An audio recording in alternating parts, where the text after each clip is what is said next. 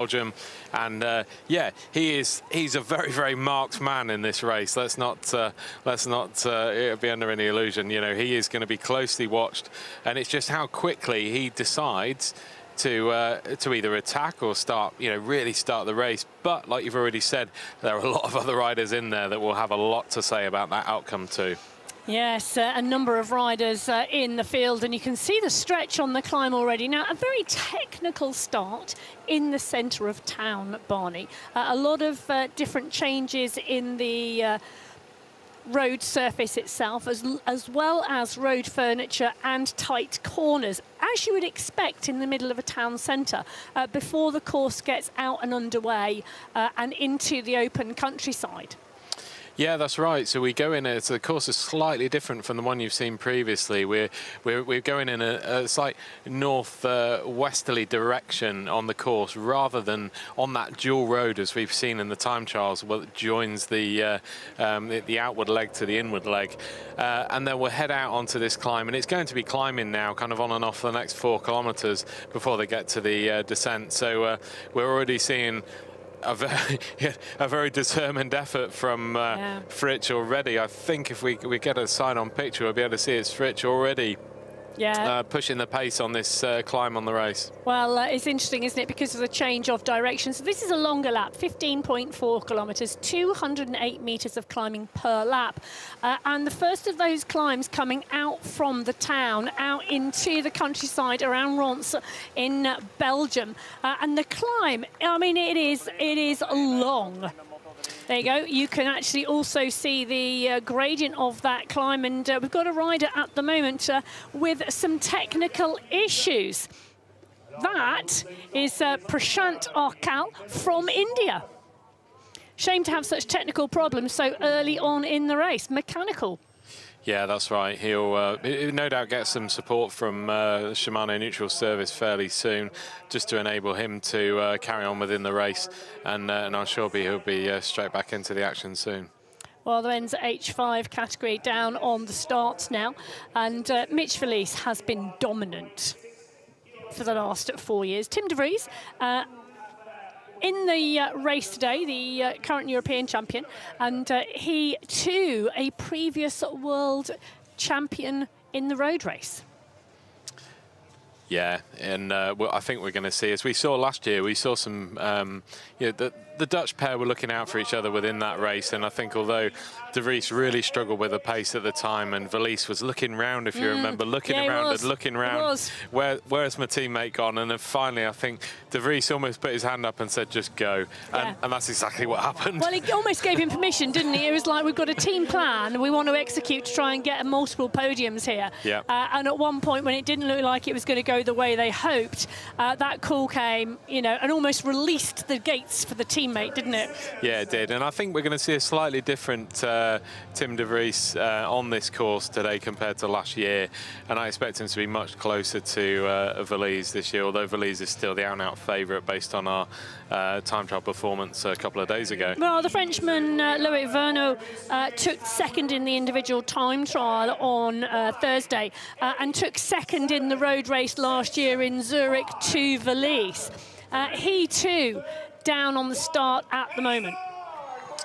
Yeah, that's right, and it's yeah, I mean, it's, although we're kind of expecting a certain result today, it's by no means a certainty, because there are so many factors, the outside factors affecting, you know, a road event. There are so many different considerations and different factors. If we go back to the H4 lead, and Joseph Fritsch has gone into a commanding lead already, and we've not even crested the top of the first climb. I know, we said it was a long climb. Let me just give you an indicator. Barney said 4 kilometres, and it is 4 kilometres to the top of the climb, but it is multi-stepped. There's 2 main steps to the climb. So the first step coming to the 2 kilometre marker. Then there is a short flat plateau before we hit the second part of the climb that takes us to the 4 kilometre marker. And then on the other side of the climb, there is indeed a descent, and it is a long run and descent on the other side out onto the course. And then once the riders get onto the latter half of the lap, it becomes more familiar terrain, because it is the run back that they've used in the individual time trial. Yeah, that's right, and the riders and also our viewers will no doubt recognise that part of the course when we're back on it. But yeah, this is a new part, and we're seeing it for the first time on our screens, and we can see that you know, it's hard, and we're still got to go up that steepest ramp of the climb, and you'll see no doubt Fritsch will be still stepping on the power all the way through this first lap. Well, the men's H4 race well and truly underway, and I'm looking at the numbers flapping in the wind, Bonnie. It's quite a strong breeze out there. Yeah, it is indeed, and the wind direction. So for our viewers, when we get to this point on the course, we have a tailwind finish straight. So as soon as they get around with 100 meters to go, and similarly, that also means that with a kilometer to go, we do have a bit of a headwind as well. So it will be a different challenge for the riders, and be another consideration on that slight rise, and also, you know, the different types of terrain as well. So it's just an added factor to that final kilometre. Well, Fritsch has gone out hard in this men's H4 road race, and just taking a little look here, you know, the Austrian rider Fruth giving chase. But there's some big gaps already. They're now on the descent, which tells me they're past that 4 kilometre marker.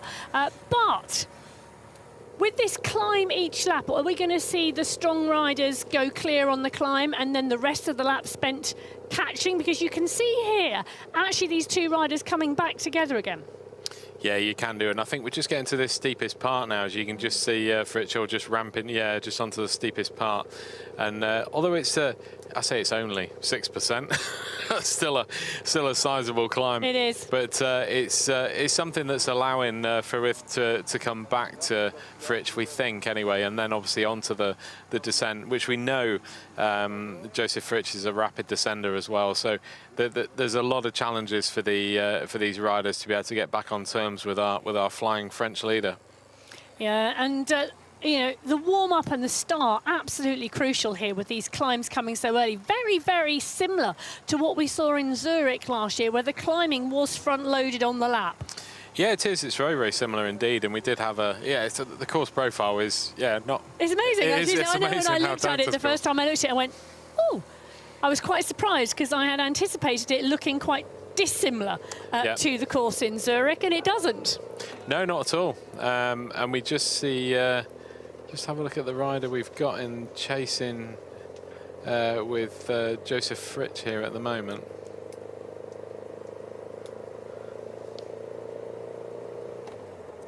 So it is Fabian Riker from Switzerland. Yes, it is indeed. You're absolutely right. So Riker, who took second place in that time trial to Fruth, now with Fritsch at the head of the road race in the men's T4 category. So two riders, just a little elbow there, a little flick of the elbow from Fritsch, asking Riker to come through and do some work. If they're going to go away, and they're both going to need to work to go clear. Clever bit of tactical awareness there. Fritsch knows he's been on the front for a sizable amount of time now, and in the first part of this lap. But it's not normal to ask someone to come through as soon as they've joined you in the lead. Yep, so, you've made the catch. Now do some go on work. the front. Yeah, you would sort of expect you've made the catch, take a bit of recovery, and then I'll ask you to go on the front. But no, and it's not a given that the rider has to come through and do a share of the pull. No, it isn't at all, and that's a rider's prerogative. There's no kind of rules you have to follow in terms of what you have to do on the front of the race, or being in second place in a race. You can do what you like. The most important thing is who crosses that line first at the end.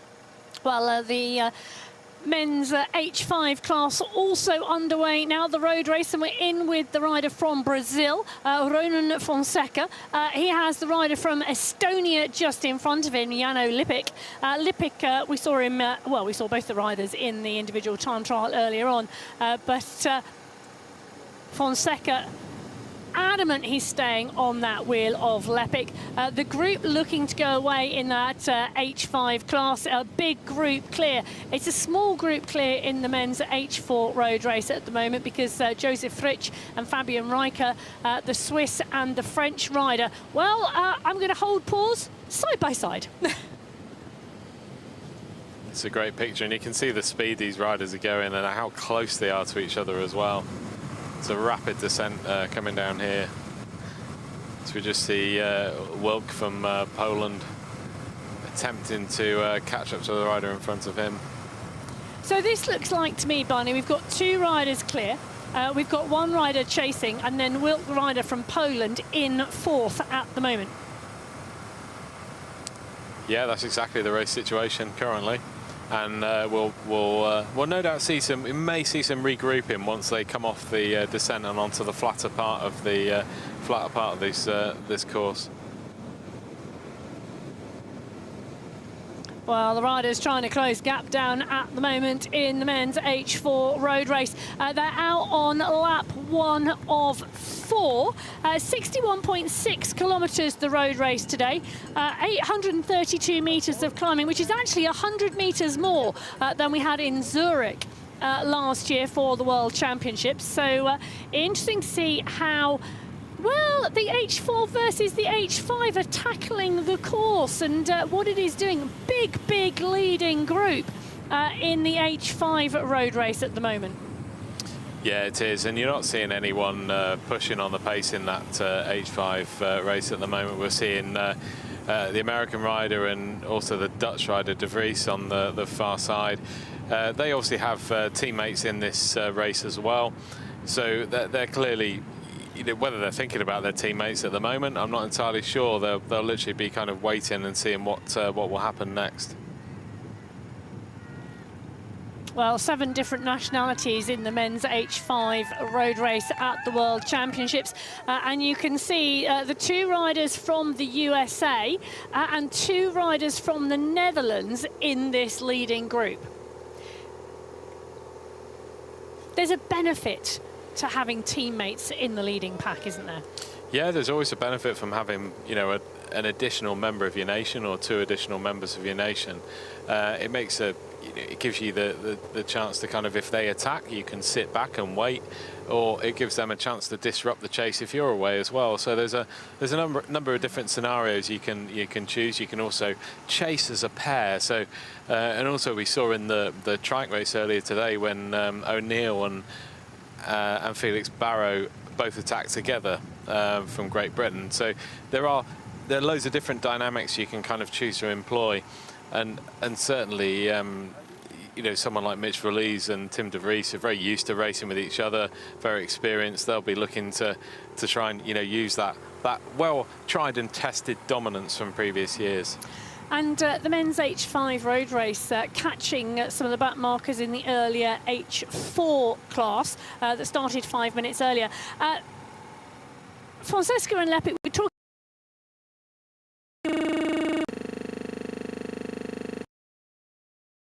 going away. They're actually getting closer. Yeah, they are indeed, and I think there's 1 or 2 factors that would have affected that. Obviously, when you go back and you see kind of the holding time at the start, sometimes riders, they take a little bit of time to get going. So the fact there was such a climb, such a fast approach to the climb, they will have kind of been coming good almost, as the climb gets further on and almost getting warmed up. I would like to say they will have been warmed up, but yes, they've kind of re-warmed up after having a bit of a a colder start. Well, you're held in the start for some time, aren't you? So the warm up, then you're held, and then you get racing. Yeah, that's right. It looks a little bit like Fritsch and Riker were having a little conversation there, Barney. Yeah, they were, and it's in both their interests now to forge ahead. If you and you can just see that Fritsch is almost trying to get Riker to come through, but he's staying well and truly glued to the safety bar on the back of him. Yeah, he is, isn't he? And interesting to see the tactics at play here in the men's H4 category. Now, Fruth from Austria sat in 3rd position at the moment, but looking like it's a solo road ahead, and it may well be a solo road behind.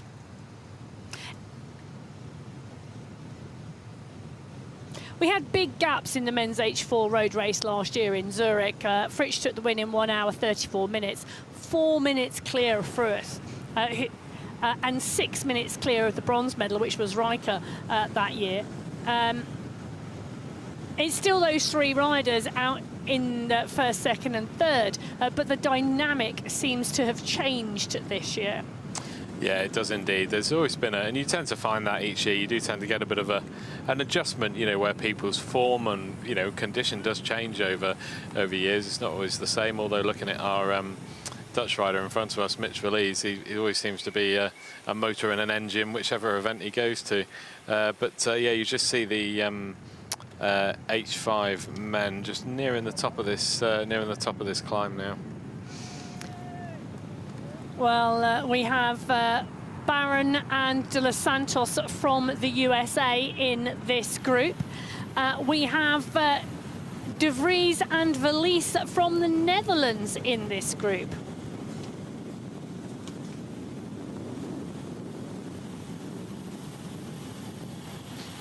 Just glued in second spot there, has been for a little while is Venot from France. He'll be looking to capitalise on other teams' work and effort at this point. You can just see a really crouched position here by Tim de Vries on the front of the front of this group. And again, aerodynamics play a massive part.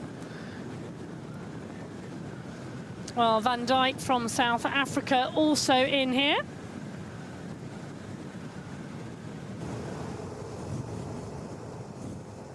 And I got a rider from Brazil. I think that's Fonseca. Yeah, I think you're right, actually. But yeah, you see Van Dijk here using his huge frame and muscles on those arms create an excellent weight for going downhill as well. So although he's got the challenge of getting his huge frame up and over these climbs. Actually, do you know, it's actually Demura, the other Brazilian rider, yes. in the pack. Yeah, Van Dijk is certainly a big frame rider and certainly using the descents to his advantage here.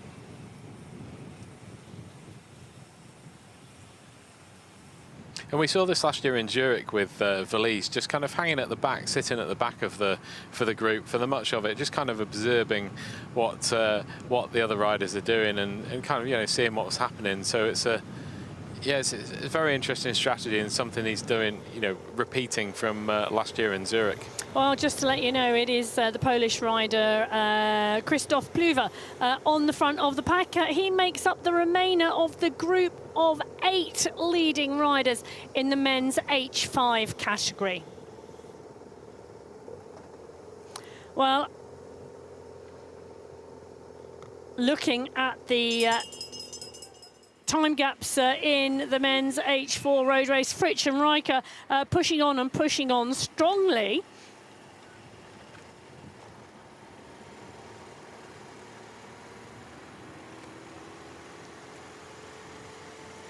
And now they're back onto more familiar racing roads for them. They're back on the time trial, the part of the road course, sorry, that would form part of the time trial. So yeah, we know these roads are fairly fast, and it'll be a quick run into the finish. This is third place now in men's H4. Thomas Verwirth.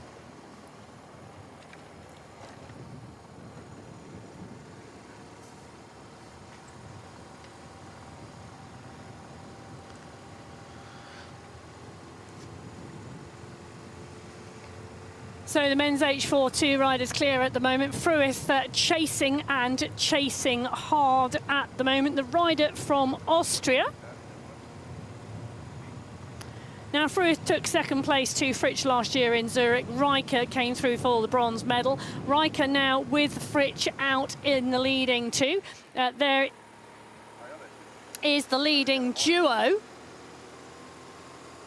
Fruith from Austria in 3.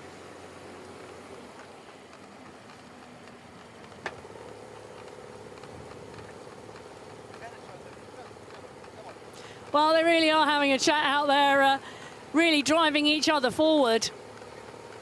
I think that was shall we steady up now? We've got the gap. No, come on. It was, yeah.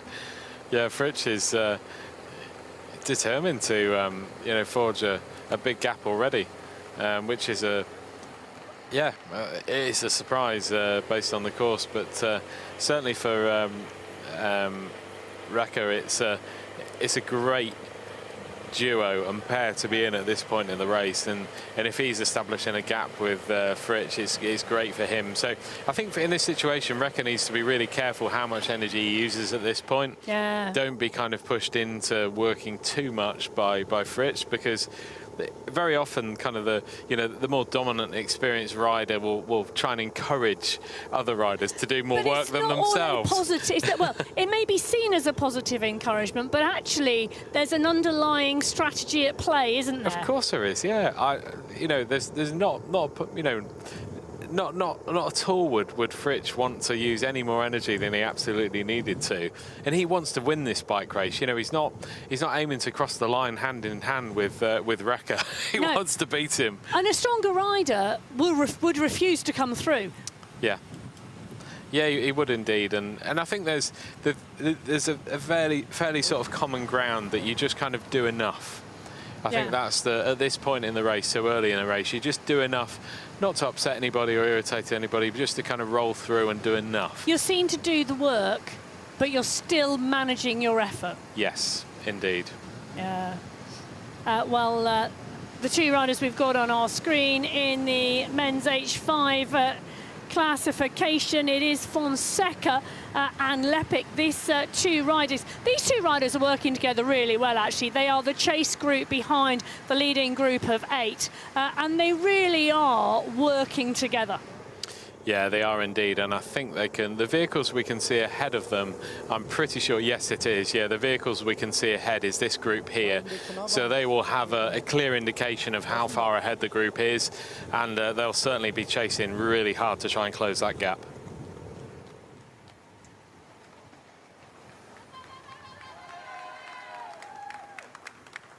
So Fritsch and Riker now coming on the way back into town. I don't know about you, Barney, but that seemed like a very fast first lap. 15.4 kilometres per lap, 208 metres of climbing, and the leading two riders in the H4 class are on their way back in towards the finish line. That will be the end of lap number 1, the start of lap number 2, 4 laps in total for both of our categories here today. Well, Thomas Frueth also on his way now back into town, right in the heart of Ronse in Belgium for the UCI 2025 Paris Cycling Road World Championships. I'm just starting to see the motorbikes come down the finish line, which tells me the leading two in the men's H4 category are on their way to the end of lap number 1.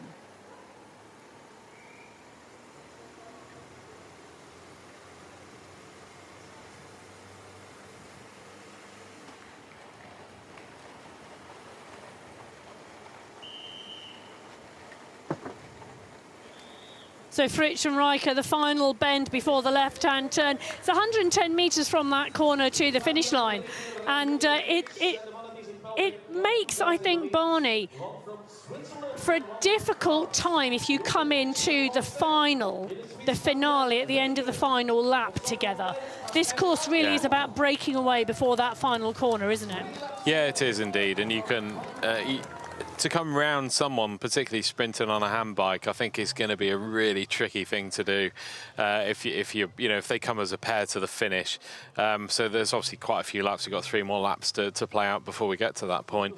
But yeah, we'll see how that then plays out as we head out onto the second lap and climb. Well, 24 minutes, 27 seconds, the time for the first lap here in the men's H4 of Fritsch and Riker. Frueth goes over the line in 3rd place. He is the chasing rider here. It's a significant gap Fritsch and Riker have already established. Yeah, it is indeed. Over the space of 1 lap, 15 kilometres, it's a really big gap. And because they're working as a pair as well, that will go against kind of Frueth in this situation. But he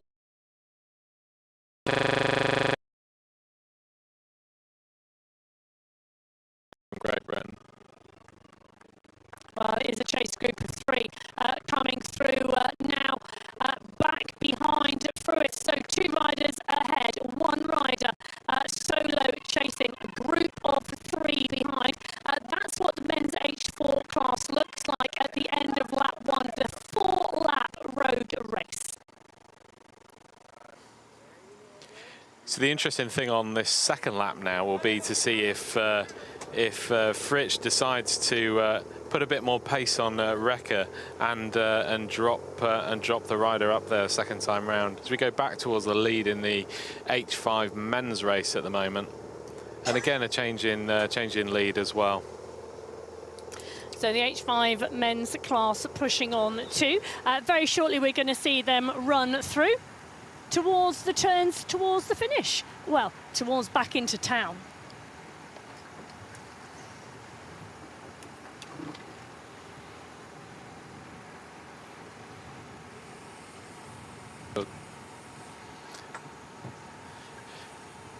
Yeah, and we've already seen this particular turn on previous races where riders tend to go over these speed bumps and try and create some gaps within the racing. You can just see at the back here, Mitch Valise just kind of keeping an eye on everyone, being fairly kind of relaxed in his riding, and yeah, just then closing the gaps after these corners. We just see the rider from Poland here. We'll get a name check on him in a moment when we see a number. But yeah, he's pushing on the pace through this quick chicane and back to the lead on the climb of our H4 men's race with Fritsch and Rekker currently forcing the pace up this climb. Well, and we've got a great long shot here with Fruith in third here in the men's H4 class. Yeah, that's right. We can see, and he'll see them up ahead as well. He'll see Fruith. Sorry, he'll see Rekker and Fritsch up ahead.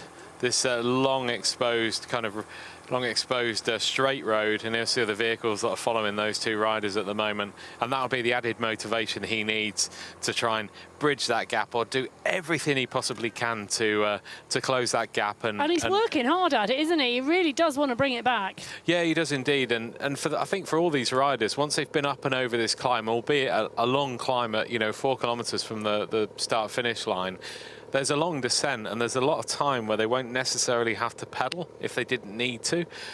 So investing significantly in the climb, knowing you can take a bit of a micro rest on the descent, is a really key factor for this course, because the more power you put in going up, you're going to go significantly faster than if you put an extra 50 watts in going downhill. It's not going to make as much difference on your overall speed. So this is where the micro rest becomes really important. As we can see now, Fritsch pushing the pace and moving away from Rekker on the climb. That is one of the things, isn't it? If there's an equal amount of downhill to uphill each lap, it's the rider who rides the uphill better than the rider who rides the downhill fabulous that will normally take the win.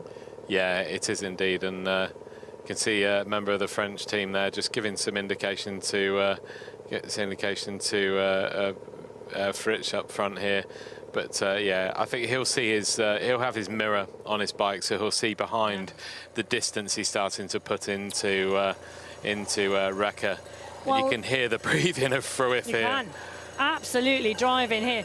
Now, the French team telling Fritsch he had 40 seconds back to Fruith.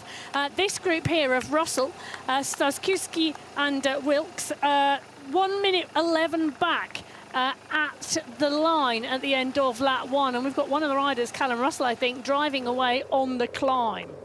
Yeah, I think we could I think Wilk had actually broken away from that group of 3 we saw cross the finish line.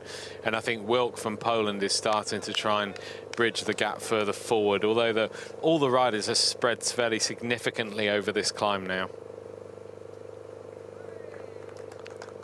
And Fritsch's cadence, if you compare the cadence to Fritsch up front and Rekker behind, you can just see Fritsch really turning on the power and cadence. He's doing an incredible job here up in front of the race. Yeah, he isn't he? The French rider absolutely adamant here. And this is only lap 2 of 4, Barney. He could have made the decision to stay with Rekker for this lap and then drive on lap 3. Yeah, very much so. And he could have, taken his time with this, but I love seeing this. I think people, they look at it one or two ways. You think, could he have waited and, wait almost for like an attack on the last lap?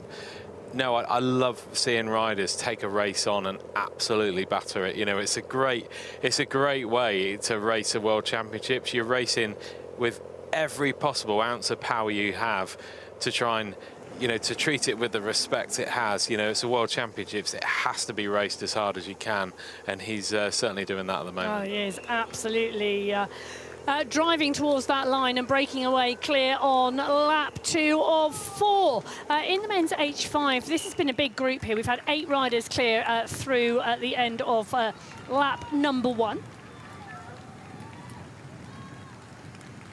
So let's just give you a check as to who those 8 riders were or are. Mitch Verlies from the Netherlands, Antonio de Musa from Brazil, Jose Barron from the USA, Tim de Vries from the Netherlands, Alfredo de los Santos from the USA, Loic Verno from France, Ernst van Dijk from South Africa, and Christophe Pluver from Poland. Those were the 8 riders clear, and I say were because we've got a huge push coming on now at the end here in town. Massive, great big push, stretching the group. And they're coming down to the end of lap number 1 here of 4 laps in the men's H5 road race. So you're seeing a great move by Mitch Verlies here from the Netherlands, and closely followed by Verno from France, and then again in his shadow is Tim de Vries from the Netherlands, who's playing the perfect teammate role at the moment, just keeping an eye on things behind, whilst Verlies just I think we could call flexing his muscles out front, because I don't think this is his absolute maximum yet. I think you might see his maximum when she hit that climb for the next lap. Just 19 seconds separating the entire field in the men's H5 road race at the end of lap 1. And these 2 riders, for me, have been absolutely working brilliantly together. Ronan de Motta Fonseca from Brazil and Jano Lepik from Estonia. The 2 riders, well, they're 19 seconds back from the lead of Mitch Verlies at the moment. Well, they were at the finish line at the end of lap 1. Loic Verno was in the mix from France, Tim de Vries from the Netherlands, de los Santos from the USA. In fact, the 2 riders from the USA, de los Santos and Barron, riding very strongly together. Pluver there, Van Dijk there, then a gap to de Moura. And actually, the Brazilian rider, Antonio Marcos de Moura, looks as though he may well join the group of 2 behind, because this is him just off the back of this group, but not far behind him is indeed his compatriot, de Motta Fonseca, and the Estonian rider, Lepik. In fact, I think we may well get a... Well, I was going to hope the cameraman was going to turn then and we were going to get a great shot of how far back those 2 riders were. But we move forward now to 6 riders in the leading group. Yeah, and I think that was quite a smart tactic by Mitch Verlies there. What he wanted to do at this point was just reduce the size of the group. And he's one of the few riders in that category, along with the likes of Verno and Tim de Vries as well, that can actually employ that tactic and strategy. So just making the group a bit smaller, more manageable, having less riders. So it'd be interesting to see what the next kind of move is amongst those riders. You know, does Verno from France say, well, no, actually at the moment the best form of defence is actually attack, yes, and try that himself. So there are plenty of different options from all those riders in that group, as well as the 2 American riders as well. We do have, you know, those 2 Americans in there, which rode strongly in the time trial. So then they're certainly not out of this competition at all. No, not at all. Now, we are starting to see a tail to this group as we come out of town for the 2nd time, and that 2-stepped climb really starting to cause some attrition on the back of the group. The 2 riders from the USA on the back of this group, Barron and de los Santos are there.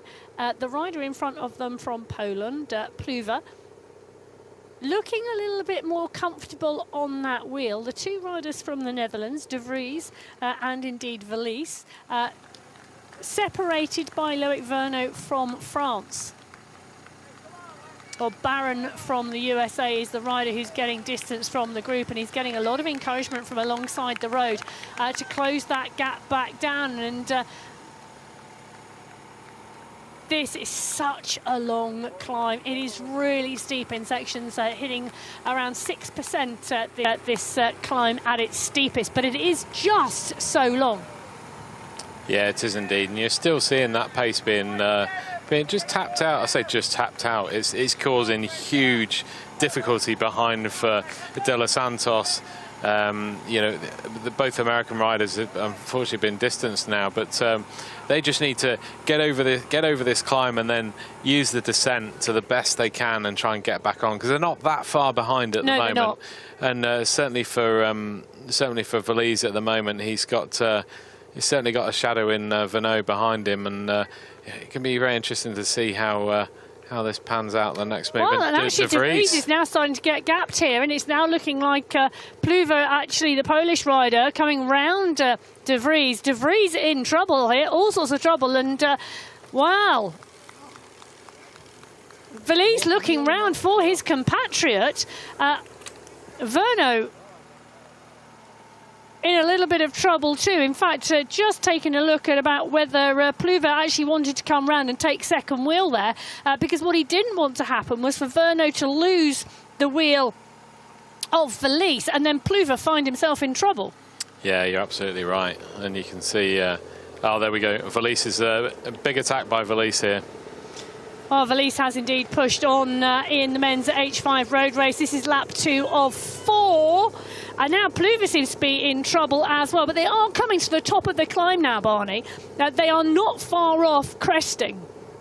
Wow. No, they're not. And that's a big gap already. You can see as soon as Valise decided to put down huge amounts of power, there's very little anyone can do about keeping up with him. You can see it's, for the first time, a little bit of pain on his face, albeit only minor. But yeah, certainly his opponents here have got a real chase on now to get back on. And wow, look at the gap. I know. It's huge. Mitch Valise from the Netherlands, his drive here, the attack here on lap 2 of the men's H5 road race at the UCI 2025 Paracycling Road World Championships. We had a group of 8. We then went down to 6. We then went down to 4. And then Valise just unleashed the power at the top of the climb and stretched the group. Verno and Pluva could not stay with him. And look at the gap. I mean, they're now on the descent, and they have indeed crested. Well, Valise has crested the climb, and now he's on the descent here. The others now have to try and hold this and come back, if it's possible. Yeah, they do. I think they're on for a real big battle on their hands to try and catch our Flying Dutchman up front.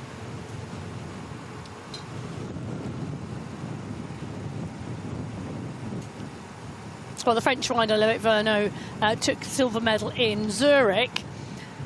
He would have wanted to go one better today, but Mitch Valise is just dominant here, isn't he? And he looks so controlled. Yeah, he does indeed. It's an amazing display, and amazing, you know, for us viewers to be able to watch a hand bike ridden in this way at the speed he's riding up this climb. It's simply amazing. Well, we talk about speeds, Barney. What sort of speeds are they doing or capable of doing? Because obviously very different on the flat and the descent. Yeah, it is indeed. I mean, he'll be approaching 40 kilometres an hour for his average speed, at least, I'd say, for this lap. And certainly on the descents, the descent speed is probably faster in the H4 because they're much lower. So the aerodynamics are much better, but certainly for Valise, if he can get really crouched down low, as we saw Tim de Vries do on the previous lap, then he could be getting to speeds of upwards of 70, 80 kilometres an hour. Well, in the H4 category, Fabian Riker now chasing Joseph Fruch, the Frenchman, now extending the lead and creating a gap as well on this lap. And you can see there, not out of sight and out of mind at all. Riker still in contention here. You can see it's a great shot of the undulating road and the route, and also the different surfaces from tarmac to cement to minor cobbles. Fruith now in 3, and you can see well and truly those first 2 are clear. Yeah, you can, and that small chance that Fruith had on the previous lap, where he could see them on these longer straights, is now gone. And he's desperately trying to, you know, keep clawing back, keep trying, just in case something happens up in front. You know, and particularly we know the strength of Fritsch, but he'll be hoping. And again, Riker is not out of this at all. Not at all. It looks like he is coming back to Fritsch up front as well. So thinking a little bit further ahead in our chess moves, we're now thinking that, you know, Fritsch, even if he does attack on that final climb up there, up the climb, then Riker is rapid on this descent and could actually get back to him. So there's lots of different considerations tactically at the moment. And we see this in all sorts of different bike racing. Athletes stronger on the climb, athletes stronger on the descent, some athletes who are technically brilliant, others who just have phenomenal power, and all those different things come into play in road racing. And look at that, the gap now closed. Oh, Fabian Riker from Switzerland back on and in the draft. He has joined Josef Fritsch. The duo are back together. Oh, it's great to see, isn't it? We love competitive bike races, and we like to see this these epic battles we are now But it witnessing. does tell Fritsch something, doesn't it? Exactly what you're just saying. If I go clear and I push on that climb every lap, well, I have to get a seriously big gap, because Fabian Riker is capable of closing it down on the descent. Yeah, it's another tactical dilemma that Fritsch now has. You know, how hard does he go up that final climb? Does he get enough of a gap to be able to, or, you know, on the next climb, you know, we're on lap 2 of lap 4, so there's still another 2 major climbs to go and 2 major descents. So Riker is showing he's incredibly strong, and he doesn't look that too distressed. It's not like it's taken him to like a race-ending level of fatigue. Yeah, so for him, he'll take a huge amount of confidence from the fact of, well, you know, even if I did lose a bit of distance on the climb, I can get him back on the descent. So yeah, great piece of riding by Riker. And these 2 riders, they'll know their own strengths and weaknesses, but they'll also know each other's, because they've been racing each other for some time. Yeah, they have indeed, and that's I suppose the beauty of bike racing, that generally you do race each other a lot throughout the year and throughout the years as well. So and obviously Valise, with all of his World Championship titles he's been amassing since 2021, he knows all his opponents, but he also knows his own strengths as well, and we're certainly seeing that today. Looks like he's on a Sunday club run. It does. He does have this I say unflappable style, where he just is just so at ease with the bike, and it is like poetry of motion watching him. It really is. Well, this is the lead in the men's H5 road race, but never discount the riders from behind. Loic Vernot, the French rider, Valise may well have gone clear, but he has just done what Riker has done in the men's H4. And Valise just taken a little bit of a look behind. I'm not sure whether he can believe quite what's happened. But Loic Vernot from France has made the catch back to Mitch Valise. And now is happy just to come off the pace and power and recover from that effort back in the draft, where he needs to be. Yeah, what a fantastic ride by Vernot to get back into the race, because I think what everyone's used to seeing is Valise disappear into the distance and never seeing him again. Yeah. And ultimately that's what Vernot had to get over and had to overcome today, which he has done now. So this tells Valise something very, very different now. So he started riding on the climb relatively late on lap 2. So he knows on lap 3, or lap 4, if he wants to get away from Vernot, he's got to go very hard for the entire length of the climb. Which is more effort, more energy. It is. Particularly because you've still then got 11k to the finish. Indeed, and that's a risk, and this is all part of the choices he will have to try and make. And again, Vernot knows, well, I can catch you back on the descent if I can keep you close enough.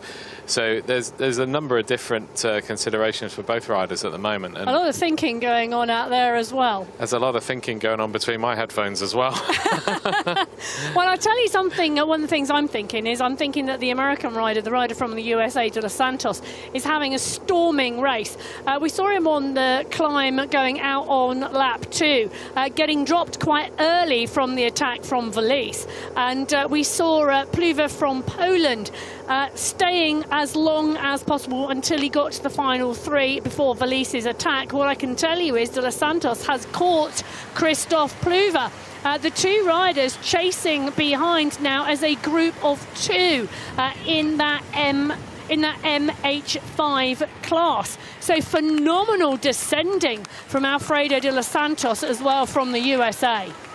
Yeah, what a great descent and a great ride by him. And ultimately, he was in difficulty fairly early on that climb. So to be able to recover and then catch back up on the descent is because ultimately, if you've managed to get up the climb, at a decent power, and you're not going kind of full chat as it were down the descent. If you're chasing, you don't stop. So even on the descent, you're chasing really, really hard as well. So the fact he's been able to keep that sustained effort up to catch up with Pluva has been a great ride for him so far. Just see Thomas Verwith here in the H4 men's race. He's our second chase. So chase 2 means he's actually in 3rd place on the road at the moment, and he's chasing the Fritsch and Rekker out front at the moment. Well, the H5 road race. Now we see Loïc Vongo setting some pace on the front here from France. He made the catch. And this is interesting. This is a chase behind. Now we've got Pluva from Poland, De Los Santos from the USA, and then we've got De Vries now coming on board as well. That climb really split the entire the peloton of what was the leading group of 8 riders. But now they are reforming in bunches. Yeah, they are indeed, and it's quite common that you do get some regrouping after a descent like this. But what's interesting now is you've got Pluva is obviously looking round, and will they give up on the chase for these front 2? And they're not that far behind them either, so that's the other kind of key point. And this is why you're seeing Verno go through now rather than kind of sit on for too long. He knows that he needs to just do enough at this stage to make sure that he's coming through and keeping the pace high enough on the front. And there's that challenge, isn't there? If a group forms behind, they start focusing on the group and who's going to win the bronze medal rather than making the catch to the 2 who are clear. Yeah, that's often the case if a group goes from 2 to 3. That's when the added complication comes in, particularly when Tim de Vries is not going to do an ounce of work in that group. Because his teammate is down the road. Exactly. Well, in the men's H4 category, Fritsch and Rekker have been clear. We've seen these 2 battle. We've seen Fritsch go on the climb. Rekker get dropped. Rekker put in a storming descent and come back to Fritsch. He overturned around a 15-second gap, which tells you how far Fritsch has to put the gap in on the climb to go clear. So the 2 riders coming down at the end of lap 2. 2 laps to go now in the men's H4 road race. We watch the riders come through. Oh, phenomenal riding, and just heading through the town centre. The crowd's loud here in Ronse, Belgium. They're going past the main square, and at the moment the crowd's cheering them on in the men's H4 road race. That is the lovely thing about riding a road race that is laps, isn't it, Barney? The fact that the crowd gets to see the race multiple times, but that you as an athlete have that crowd around you a lot. No, it is indeed, and we both went for a quick stroll at between the break-in racing, going into the town square here in Ronse. And it was a great atmosphere, wasn't it? A thriving atmosphere with so much going on. There were lots of kids on bikes and different kind of setups, and that atmosphere does overspill onto the racing, and the riders do take that on board. They do experience that.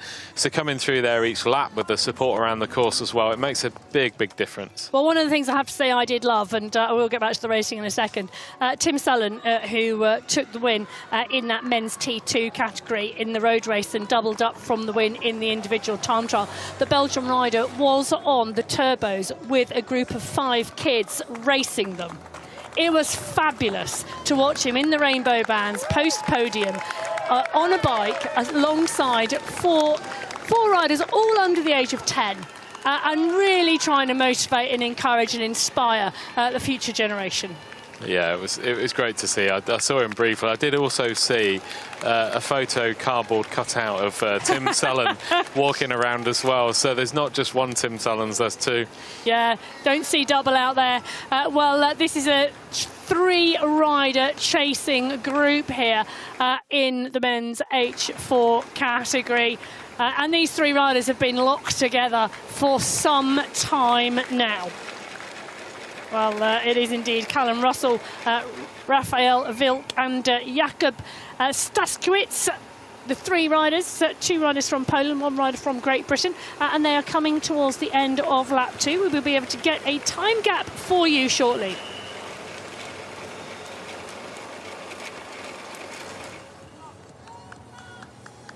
Passages op komst, doortochten die er zitten aan te komen.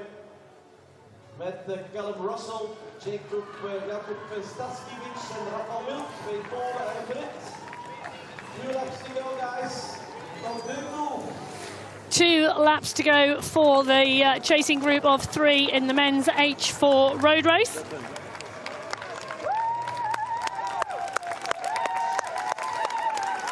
You could just see Russell starting to extend a bit of a lead through the start-finish area here. So obviously he's trying to use every part of the course to try and boost his chances of trying to see 3rd place, 4th place again.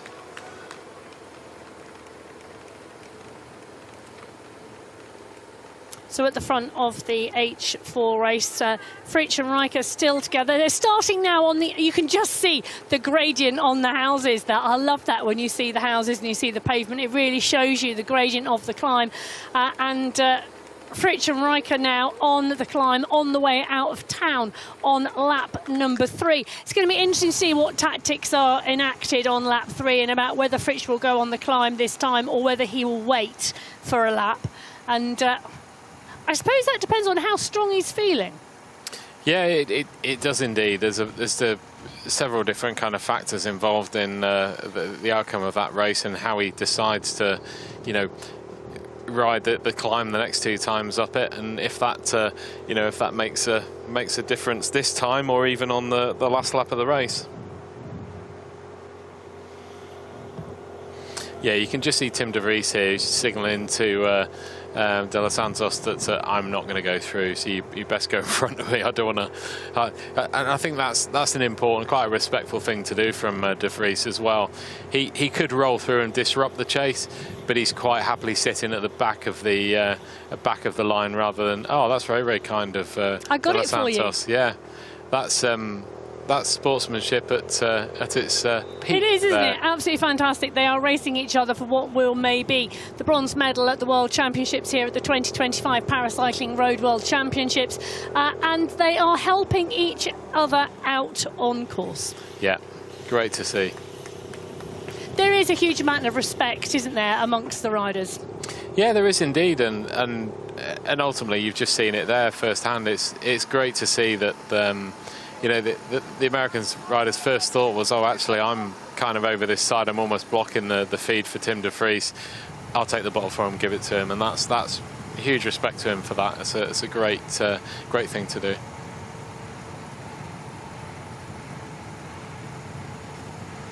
Well, Verno and Valise at the front of the men's H5. Interesting. Oh, look at that.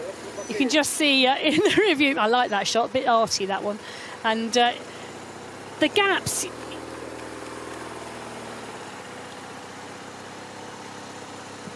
starting to go out. So Fritsch and Riker in 1 and 2. The gap back to Fruith, 109. The gap back to the group of Russell, 239. And that's at the end of lap 2, so that's halfway.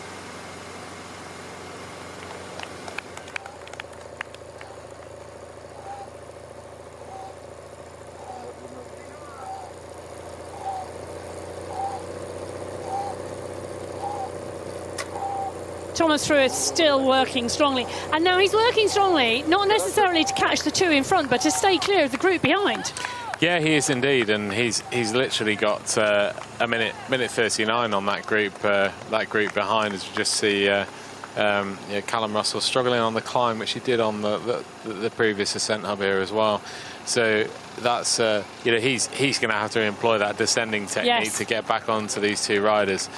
But yeah, it's because these are the 2 Polish riders. They are indeed, yeah, and it's still quite a gap between these 2 and Fruith, who's in 3rd at the moment. So it's still kind of all to, everything's still to happen in this race yet. But we're starting to get quite an established pattern of the first 5 places, certainly.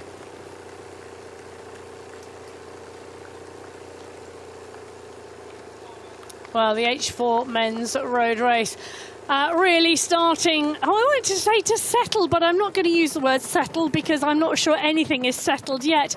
Well, St. Hermes Basilica is indeed well and truly settled in the middle of town. Sorry, I just couldn't help that. It's a great shot, that, isn't it? It is. It's absolutely fabulous. And we've been talking all day, actually, about the fantastic architecture and buildings here in the region and around Ronse in Belgium. Coming into town now, Verno and Valise pushing on and pushing strongly. And the 3 riders behind them aren't far behind either. No, they're so not, we just saw, we just saw Valise.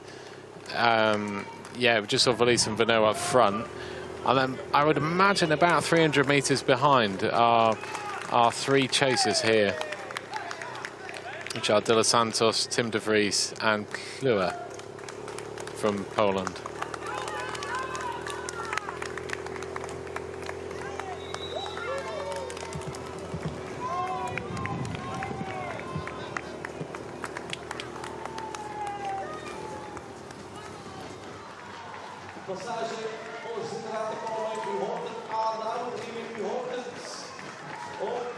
We just see Valise and Verno go side by side across the finish line here. Well, it might be the finish line, but it's the finish at the end of lap 2 here of 4 laps. And an opportunity there for Valise to put some fuel on board. Yeah, it is indeed. As much as we're seeing all this, amazing attacks and amazing racing, we're seeing that the athletes still have to fuel themselves at the moment. So, yeah, took a quick gel on board there before continuing his race. So 53 minutes, 37 seconds at the end of lap 2 for the 2 leaders in the men's H5 category.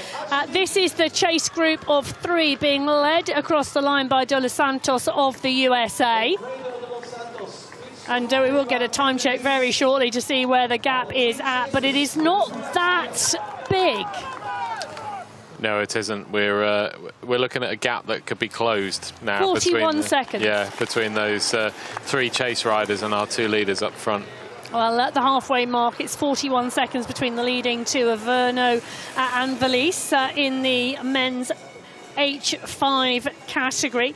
53 minutes 37 seconds to get to the midway point. 41 seconds clear of the 3 rider chase group. Alfredo de los Santos from the USA, Tim de Vries from the Netherlands, and Christoph Pluver from Poland. A bigger gap back to the rider who will be in 6th place, but the top 5 at the halfway point in the men's road race, the men's H5 road race, separated by 41 seconds.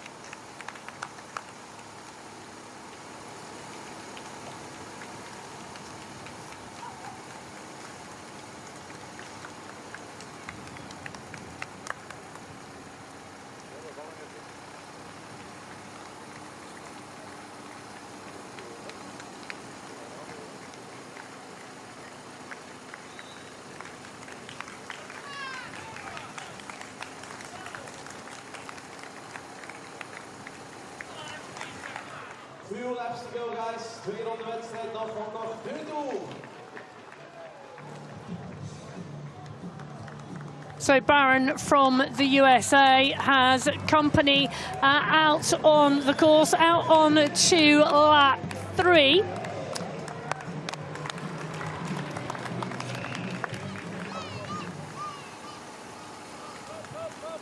That is indeed De Moza of Brazil. They are now 2 minutes 17 seconds back, so that really where is the big gap is, Barney, in that men's H5 road race. The 2 riders clear at the front, 40-second gap to a chasing group of 3, and then it's 2:17 to that chasing group we've just seen come over the line and go out onto lap 3.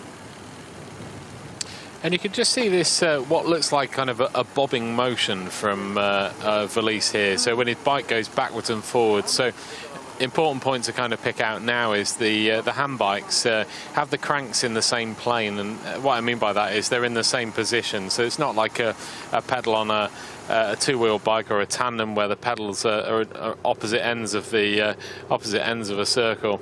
They're in the same plane, so that motion is one motion up and down, and you create this pumping motion. And with that, it does look sometimes when you're next to a bike like it's going backwards and forwards, but it actually isn't. It's just being propelled forward and then propelled forward again. So it just looks a slightly different kind of bike motion to what you would see with a... oh, and here we go, attack. Well, the attack is in here on the MH5. This is the climb out of town. This is lap number 3 of 4. And, well... take a look at this. The Dutch rider is pushing on here. So Mitch Valise from the Netherlands has decided this is the place to drive. This is the place to push. He did this last lap as well, Barney. Yeah, he did indeed. He almost attacked in exactly the same spot. But I think the main difference is this time, I think the rate and the speed that he's gone is slightly higher. So it's going to be interesting to see what happens towards the end of this climb. And if that gap is sustainable over the descent. We know Vernot dropped on the descent like a stone to catch back up to Valise. So this is going to be the tricky part. And obviously every time Vernot has to chase as well, that creates more fatigue for him too. So even if the attack didn't succeed at this lap, it might succeed on the next. Just see the attack here. What a great attack on the right-hand side of the road. So dropping back, giving himself room to run in, and then coming past and driving into what will be a right-hand bend as well. So perfect positioning on the road there too. Yeah, it was indeed. You could just see there's a little shake of the head by Vernot there. It's almost like, it's gone again. Not again. But it's interesting, isn't it? It's like exactly what you say. So Vernot last time closed down nearly a 15-second gap that Valise got on this climb. Now, there's 2 things, isn't there? There's one if Valise stays away and then Vernot just can't close the gap down. But if Vernot can close the gap down, Valise has got to think this is a real problem. Yeah, he has indeed. I think for the for the 4th lap, that changes the dynamic completely. And will he wait for will he try and go on the climb? Probably not, or he may well do. But yeah, certainly the gap looks to be a little bit more than it was on the previous lap at this stage. Well, this is the chasing group of 3 in the men's H5 category. The bronze medal will come from this group at the moment. This is lap 3. They're all on the climb. This group very well matched now, Barney.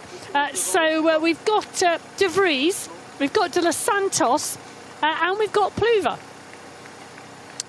Yeah, indeed, they are very well matched, and certainly De Vries was struggling on the climb last time. So he's obviously kind of recovered, or perhaps going at the pace that more suits him up the climb this time, rather than having to follow the two out in front will probably help him. So, and in their interest to kind of, it does look as though De Vries is rolling through now, but I don't think that's going to make any difference to Valise out front. So even De Vries rolling through, I don't think will make a difference to our leader at the moment. Well, Mitch Valise now on the descent on the other side of the climb. I'm just waiting to see the gap. So Loic Vernot from France gapped on the climb again. It's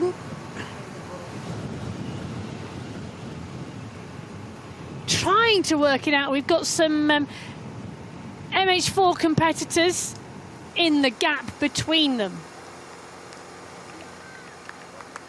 So De Vries, Pluver and De Los Santos still on the climb. They're not at the top yet, taking the cheer from the crowd. This chase group of three, we've said, Barney, working really well together and staying together here. In the MH4 category, still two leaders, Fritsch and Riker. This duo. This is going to be some battle on the final lap. Yeah, it is indeed, and I'm yeah, really looking forward to seeing what happens. It's going to be a great, great final lap. Well, Fritsch and Riker in the H4 category, the two riders clear.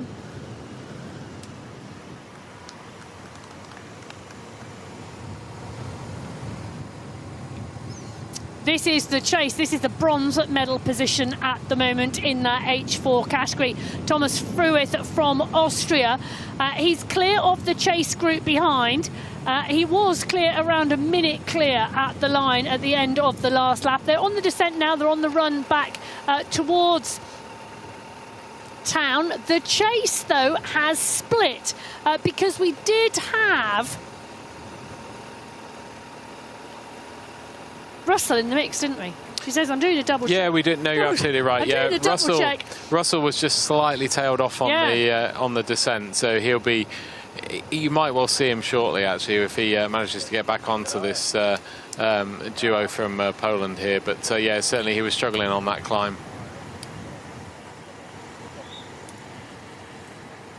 Well, Fritsch and Riker leading the men's H4 road race.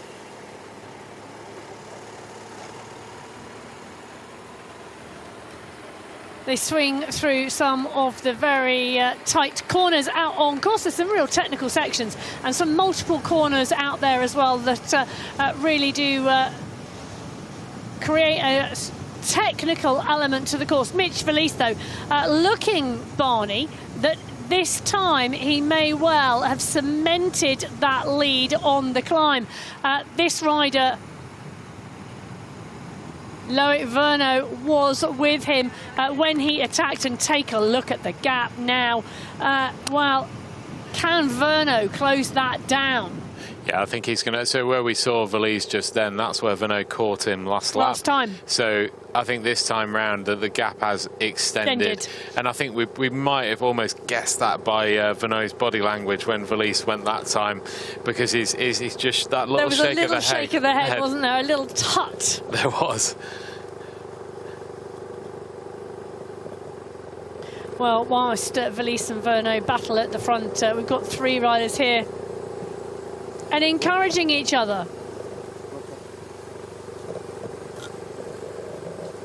Yeah, it's something I do love seeing, actually. I think the thing that our viewers won't necessarily always see, you know, on our coverage is riders do talk to each other when you're riding around. When you're breathing, if you're breathing too hard, you can't talk, obviously. But when you're not, riders do talk to each other throughout the race.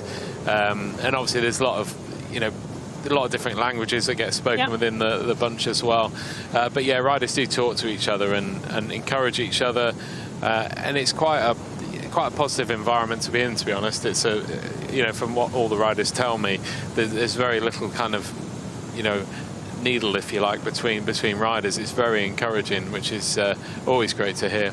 Well, let's just remind ourselves, though, that De Los Santos did indeed pick up that bottle at the feed station for Tim De Vries. So De Vries and the rider from the Netherlands supporting back.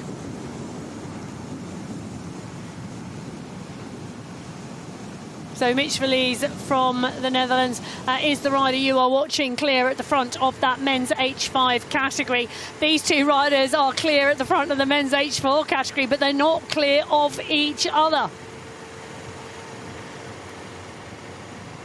So Fritsch on the front, Riker coming alongside and coming to the front of the duo.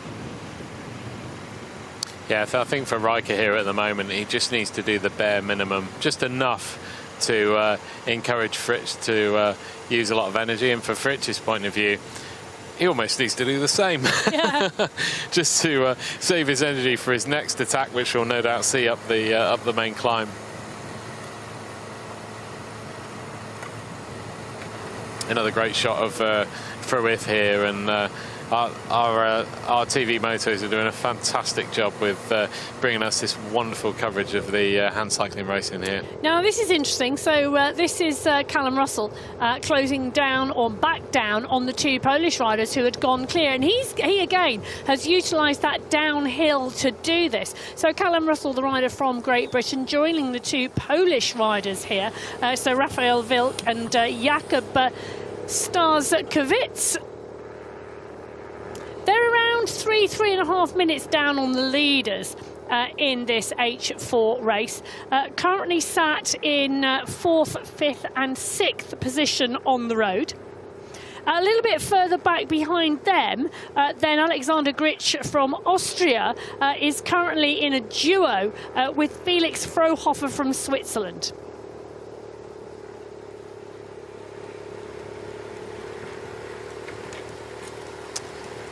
Yeah, so this is the same three we saw at this point on the previous lap, and as I expected, Russell, as we saw, just tailed off slightly on the climb, but managing to fight his way back to rejoin that group of three. So they're very much 4th, 5th, and 6th at the moment, but almost hoping they can bridge the gap to 3rd at the moment. Well, Fritsch and Riker taking turns on the front, actually, as they now run back in towards town. This is the end of lap 3. One more lap to go when they get to the line here in the centre of Ronse. This is indeed the UCI 2025 Paracycling Road World Championships. This is the men's H4 road race we are watching at the moment, and we are watching a real battle between these two riders. Joseph Fritsch from France, Fabian Riker from Switzerland. Now, Fritsch the stronger on the climb. Riker, however, absolutely adamant he is not letting Fritsch go. No, he isn't, and it's been a great battle so far for the first 3 laps of this race. And going into that final lap, can we predict anything? Probably not. we'll just have to wait and see. I nearly did then. Yeah. I nearly made a call. I think we can predict the strategy for each rider, but not necessarily the outcome. Well, that is it, isn't it? So just watching more of the riders come over the finish line and go out onto their laps. Great to see the support out on the streets here in Ronse.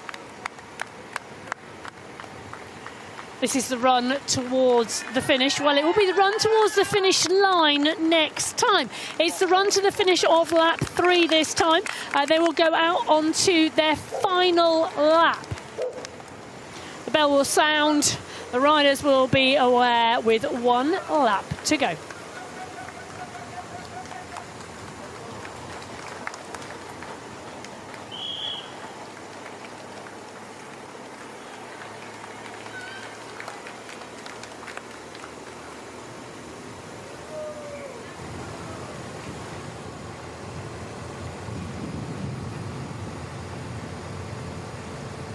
Just taking a moment here, Barney, to enjoy the differences in cadence between the riders.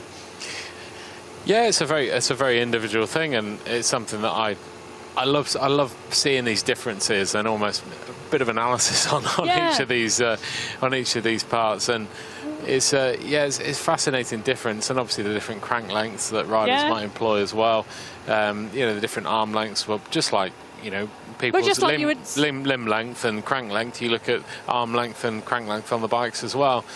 So it's an interesting technique to follow, and something you see Fritsch out front, and it's and Riker as well. It's just this constant, just like a metronome. It's metronomic, all the time. Isn't it? It really is. Yeah, and I think for all the other riders, it's you generally see the majority of successful riders have a reasonably fast cadence. You rarely see successful bike riders with a low cadence, and that also is with hand bikes and with and obviously when you go into the lower classes, so the H1s, that changes because of the impairment, but generally in the H4-5 you're going to see a high cadence. Well, the bell is ringing here in Ronse, Belgium, and that's because the men's H4 category are going out onto their last lap here on the road race at the World Championships. This is indeed the 2025 Paracycling Road World Championships from Ronse in Belgium. Men's H4 road race. This has become a real battle between Fabian Rijke and Josef Fritsch. These two riders out onto their last lap to decide the home of the World Championship title for 2025.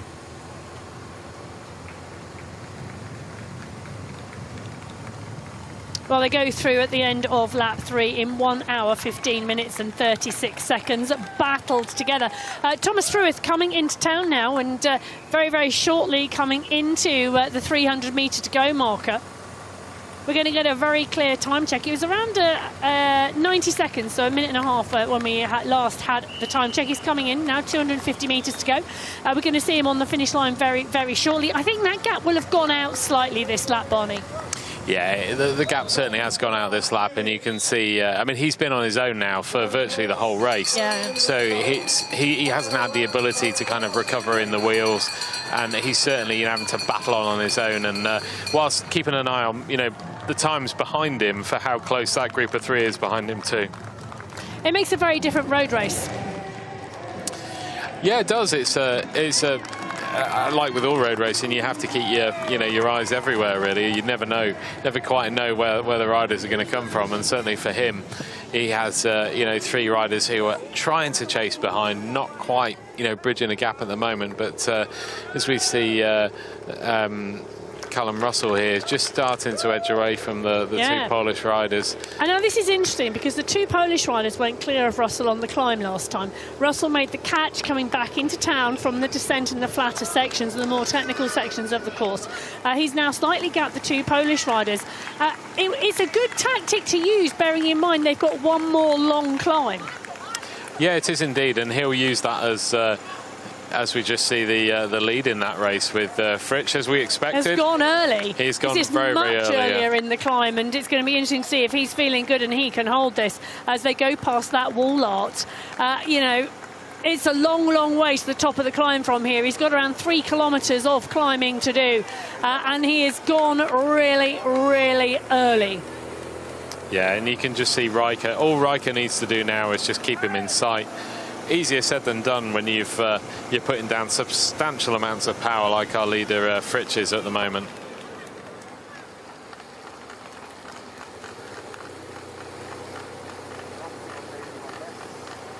Well, Fritsch now going clear of Rijke, the Frenchman driving now towards the line. This is the final lap.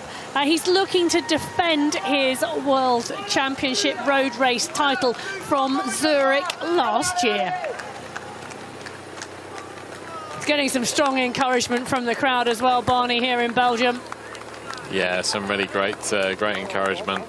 And the race is playing out as we expected, but it's the next part I'm very interested in seeing what will happen. One of the things I really love about racing in Europe, and I first saw this maybe 20, 25 years ago racing in the Netherlands, is that people bring their chairs out of their house and just sit at the end of the drive to watch the racing. It's just fabulous. Yeah, it is indeed. It's a front row seat for the best race in town.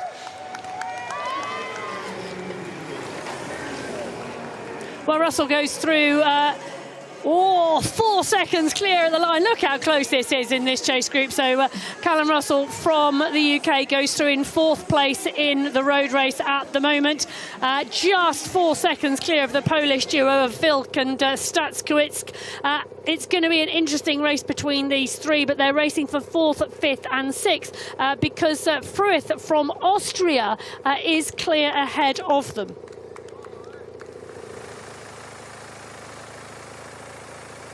And there we can see the gap is being maintained by Rijke at the moment. It's not really going out much more. No, absolutely, and he'll be taking huge amounts of confidence from this as well. So keeping that gap and keeping an eye on him, and you can tell he says, I think almost afforded a smile there. Was it a grimace? But yeah, a great ride by him, and it's just ultimate focus now. It's the focus he needs to just try and stay, and you can see the breathing on his chest going up and down at the moment. He's obviously at maximum heart rate to keep with the pace of keep the gap the same between him and him and Fritsch at the moment. So yeah, wonderful, wonderful ride so far. And he'll be managing that effort, won't he? He's got the computer in front of him. He's got his stats there. He knows his numbers. Yeah. And he just needs to keep Fritsch in mind whilst balancing what he knows he needs to deliver. When we get to the top of the climb, there is still 11 kilometres of racing to the finish line. He will be really mindful of that. Yeah, he will be indeed, and that's a definite consideration he'll need for you know, for how far there is to go in the race. It's yeah, but the finish line isn't just around the corner off the top of this climb. No, it isn't, is it? So in the MH5 category, we have Mitch Verlies of the Netherlands out front, Loic Verno of France in 2. Look at the gap now that Verlies has established over Verno. He went on the climb and he's held it, and Verno has not been able to close it down this time. Well, Tim de Vries, Alfredo de los Santos and Christophe Pluver, this trio of riders, have been working together really, really well in the men's H5 road race. They are still together here. So this is the bronze medal group, Barney. Yeah, it is indeed, and at the moment it's obviously a fairly, you know, a fairly good working group, and you're not seeing any kind of division in this this group, because there's still as they approach the finish line this time, they have 1 lap to go. Yeah. And I think it's only on that final lap you'll start to see a little bit of division within that group, because, you know, they all want to win that medal. They want to try and come home with a, you know, a medal in the road race, and also maybe double up. You know, they've already medalled in the time trial as well, potentially, so in De Vries, so they'll want to you know, come home with another medal. Well, interestingly, let's just talk about that time trial, because Fruith took top spot in that individual time trial earlier on, earlier on in the World Championships. That would have been on Thursday. Riker took second, Russell took third, and Fritsch took 4th. Verlies wasn't in the top. Sorry, Verlies took the win in the time trial in the H5 category. He's just had the bell here in the road race, and just indicated to the crowd that this is hard work staying clear of Verno, France, and it is a real effort here as he reaches back into his pocket for yet more fuel.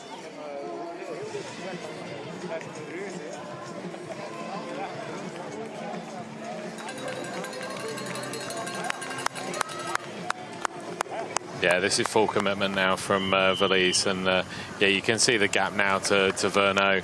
This is significant now. This is the race-winning move for Verlies, so he just has to make sure he focuses on that, the pacing and the process of his final lap, and yeah, he's doing a fantastic job. Well, I think the interesting thing here is the time check to Loic Verno, who has just gone through in the silver medal position. 1 more lap to go in this men's H5 road race. For me, I'm really interested in what the gap is between Verno and De Los Santos's group. Yeah, I think that is the crucial part at the moment, because they'll be still chasing, hoping that they can get somewhere near to that silver medal and bronze medal. Whereas at the moment they're just racing. I say just racing for bronze. It's not so bad. And the gap is substantial actually, because these are on the run into town. They've not actually made that right-hand turn yet to the sort of 500 metre to go marker. So the gap between Loic Verno and the De Los Santos group is quite significant. Yeah, it's going to be 3 to 4 minutes, I think, by the time they get to the potentially get to the start line. So the gap between Loic Verno and Mitch Verlies, however, 55 seconds. Verlies went on that climb this time round, and Verno was not able to close it down. At the end of lap 3, Mitch Verlies leads the men's H5 road race. The rider from the Netherlands going through in 1 hour 18 minutes, 55 seconds clear of Loic Verno of France.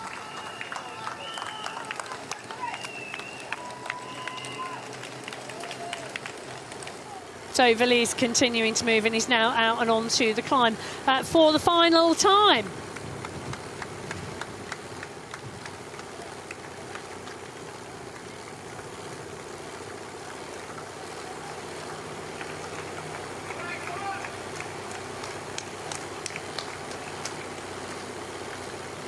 Yeah, you can just see a great side-on shot of the different gear choices. So Valise will have those different options of gears, and whether that's cassette, whether that's chain rings, and yeah, he'll be making those choices before this race started. And you can actually see now the gap between Valise and Venot here, chase of the men's H5. And obviously, because we're going uphill, that also means that the gap is actually kind of foreshortened, so it doesn't seem that far away, but it is because they're going uphill. So there's our wonderful picture of our mural here as we go past it, Venot flying past.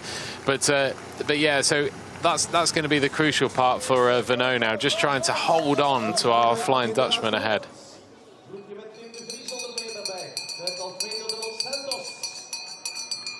And this is our final lap for our chase group of 3 for the men's H5. So led across the line by De Santos from the USA, and De Vries from the Netherlands, and Pluer from Poland. And this group of 3 are racing for the bronze medal out here in the World Championships. And it's anyone's guess where that bronze medal is going to go at the moment.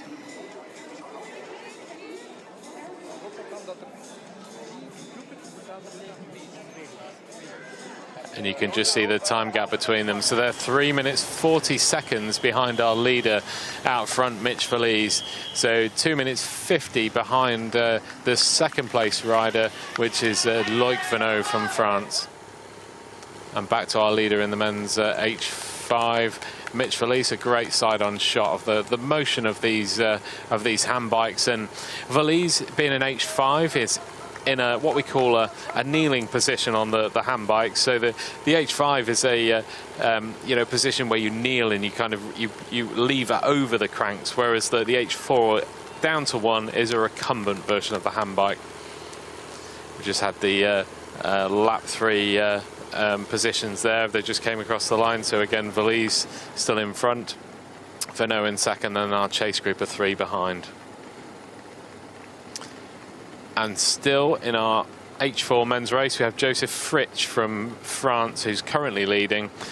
So at the moment, he's got an assailable lead at the moment over Riker, who is still chasing to try and get back onto the flying French rider out front. Which obviously on the previous lap, on lap 3, Riker was able to actually rejoin with Fritsch, but at the moment, Fritsch does look to be building up a winning lead over Riker. As we see Thomas Fruith on the main descent now. So I'll give you an idea of how far behind Fruith is behind Riker, who is in second at the moment. But again, it doesn't look as though Riker is making any inroads to catching our flying Frenchman in the lead, Joseph Fritsch.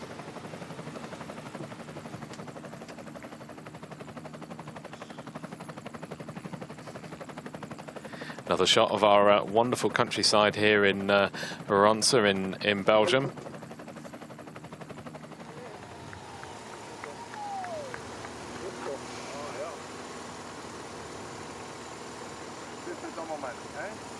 Joseph Fritsch in the men's H4 leading the category well and truly now into the final lap here in Belgium. You can see now coming through into these really tight corners, big long runs, tight corners. And look, you can see the length of this section of road. Yeah, you can indeed, and we're always keeping a keen eye on behind Fritsch at the moment, as I'm sure he probably is too. Just trying to make sure that he's staying ahead of Riker at the moment from Switzerland. And the gap is significant at the moment, isn't it? Well, the gap is 38 seconds.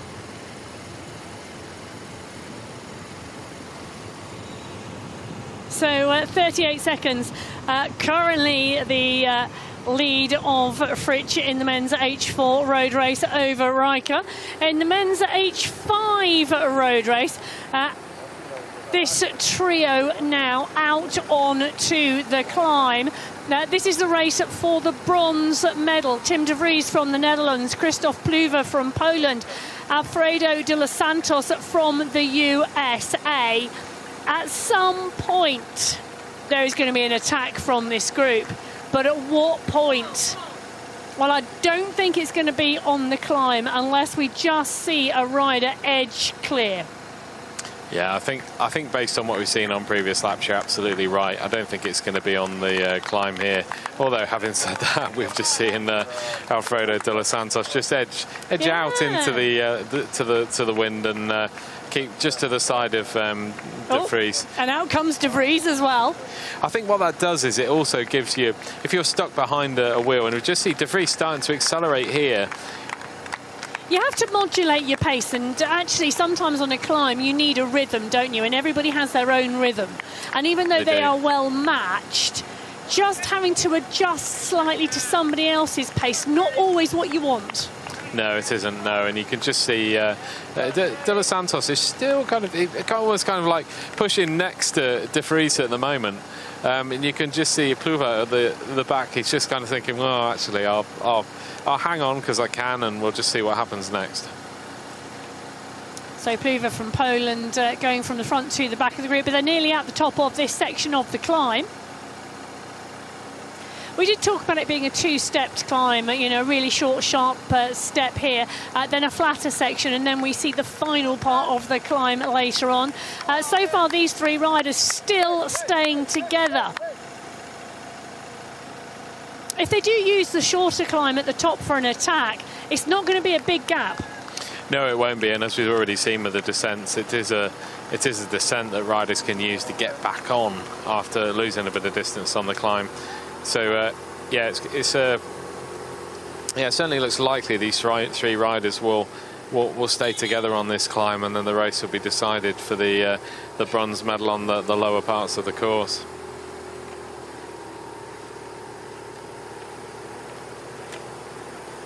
Well, this group over 3 minutes behind at second place. Mitch Valise out in one, over a minute clear now of second. So some big gaps starting to establish, but it's not detracting from the racing at all. So Valise out in one, needing to hold. Verno in two, needing to maintain. De los Santos, de Vries and Pluver, the three-rider group for that bronze medal. Really, well, strategy and tactics going to come into play there as to which one of those three take away the bronze medal. Is Mitch Valise now on the descent. It's a long descent, and interestingly, he really is one of the riders we've seen fuel and hydrate.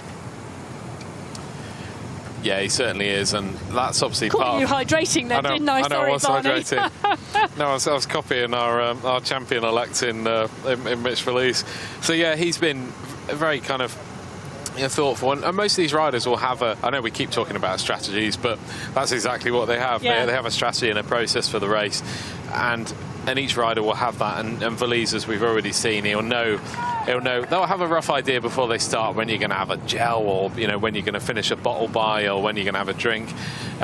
Some riders even set reminders on their head units, when to do these certain things, because when you're in the heat of the moment, sometimes it's something you might forget or not do, and it's important to keep hydrated and fueled.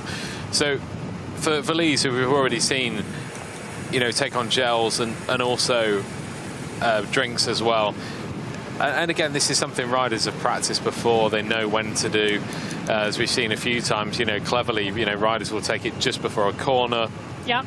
So they're taking fuel on board when they're not pedaling, which is also the crucial point too.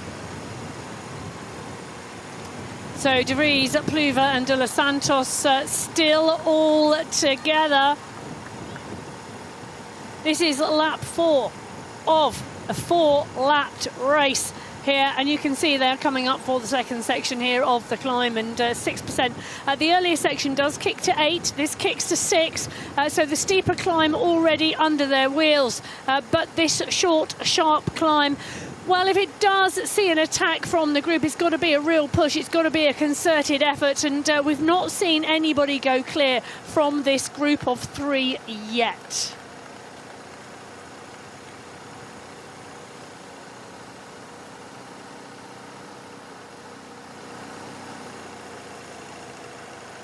You can see the change of rhythm as the gradient changes, can't you? You can. It's a definite. It's a more of a strained pedalling action, I think, when they get to the steeper parts of this ramp. They're just coming up around this right-hander, the steepest part of the climb, and that's kind of that's the last really hard part of the climb for this championship road race. So they seem to have established a rhythm, these three, with De Vries and De Los Santos on the front on the climb. Christoph Pluwer from Poland, comfortable to sit on their pace behind. Yeah, he is, and he's done a lot of following in this group, particularly on this climb.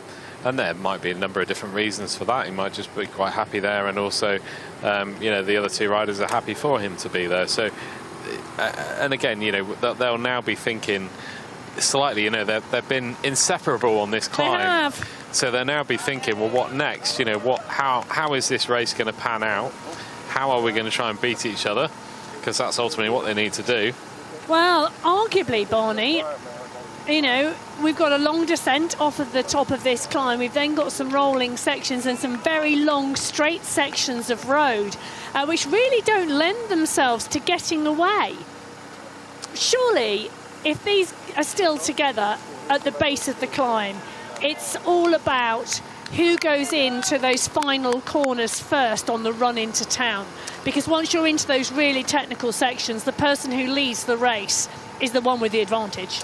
Yeah, you're absolutely right. And I think if we look at, you know, some of the form, you know, approaching these World Championships, we're seeing that, you know, our leading two have been dominant in the Road World Cups in first and second for both events in time trial and road race for both Valise and Vano. But the rider who we see is third in both road races in those two Road World Cups was actually Alfredo de los Santos. So if you were to have a guess of who might be in with a chance of the bronze medal, yes, exactly, yeah. I love it. Joseph Fritsch just taking the cheers and cheering back to the crowd at the front of this race, and he's got the time to do that. He really, really does.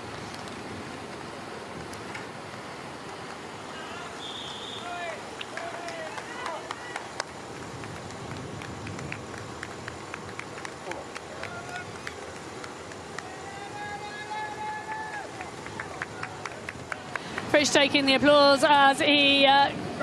we're going to actually see that moment. Oh, I love it. Now, you see now on triathlon, the high fives on the way into the finish. Now you have it at the 2025 Paracycling Road World Championships. Well, Joseph Fritsch in the men's H4 class has been on a class of his own in this final lap, and he's driving towards the finish. The chase has come from Fabian Riker. You can't take anything away from the Swiss athlete. He has absolutely done as much as he can, and he's closing it down, you know. There is the car ahead. Now, this has been a fun one. Now, we knew Riker was the stronger descender, Fritsch was the stronger climber. But we had made an assumption, never make an assumption, Barney, that Fritsch had got a big enough gap to go clear. Third place at the moment, Thomas Fruith from Austria in that H4 class. But with the small amount of running now that Fritsch and Riker have got, I know Riker is coming back at it, but wow. I don't think Fritsch knows how close Riker is. Well, not if he's high-fiving the crowd. No, not at all. I think it's a lot closer than he realises, and I'm sure he'll find out very soon. And obviously the vehicles are right behind him as well. So, you know, Riker has got a great chase now, but it's really close, and obviously it's only going to happen in those last few hundred metres, and I'm sure we'll see in a minute as we come into, you know, 300 metres to go in that men's H4 race, you know, what's going to happen. Well, yeah, what is going to happen at the moment in the men's H5? This trio chasing for the bronze medal are still locked together as we see the riders come into the finish line. The men's H4 road race. It is close, I can tell you, but it is indeed going to be Joseph Fritsch for France that comes down to take the gold medal. Look how close that was. Riker has come onto the finish line as well, but Fritsch takes the gold medal, your world champion for 2020. 20-25. Riker, what a ride to close that down. Fabian Riker, the rider from Switzerland, will take the silver medal. He nearly got caught. He did indeed.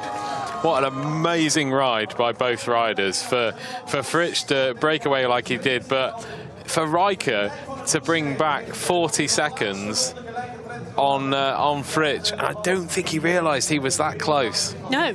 And I don't think Fritsch realised that Riker was coming, and I'm not quite sure Riker, he just ran out of it. I'll tell you something, Barney, if that had been 62 kilometres rather than 61.6, that could have been a different world champion title. Yeah, you're absolutely right. It would have been a lot different. And we also see Fruith, who's also kept the gap fairly small between the front two as well. So he's had a great ride in the second half of this race as well. Yeah, he has indeed. And Fruith now coming into the final part of his race today.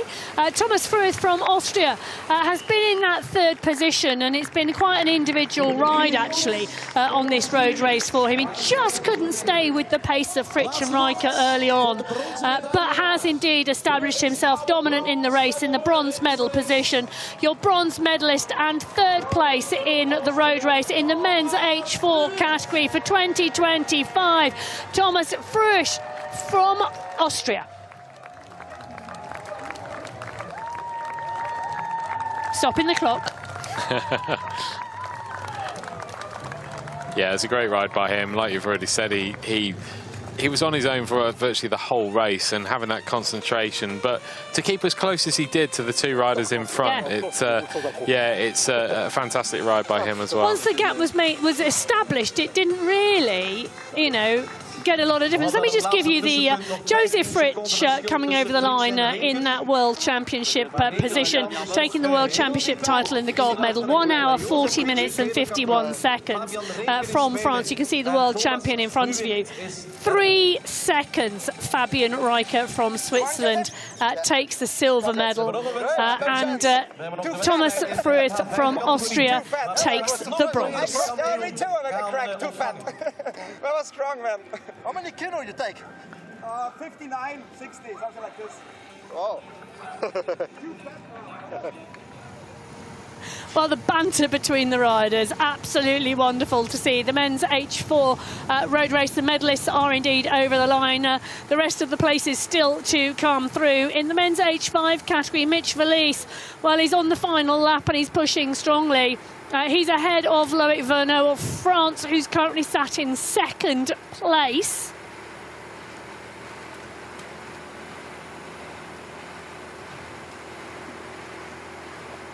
I'll tell you something, Barney.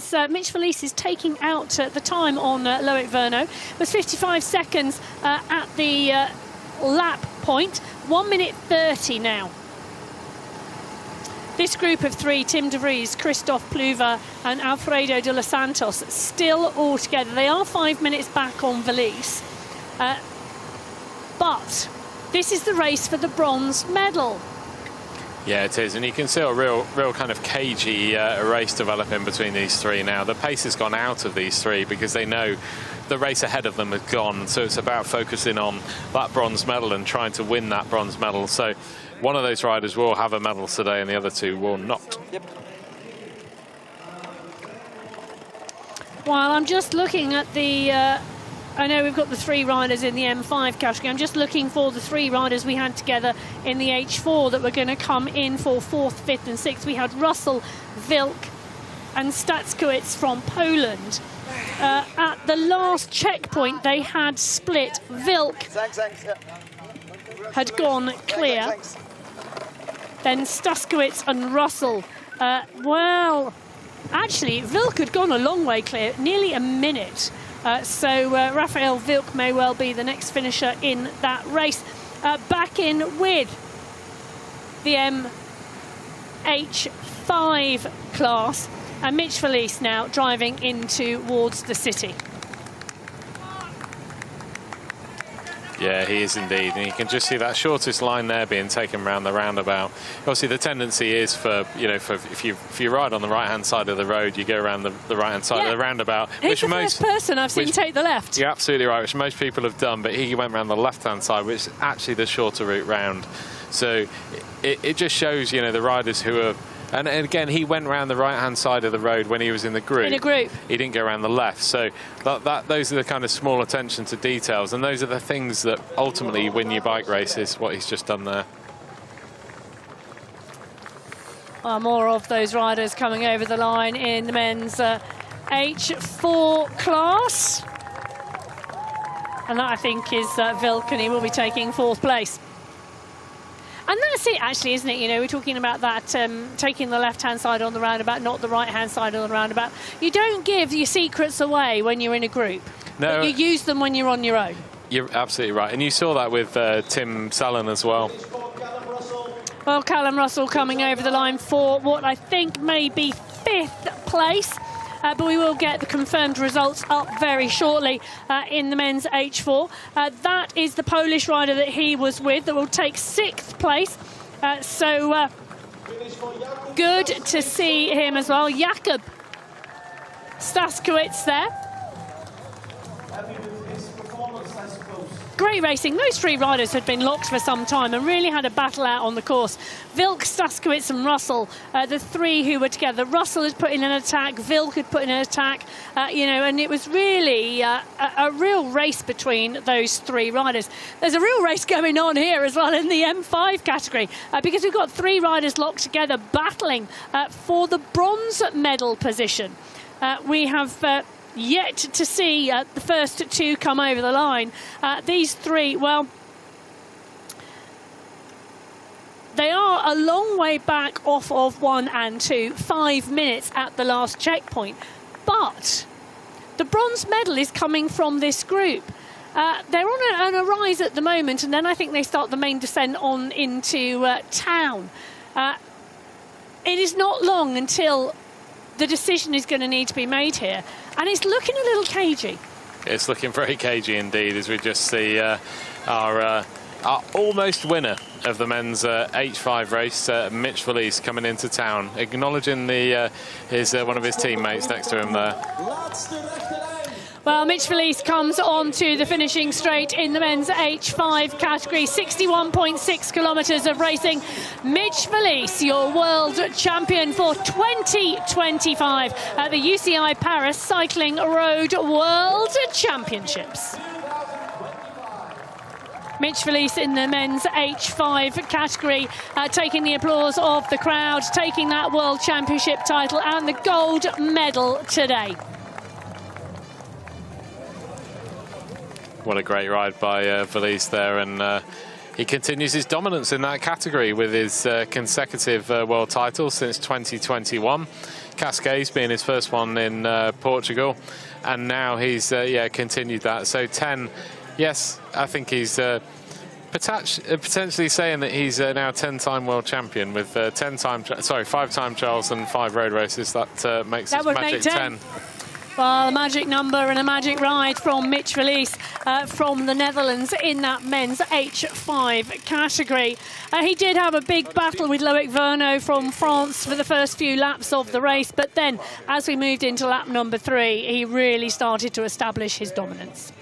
Yeah, he did indeed, and you could see the strategic way he rode the race and how he just kind of made his attacks harder and harder as the race went on, which caused a destruction behind. Well, Loic Verneau from France is the rider coming into the finish straight here. He's going to take away the silver medal today in the men's H5 category. The rider from France, Verneau, takes the applause of the crowd, comes over the line for 2nd place in the men's H5 road race. There's just nothing he could do, was there, Barney? No, there wasn't, and he should be really proud of his race today. He stayed with Valise when he attacked the first time and the second time as well. But then that final kind of attack, which made Valise disappear. But certainly Verneau, a fantastic ride today and great Great entertainment for us watching. Well, this is going to be great entertainment as well, because we've got three riders here. Tim de Vries from the Netherlands, Christophe Pluvert from Poland, and Alfredo de los Santos from the USA. It's going to be a three-up battle for the bronze medal today here in Ronse, Belgium. This is the UCI 2025 Paracycling Road World Championships, and who wouldn't want to see a battle for a medal? Verno from France taking the silver medal in this men's H5 category. The bronze medal still to be decided. And we're getting no indication at this stage where it might go either. No, I know. And it's interesting, isn't it? Because we, in the commentary box, Barney, we've been toying with the idea of what do they need to do? Where are we going to see the break? They are all still together. Pluvert, a little bit twitchy there, wondering what's coming from behind. You know, he's got de Vries right on the back. He's got de los Santos sat on second wheel. As you mentioned, de los Santos is the rider who's taken the third place in both the World Cups in those road races. So the other two riders will be aware of that. They'll be aware of the danger from the rider from the USA. It's going to be a little bit cagey. Our call was that the move needs to go before the main technical sections, a bit like we saw Tim Sullen do. Yeah, that's right. And the riders we've seen so far have excelled in that kind of small, you know, in the town environment where they're using the furniture, road furniture to their advantage, or the road route to their advantage. And I think if you're looking at, I mean, in terms of experience of who's in this group, who has the most experience, then Tim de Vries has the most experience of these two riders in the group. He's been around a long, long time, been world champion as well. So he's going to be looking now and thinking, right, where am I going to make the move? What do I need to do to get away and try and, you know, try and wrestle the bronze medal off the other two riders? And he beat both Pluvert and de los Santos in the time trial earlier on. 2 days ago at the World Championships. He took third place in that individual team time trial. He's got to be thinking, if I can just get away, I know I can hold it. But they are now running so close into the technical features, the turns, the cobbles, the run to the finish line. It's not like he can put the power down that would have given him that third place and that medal in that individual time trial. No, and just to give you an indication of, so the width of the road in the final kilometre, you will struggle. It's quite difficult to get three hand bikes side by side. So inevitably, the tightness of that final kilometre will be quite crucial as well. And they're also making a catch to one of the hand bikes in the H4 category as well, which has got to play potentially into the strategy of what they are about to do. But Pluvert is leading them through. De los Santos still sat second wheel. De Vries is on the back of the bunch. You can see the tightness now of the line here into town. De Vries looks as though he's just watching and waiting. De los Santos keeping an eye on De Vries. De Santos comes now on the left-hand side. De Vries stays on his wheel. Pluvert can't respond. De los Santos is now driving up the small climb before the finish. Once they get to the top of the climb, it's then a descent in towards the finish line. De los Santos now in one. De Vries in two. Pluvert drops back into three. Oh, De Vries starts to come wide. We're going three wide across the road at the moment. On the smoother section here, Barney. Pluvert coming up on the right-hand side. De los Santos on the front. De Vries waiting. Oh, I've got a sneaky feeling De Vries is waiting, but De los Santos is now driving. De los Santos from the USA. This is the moment that he's going. He's got 500 metres to the line, and now De Vries goes up and past De los Santos. De los Santos and De Vries, the two riders here, side by side, into this series of corners. Pluvert now a little bit further back. He's gapped from the two riders. This is the battle for the bronze medal in the men's H5 in the road race, and we're running into 300 metres to go. It's De los Santos from the USA. It's De Vries from the Netherlands, and De Vries is leading this out with De los Santos as they come round the corner to the final straight. It's De Vries from De los Santos. De Vries has got the lead in. De Vries drives for the line. De los Santos tries to come round wide. They're side by side. but De Vries is going to take this. De Vries is going to take the bronze medal. Fabulous battle with De Los Santos from the USA, but the bronze medal goes to Tim De Vries from the Netherlands in the men's H5. Wow, what a race. My heart rate's still as high as theirs, I think, at the moment. What a great amazing sprint. It was a great sprint. And you know, with about 600 metres to go, Plua went on the right-hand side of the road, and then very quickly, De Vries and De Los Santos, who looks devastated with his 4th place there, were fighting side by side, and then just at the right time, De Vries took the inside line around the left-hand corner with 300 metres to go. Well, De Vries absolutely made up with that result, and Pluva comes in, congratulates him. Alfredo De Los Santos from the USA absolutely gave that everything as well. They went head-to-head for that bronze medal. Yeah, they did, and you could see the disappointment in De Los Santos, and he shouldn't be too disappointed. You know, that was an amazing race, and the experience, as I said already, with Tim De Vries, he's been around a long, long time, and certainly knows how to you know, work a bike race tactically, and De Los Santos will learn from this and kind of move on. He was 4th in the World Championships, already has 2 third places in the World Cup this year. That's right, yeah. So he'll undoubtedly learn from this, and hopefully he's had a good World Championships. But well, these 2 riders also supported each other out on course. Let's argue with you. I know your heart. They supported each other out on course. De Los Santos passing De Vries a water bottle at a station where De Vries couldn't make the pickup.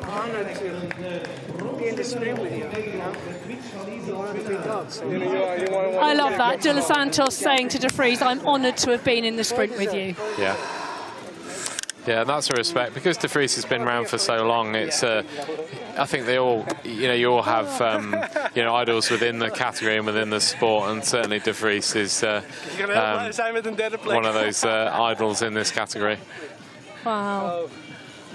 Who's Mitch? Just. I don't think I've quite recovered in the commentary box, actually. That was just phenomenal racing, and just showing you the class, the skill, the tactics, the speed, the pace of those riders and racers, and how much it means to drive home and take away a medal at the World Championships. Well, the results in the men's H4 road race. Joseph Fritsch from France taking the win in 1 hour, 40 minutes, 51 seconds, sorry.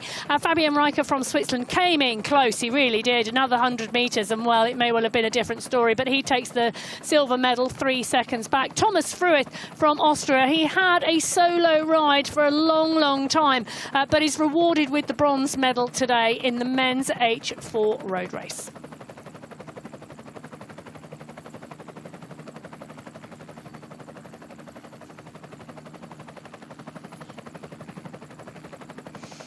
So we are going to see, there is Fritsch coming over the line, grabbing the flag. You can see 2nd place just behind. But we are going to hear from the winner of the men's H4 road race. Joseph Fritsch, many congratulations. You stayed the world champion today. How does it feel to stay the world champion? It's good to make the back-to-back. I was really waiting for, because it was really disappointed for me to make the 4th position on the TT. So, but I was in shape, so I know that today will be my day. You attacked very early, but Fabien Reicher managed to come back. After that, you pulled quietly the whole race. Was it just to set the pace for you? Yes, honestly, on the first lap, it wasn't. The goal wasn't to make a gap and to go alone. I really want to go at 2. I was before the race. I was more thinking about Thomas, the winner of the TT, will follow me on the climb, and I was surprised when it's Fabien who is coming with me. So I was. The goal was just to make a hard pace for him on the climb, and to make the gap bigger for just go at 2. And after work together. On the second lap, I was maybe a little bit too fast on the climb, and I see that Fabian wasn't able to follow me. But during all the laps, it's better to be two than alone. So after I have slowed down a little bit for letting him coming back.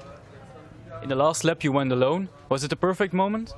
Yes, for me, Fabian is quite a fast man, so it wasn't. It was the best possibility to me to go alone on the hardest part, because if I wait too long, he have a much chance to beat me. Florian, Joseph Fritsch, félicitations, vous restez le champion du monde une autre année. Pouvez-vous décrire ce sentiment? C'est trop bien parce que c'était vraiment le but de conserver ce titre. Après la grande déception du contre-la-montre, là où je prends la 4e position. Donc c'était l'objectif de conserver ce titre et je savais que j'étais en forme, donc que j'étais capable de le faire. Nous vous avons vu faire un high five juste à la fin. Qui était-ce? Le high five. C'était mon coach Patrick Moises. Donc j'ai deux coachs, Ralph Lindschulden qui est allemand et puis Patrick Moises qui est mon mentor, c'est lui qui m'a fait découvrir ce sport et qui m'a aidé à progresser dans celui-ci. Merci beaucoup. Merci beaucoup.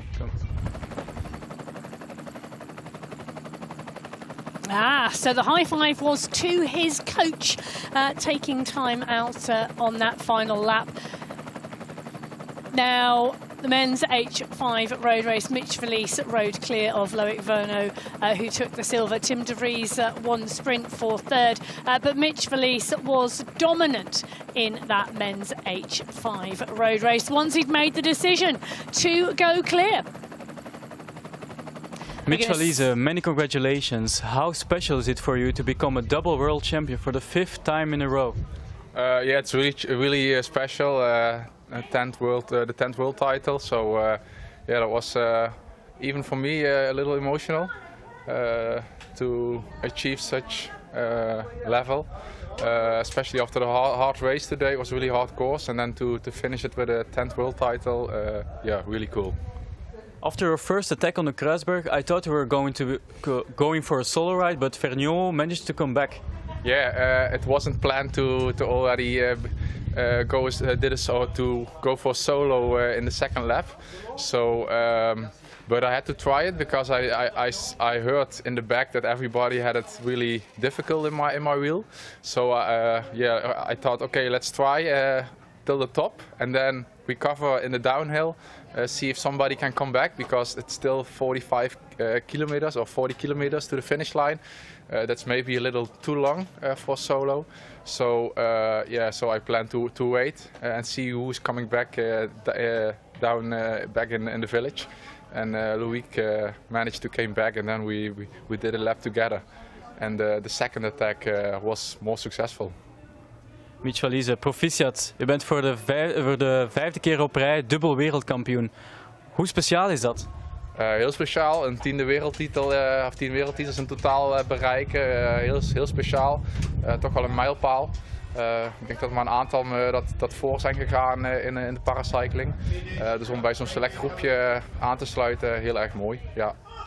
Na zo'n heel tactische koers dacht je op de laatste keer Kruisberg, het is wel welletjes geweest? Ja, er zat ook niet meer heel veel in de tank. Dus na twee aanvallen al 2 rondes eerder op de Kruisberg was ik blij dat het nog maar 1 keer Kruisberg was. Haalde ik er alles uit, maar ik zag ook al op mijn fietscomputer de waarden waren niet meer die van die ronde daarvoor. Dus ik was redelijk leeg en ja, het was gewoon zo snel mogelijk bovenkomen, voorsprong behouden en dan naar de finish rijden. Dankjewel, geniet van het podium vandaag. Dankjewel.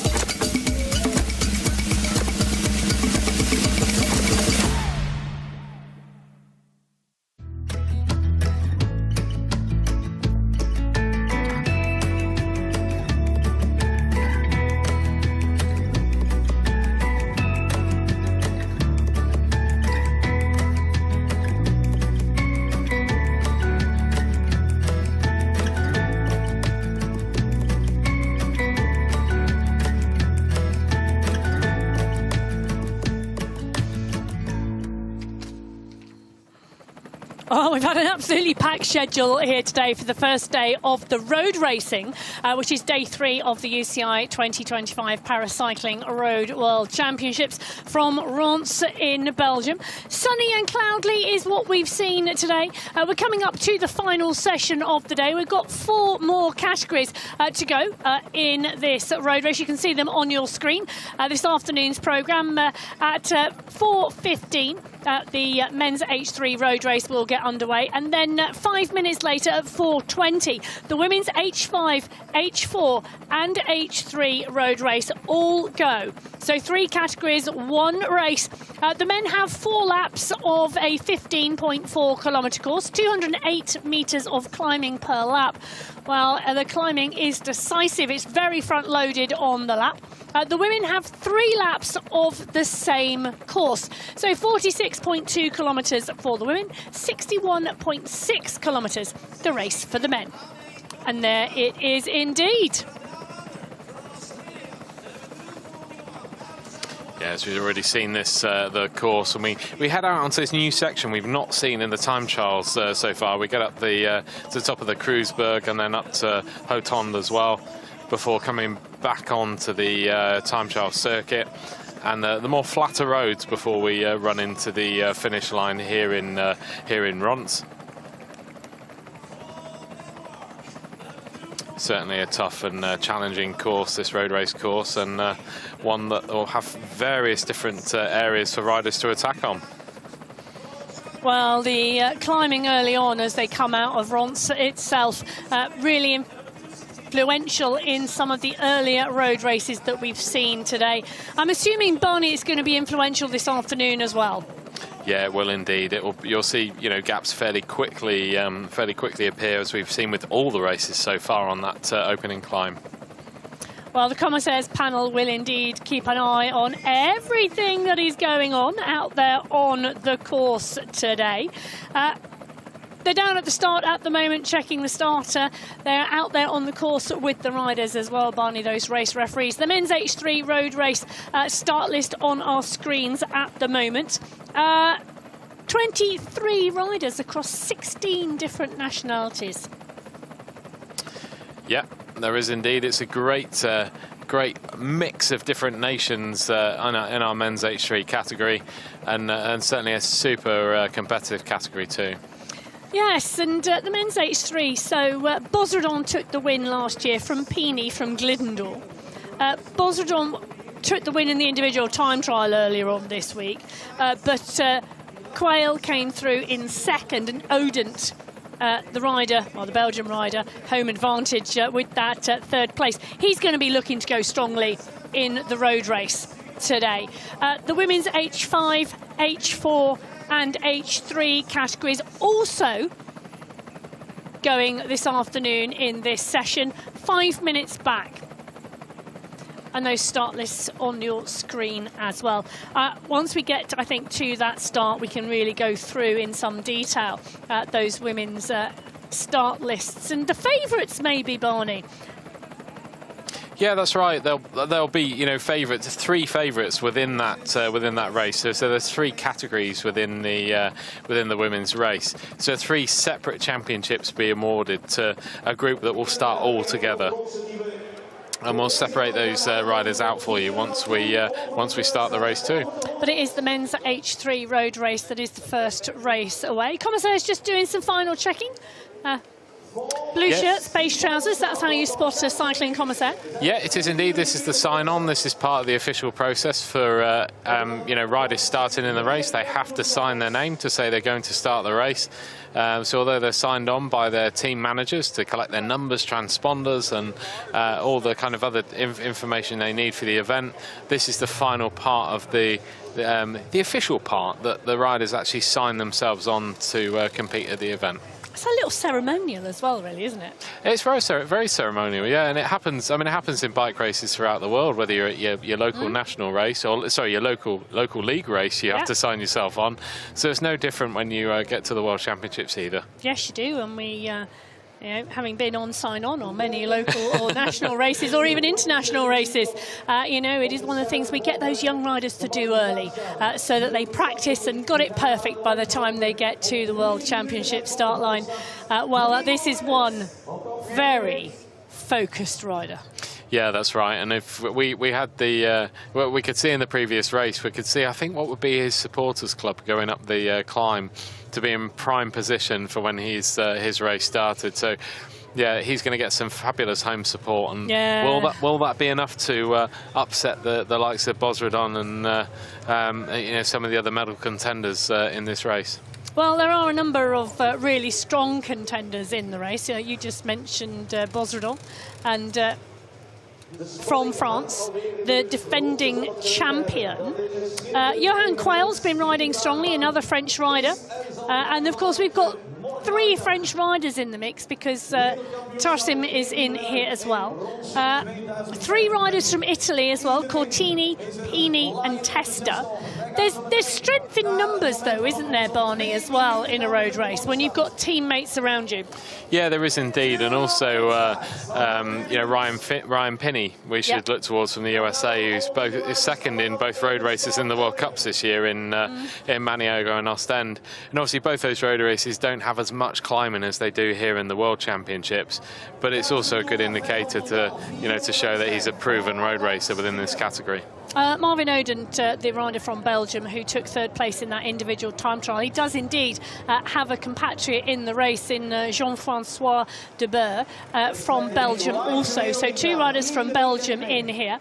2 riders from Denmark, but 3 from France and 3 from Italy, those 2 nations having the larger numbers. And you can see 2 of the Frenchmen lined up next to each other.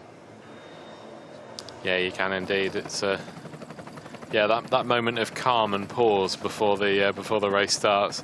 So they've roughly got about just approaching a minute now before the race will roll out.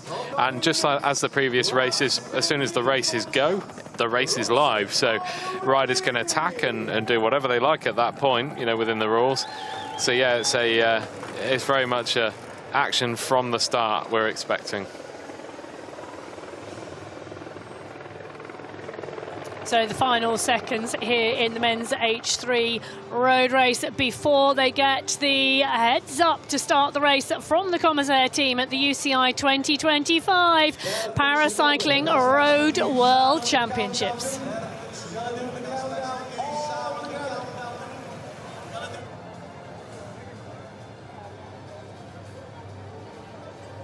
Riders' attention, less than 20 seconds. Ladies and gentlemen, here comes our countdown. 10, 9, 8. Well, the crowd's helping with the countdown here. 4, 3, 2, 1, go! As away goes at the men's H3 road race at the 2025 Paracycling Road World Championships here in Ronse in Belgium, the heart of cycling in the Flanders region. They've got a home favourite in this race today in Marvin Odent. He took 3rd place in the individual time trial earlier on in the week. Now Bosredon, the defending champion, won that time trial. He is looking to defend that title from 2024 in Zurich. Well, very, very shortly we are going to find out the outcome of the road race. Well, I say very shortly, in about an hour and 45 minutes. One long line, Barney, off of the start through town. And they do weave their way through the heart of the town centre. Yeah, that's right. We go out through the town, and then very quickly we almost go straight on up this up the start of this climb, and what will be a real test and challenge for these riders. And the pace is already on at the start. You can see a long line with riders. Yeah, it's really stretched at the moment. Stretch on the group at the moment. What a pace at the start. It's a really high pace at the moment, and you can see some real damage being done before just on these lower slopes of the climb before the real steeper gradients start.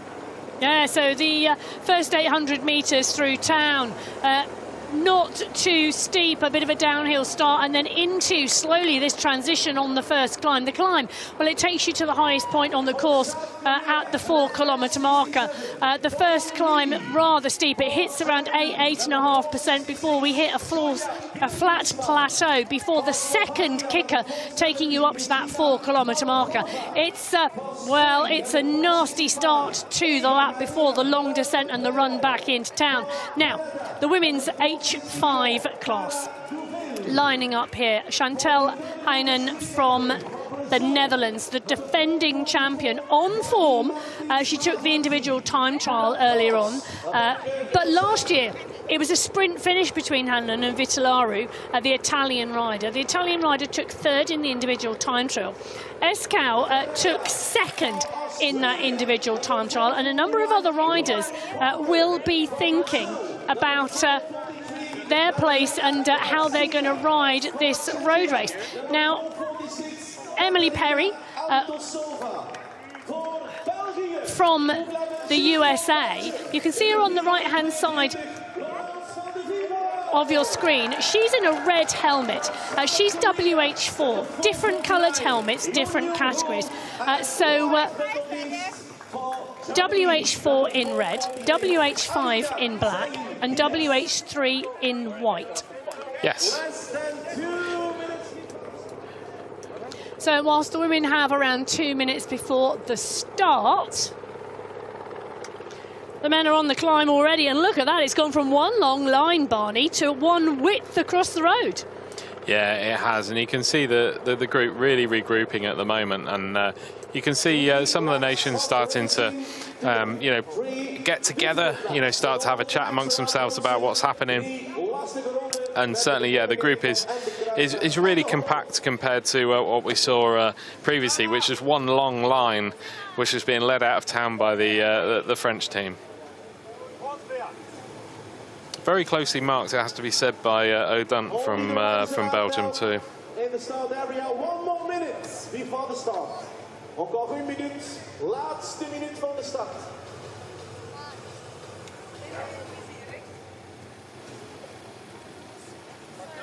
Ronse, I will ask it again. Ronse, are you ready? So whilst the riders get ready down in the start, in the women's race that is shortly going to be underway. Lauren Parker from Australia, who took the win in the individual time trial in the WH3 category. A look of concentration on her face as we drop back in with the men's H3 road race and the climb now. They were wide across the road when we were in with them last time, but now we're starting to see the damage being done to the back of the race field. The countdown starts for the women's race. The women's H5, H4, H3 categories identified by different coloured numbers and different coloured helmets. One race for these three categories. 3 world champions, however, because those individual results will be allocated out to the respective categories.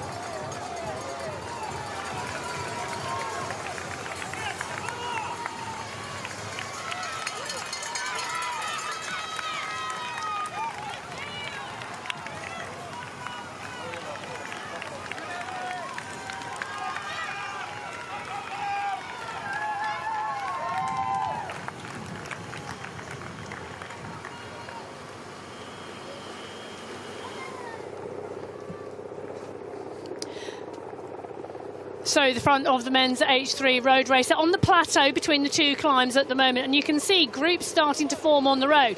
1, 2, 3, 4, 5, 6, 7 riders, I count, literally, are in the front group at the moment.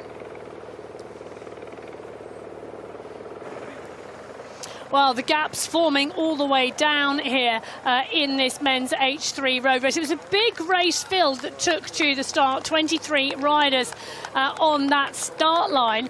Espinosa Balzar, the rider at the back here, the rider from Venezuela. He's with the rider from France we were talking about, Riyad Terzim. those two riders now are locked together, but they are off the back, but they've got company with each other, and these two will work together, Barney. Yeah, they will indeed, and you can see already we can see a change in the profile of that group up in front with what looks like an Italian rider on the front, really pushing the pace. You know, closely followed by, you know, a number of bikes behind. It's not an attack that's kind of breaking the race at the moment. It's just a kind of up in a pace and just keeping the pace really, really high as we go around that left-hander. Well, last year there was a big attack off the front because Bosredon went clear by 5 minutes. It was just a masterclass in Zurich. This field, well, it's going to be interesting to see what Bosredon does today. He's got that teammate in Johan Quayle with him in this leading group. But it is a really stacked group this year. Yeah, it is indeed, and as we can see, Pini is actually leading from Italy on the front of that group at the moment. You know, one of our potential medalist from this group. There's so many potentials in this group that can medal, assuming that they can stop Bosredon from disappearing away. Yeah.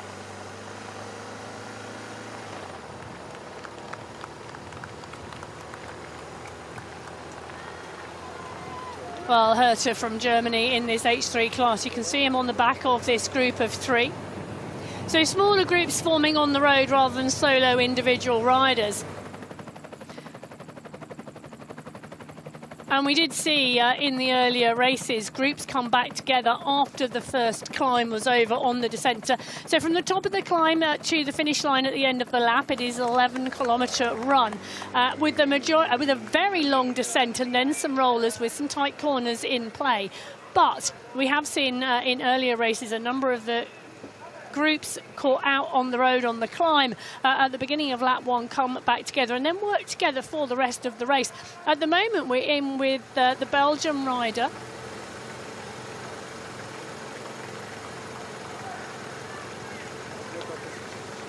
is Laurens van Devia, and just off the back of the group here in that women's H3 class. Taking the cheer of the home crowd as she heads up that first long climb. Van Devia keeping a consistent pace and rhythm on that climb. Yeah, that's right, and you can see up ahead the group has clearly split now, and you can see the pressure being put on by multiple riders at the front of that race at the moment.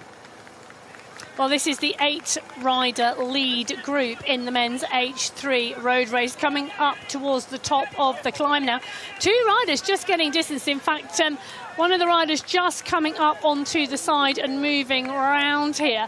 That is Christian Glindor from Norway, wanting to get back onto the group and not wanting to be influenced by De Berg from Belgium, who's not able to stay with the pace. It's tricky, isn't it, Barney, if the rider in front of you in the group isn't hanging on to the pace, because naturally you've got to come out and go round, haven't you, to close that gap back down. Yeah, you have indeed, and it's so when you're following a pace by a bike in front of you, it's much easier kind of following that bike. If you then have to change pace to jump onto the line in front of you because the gap has gone, that's where you start to kind of use those small bits of energy that you'll need later on in the race.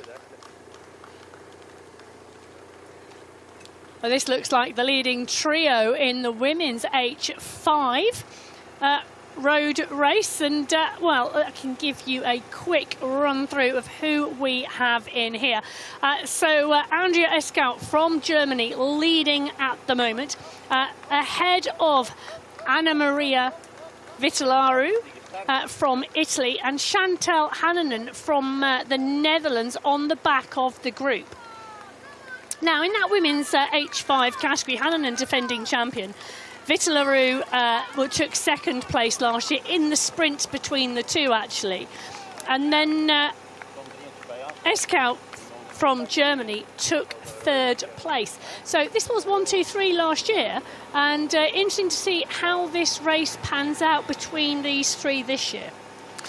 Yeah, absolutely right, and we'll start to see the different bikes. And just see Lauren Parker there. I think it is indeed Lauren Parker. You know, onto the back of this 3 H5. Yep. The riders out front. I get my letters and words mixed up. Yeah, and obviously Lauren Parker is having a great ride so far. She's climbing, and when you consider, so comparing the two bikes, so the Neelium riders will have an advantage going uphill because they have the leverage over the top of their cranks, whereas the H4 riders should have an advantage going downhill. So the fact Lauren Parker is able to go past the H5 riders just shows how very strong she's going today. Well, the rider currently leading the H4 category, Sandra Fuhr from Switzerland, on your screen at the moment. And then we get a great pan shot of the riders behind. Look at the gaps in the road, small groups as we see the riders continue to push here.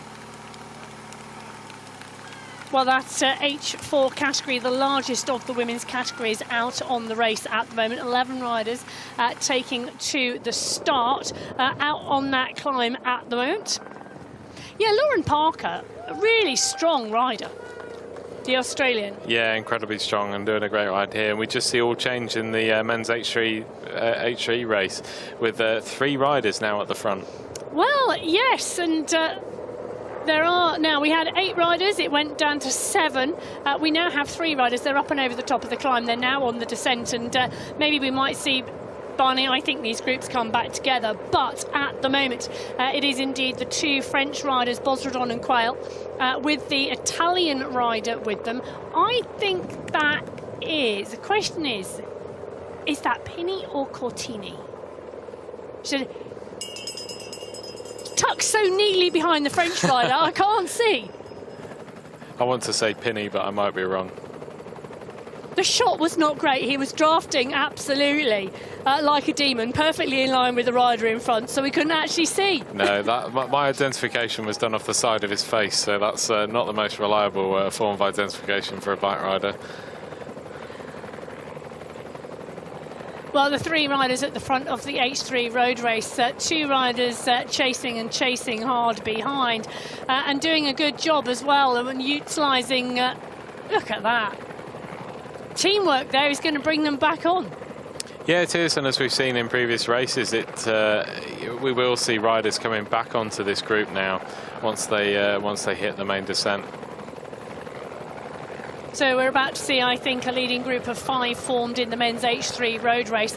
A gap back then to what looks like is going to be a chase group of 4.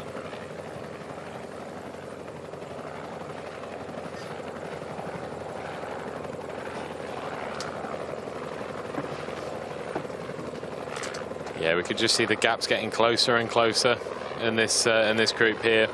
And we can see the 5 riders, obviously, but there's also 2 coming up from behind as well to try and get some identification on those 2.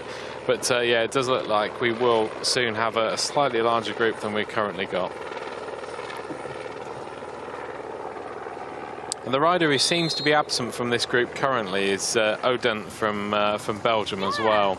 We expected to see him at the 4 of this race, and obviously that's the time trial is a very different course to this road race. The road race has got a significant climb in it on this first lap, so you might see some different results within the race due to the nature of that climb.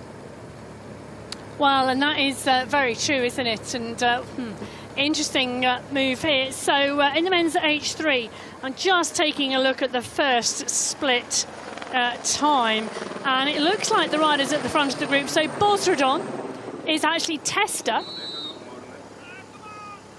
So Mirko Testa is the Italian rider in the group, and Johan Quayle. Then the riders closing down the gap, the rider from Norway, Christian Glindor, and the rider from Slovenia, Doplinar. Then a further small gap back to Martino Pini from Italy and Waffler from Switzerland. Just looking to see where Odent is, and he is with the group of Cortini, Hanel, Odent and Pini, and they are at, well, around the 40-second marker. Well, early stages yet in the men's H3 road race, but starting to establish splits after the climb. But look at that, it is indeed all starting to come back together again as well. So the leading group of 3 going over the top of the climb for the first time, now coming together as a group of 5. A smaller group further back as well. But now you can see it is some distance back with our helicopter shots. Yeah, that's a significant distance. You can just see the well, it's certainly a good few hundred meters between those groups now. But certainly a chase from that group behind, and the rider from Belgium. No, I think he's in the group behind.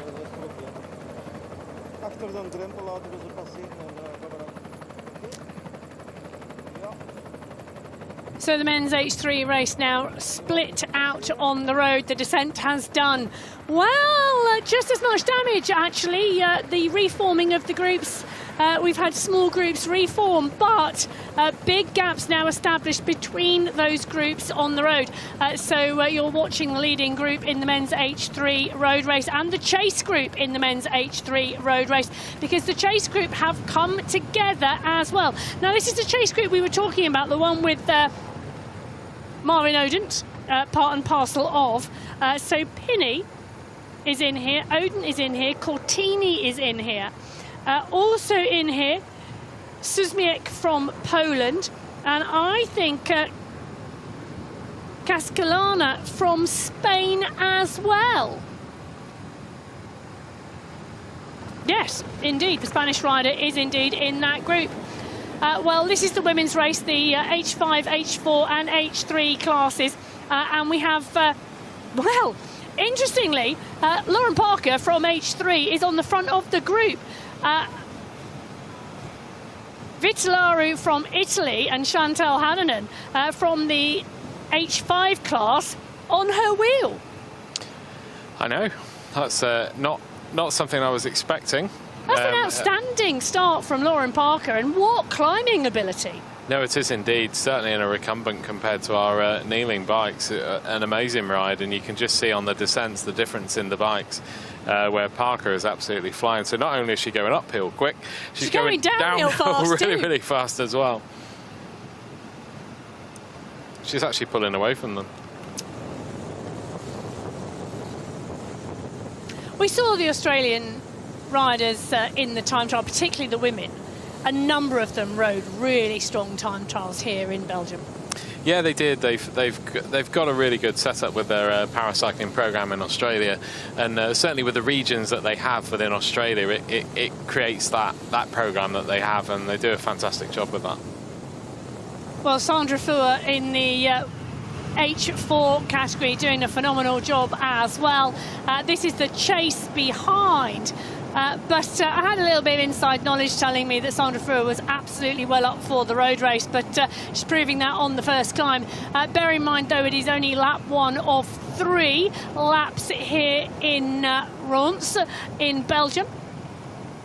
Now, let's just take a little look back at what happened in Zurich in the women's H4 and the women's H3. Because in the H4, it was Janssen who took the win from Wimber, and Fuhr was in 3rd place. And those 3, the group, Barney, I remember the race, and it battled and battled. And the group, we dropped one person, and then we dropped one more person. And it really was attrition in that road race, and those 3 riders hung till the last lap, and it was only on that last lap that Sandra Fuhr got dropped and distanced. She finished in the bronze medal position, 15 seconds down. Janssen and Wimber went into the line pretty much together, just a 2-second gap separating first and second. Really, really competitive category. Now, Moshkovich won the time trial here. Perry came through in 2nd. Wimber in 3rd and Fuhr in 4th, but just 34 seconds separated those top 4 riders in that individual time trial, which says to me that the road race should be fairly competitive as well. Yeah, I couldn't have put that summary in a better way myself. You're right, it's going to be hugely competitive, but again, the one thing we didn't expect to see was Lauren Parker so far ahead at this stage. So yeah, very interested to see how she paces kind of the next 2 laps, because obviously this is 1 lap of 3. So it's important to kind of remember that they've still got, you know, when she gets to the finish line, still 2 more times up the main climb as well. Well, Parker wasn't part and parcel of that World Championships in Zurich because it was so close to the Paralympics as well, wasn't it? And a number of riders, long distance coming into Europe, chose to race one and not the other. Some did stay for both, but Parker not there. Last year it was Malavasi from Zayn Giles from Vincent in that H3 road race. And it was a 3-up sprint at the finish. So again, very, very close. But in the individual time trial, Parker absolutely dominant in the H3 class. Vincent took 2nd, Zayn Giles took 3rd 2 days ago. But Lauren Parker, just looking in a class above. No, she is. It does look in great shape in this race. Well, this is the chase in the men's H3 road race. Pini from Italy on the wheel of Waffler from Switzerland.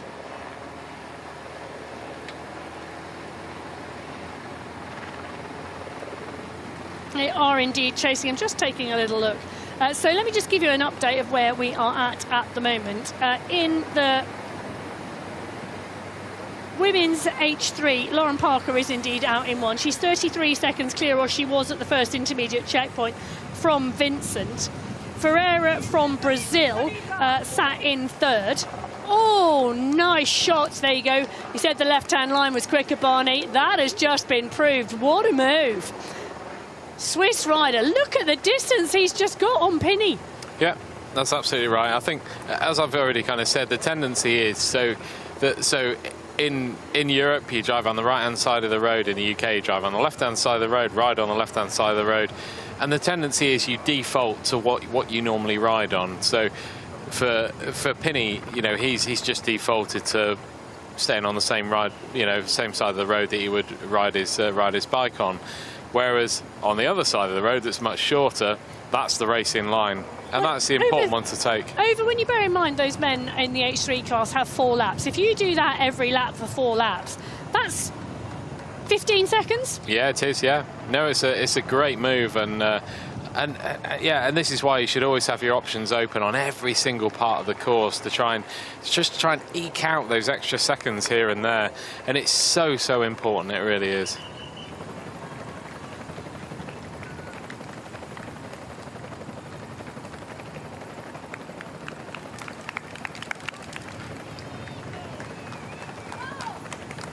Well, the lead in the men's H3 road race coming back into town. 5 riders: Bosredon, Quayle, Testa, Glindor, Doppler, swinging through the technical features that are and do make up the run in towards the finish line for the end of lap 1. We're going to see these riders come through and past the commentary box very, very shortly. They're around 300 metres away on this final run around. The gaps that we get at the finish line are going to be very interesting in this race to really give us an indication.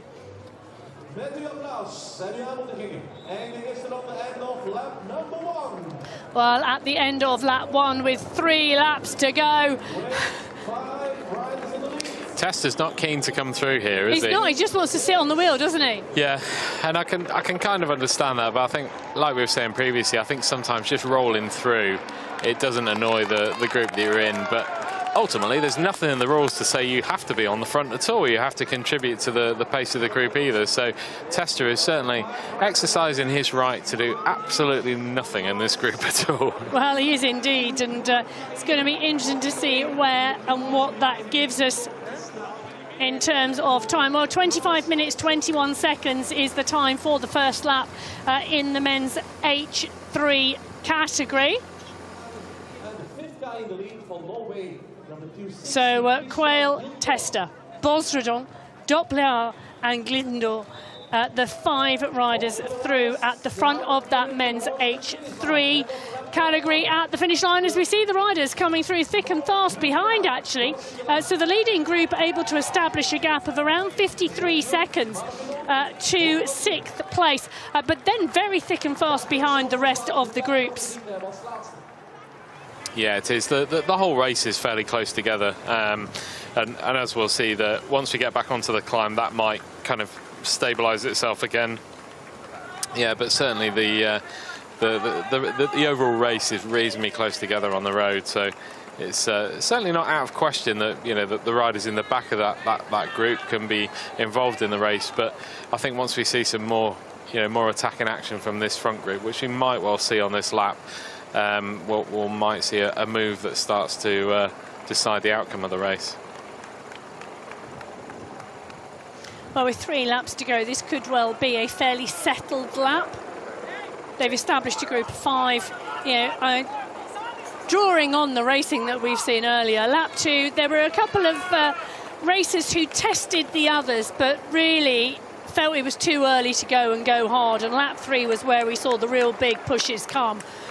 You know, they're on this climb at the moment. It's around 8.5% the maximum gradient at the midpoint. And then they flat plateau before they go up the second climb to the 4-kilometre marker. But they seem more comfortable and confident this time to stay as a group. Yeah, they do indeed. And I think that just boils down to the numbers in the group. And I think Glidenor, I'd be surprised if he stays with them this time up the climb. I think there's a little bit of a gap appearing every now and then. And he's a big framed rider. So the climbs are going to be something that he struggles with compared to the smaller riders. So I think that could well be the rider who struggles this time up the climb. But they're not going really hard up here. The 2 French riders are talking to each other. So it's a very kind of controlled pace at the moment, as we just see Pinny catch back our tactical genius Swiss rider who took the left-hand side round that roundabout. And it's taken him a long time to close that gap down from that roundabout before the run to the finale. It was 5. He'll remember that next time. He won't take the right-hand line. It was 5 seconds across the finish line. So that gives you an idea of what a difference these things can make. And, you know, over the course of a race, if you did that every single time, you've lost 20 seconds out of your race. Well, the group behind at the finish line were 10 seconds back. That is a big group as well. So 6 riders in the group behind as well. So the makeup of this men's H3 road race at the moment, we have 5 riders in the lead, 2 riders chasing, and then a group of 5 riders in the second chase. So 13 riders within 1 minute of each other at the moment on course.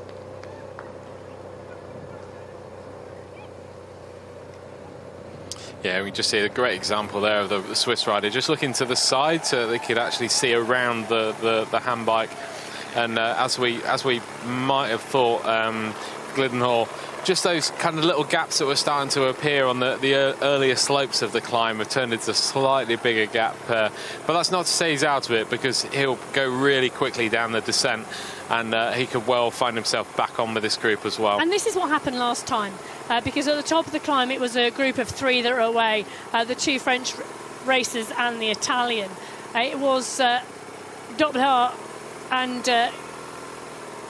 Glidenor who then made the catch to bring it back, but it was pretty much at the base of the descent by the time they'd closed it down. Yeah, that's right. And I think very often in the races we see those gaps that they get closed later and later and later, and then you get in a situation, as we've seen already this with Riker, who almost managed to get back onto Fritsch in the race, but that gap got bigger and bigger as the race went on each lap. Well, I think that battle between Riker and Fritsch tells you that even when you are 55 seconds off at the end of the penultimate lap, never to discount a comeback.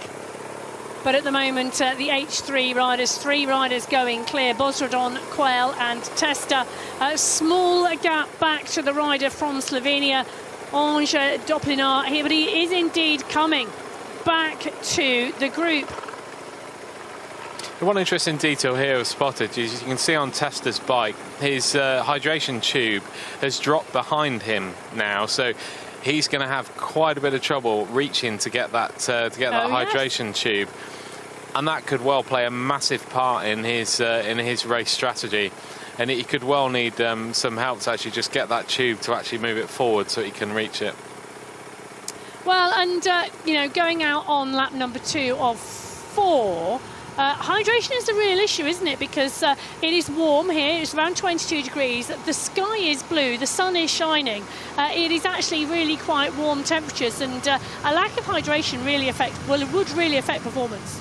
Yeah, well, indeed, and even more so with the with our hand cyclists as well. So any kind of depending on where the paralysis is on their trunk, will also then affect how their body core temperature and cooling and heating, how that kind of works individually. Different with everybody, but it's certainly a massive consideration on the hydration front for these riders. Well, in with the women's H4 category, and Sandra Fuhr leading here. She had a 24-second gap at last checkpoint on Moshkevich and Perry, the 2 riders we were just in with. She's on the run in towards the finish line here at the end of lap 1. The women's race 3 laps, 46.2 kilometres. She's had a storming first lap. Yeah, she has indeed. She's had a great first lap, and as we just go back to our 2 leaders in the women's H5 race. Yeah, we are indeed, and Chantal Hannon and Anna Maria Vitellaro from Italy, these 2 riders. The Italian rider, well, I was going to say has been on the front a lot, but the only time I've not seen her on the front. I've seen Lauren Parker on the front of this group from the WH3. Parker not with these 2 anymore. No, she's not, and we'll no doubt see where she is in a moment, whether she's in front of them or behind them. But she can't be far off, that's all I can say.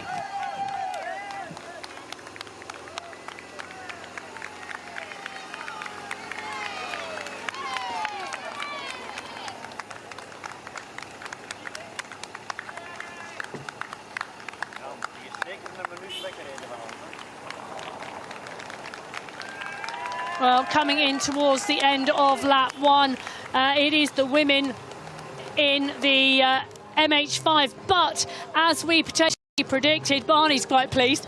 Lauren Parker, she's already onto the finish straight. The leader in the WH3 class is the first rider in the women's race to go through the finish line at the end of lap 1 and out onto lap 2. What a ride! That is a hugely impressive ride by Parker to be so far ahead of all the other categories. When we consider she's H3, so one of the more severe category, well, the most severe impaired category in this race. Yes. And she is out in front in the lead and doing an exceptional ride. She looked in the time trial 2 days ago, Barney, that she was on some really significant form. Yeah, she did indeed, and that's obviously transferred over to the road races. But it's interesting because you naturally expect the H5s to have a better ability to climb, as they're just about to cross the line now with Heinen from the Netherlands and Vitellaro in close contact in second place there across the line. And they have 2 laps to go as well, but at some significant margin now. So Lauren Parker has gone through at the end of lap 1, 28.47. I know they're not in the same class, but I am actually going to take a look and just do a double check when we get the times up for the women's H5 category coming across the line.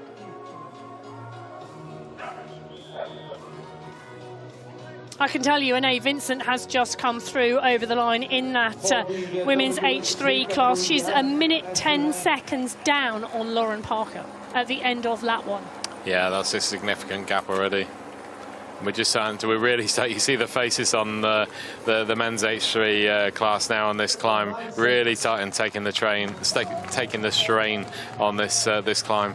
Well, I can tell you Lauren Parker is 55 seconds up on Chantal Hannon and Anna Maria Vitellaro, the women who are leading the WH5 classification at the end of lap 1. As we see Moshkevich and Perry come through, chasing Sandra Fuhr, who is the rider who has gone through in the WH4 category. She goes through in the lead, 30 minutes, 40 seconds for the lap. It's a 3-lap race. Yeah, she's having an incredible ride, is Fura, who's just gone through 12 seconds ahead of Moscovich and Perry from the USA.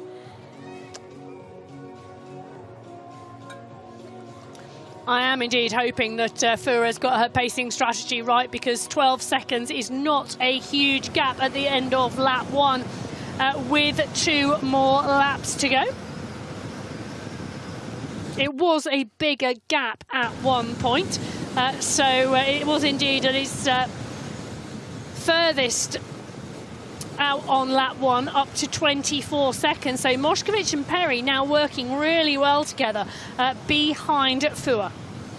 Yeah, they are indeed, and that will be the difference on the flatter part of the course. And then what we'll see now is, you know, the difference on the climb. Are we going to see Fura, you know, extend that lead on the climb? Is that going to be the difference in her ride? It was definitely the stronger part of her lap. Absolutely, yeah. I think that's going to be the key to it. And it's how many times, like we've seen before, how many times can riders chase back on after losing contact or getting dropped on the climb, losing time on the climb? You know, how much does that take a strain on them?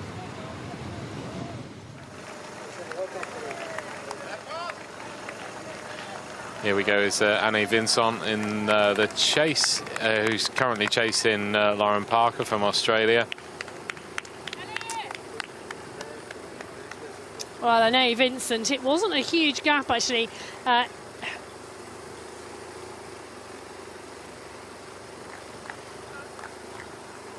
the start, but Parker now 1 minute clear with Annie Vincent. She is sitting in second place, 1 minute back. Vincent herself has a fairly substantial lead, 40 seconds on Ferreira behind from Brazil. Malavasi, who took the win last year in Zurich, in 4th place. She's 3 minutes down at the end of lap 1. Yeah, that is significant, particularly after the race last year. Well, she has company out on course with Annika Zayn-Giles from Germany, who took second place last year. In fact, those two took it to the line in a sprint with Vincent. But Vincent this year, much stronger than Malavasi or Zayn-Giles. Barney and I are trying to keep you updated on all 4 of the race categories that are out on the course at the moment. Please do bear with us. We do indeed hope we are not confusing you. Maybe I shouldn't have put that into your mind. But the men's H3 road race was the first race away, and Martino Pini from Italy was in the chase group behind the leading group of 5 as they went out onto lap number 2.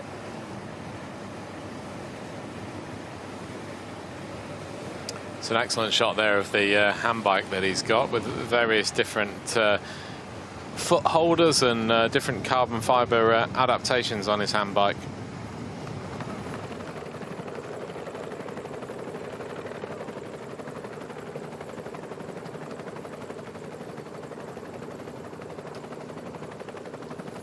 And we're back to the front of the men's H3 category. We just see the lead riders here. We can always guarantee that we can see Quayle and Bosredon at the front with Testa sat nicely in the wheels, and Doppler just behind Testa here. And yeah. Testa, I think, is playing that card, just saying, nope, I'm not doing anything. You two can ride out front, but I'm trying not to do anything. He has absolutely been. There are 2 French riders here. You 2 set the pace. I'm sat on. There's only one of me. And they're having conversations. They're having words. Now, whether those are words of encouragement or words of you really should take your turn, we have no idea. But they are indeed chatting out there. So Johan Quayle from France, Mirko Testa from Italy,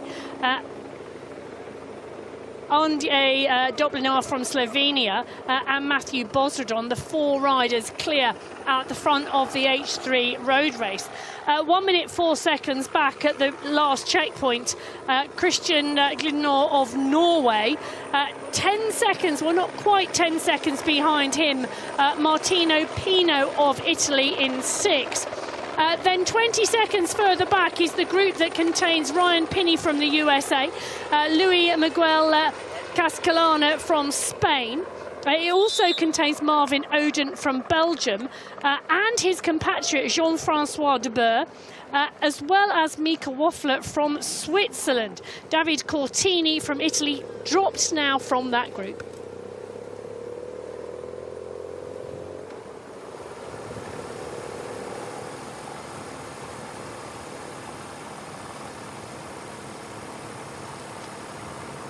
What a great shot in the mirror there of our Norwegian rider Gunn Hor,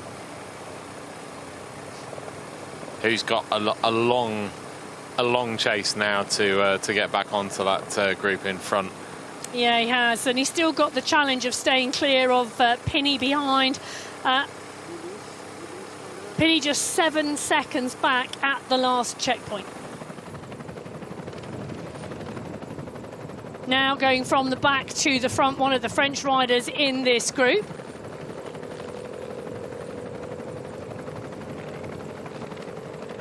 And pushing on, and they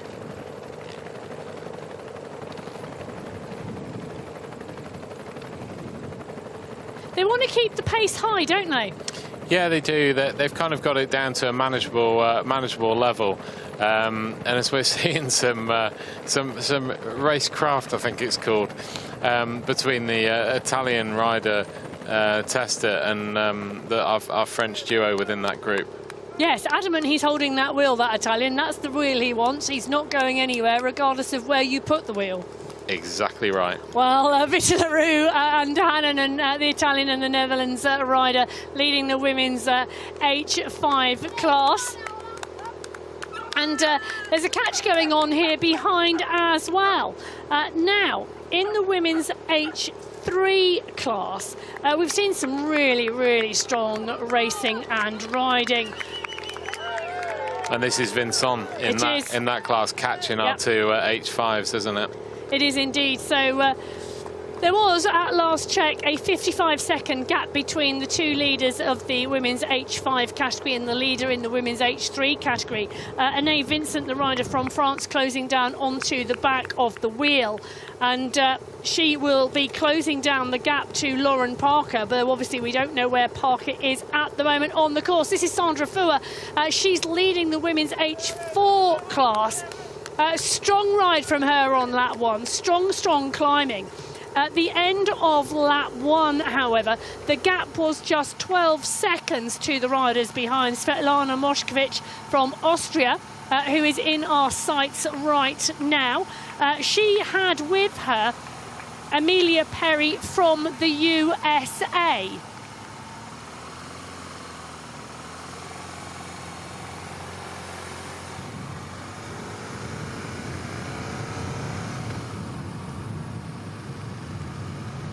I think that is Perry. That is Perry there, yeah. So Perry has gone clear of Moskowitz on this climb on lap 2. So Amelia Perry from the USA in second place at the moment in the women's H4 category. Sandra Fuhr from Switzerland still out in front, though Perry looks really quite comfortable. Yeah, she does indeed. It's obviously, well, she looks incredibly comfy going up this climb.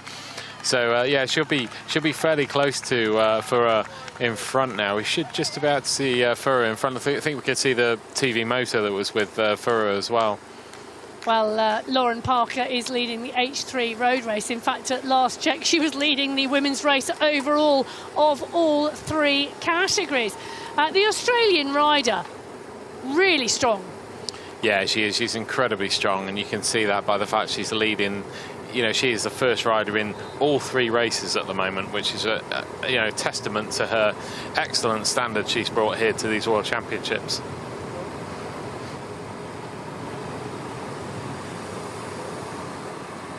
Well, Parker on some phenomenal form at the moment. The Australian rider leading the women's H3 class. Barney, she can climb, she can also descend. Yeah, she can indeed, because if you remember on the previous lap, she extended her lead over the women's H5 riders by using that supreme descending skills. And obviously you can see now the speeds we're going down down this main descent.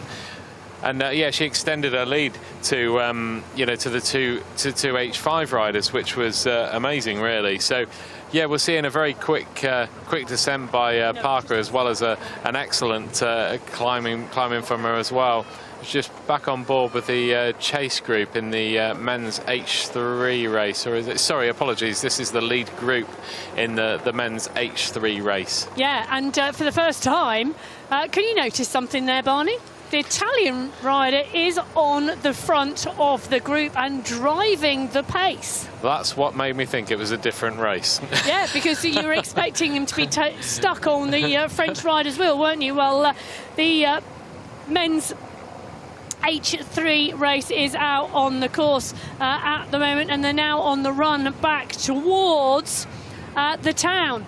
So Johan Quayle from France, Mirko Testa from Italy, Andrzej Doppler from Slovenia, and Matthew Bosredon from France, the 4 riders in the leading group. The Slovenian rider too, has been watching the back of the group. I know less about the rider from Slovenia. What about you, Barney?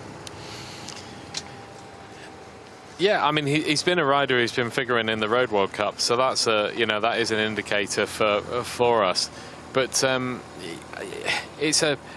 mean, at the moment, you can just see these 3 riders in front. They're only worried about each other. I think there's always a danger. They're not bothered at the moment, are they, about the Slovenian rider? There's always a danger when you have a rider you're not expecting to be in the group, or just a bit of a surprise. So yeah, it's a tricky one to call, that tactical dilemma there. Well, it is indeed, as we see the shots from the helicopter giving us a fabulous clear view of the region.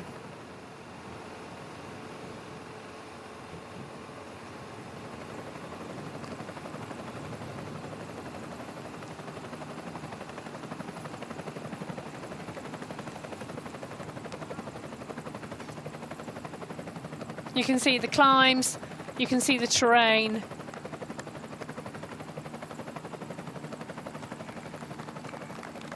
Absolutely brilliant. Now, these climbs in this area around Flanders, Barney, really, really famous around bike racing.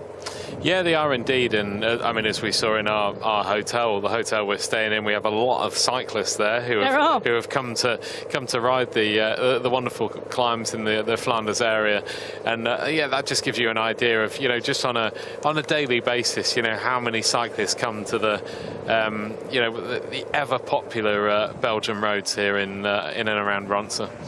Well, at the moment on this descent here, it's now the French riders pushing onto the roundabout, and I was just hoping the rider from Slovenia had used the left-hand lane just to close that gap down, but he hadn't. Vitolarou from Italy on the front here, now really driving on the descent. Chantal Hannanen glued to her wheel. And you've just seen the pace there of the H3 rider coming past. The descent and the aerodynamics are just amazing. And I think that was Hu from South Korea. Interesting. Who just came past the 2 H5 riders.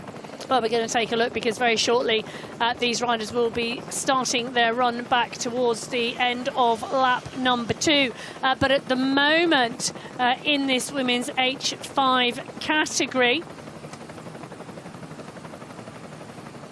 Hannanen and Vitolarou are the riders out in front. Escal from Germany was in 3rd place at the finish line in this category.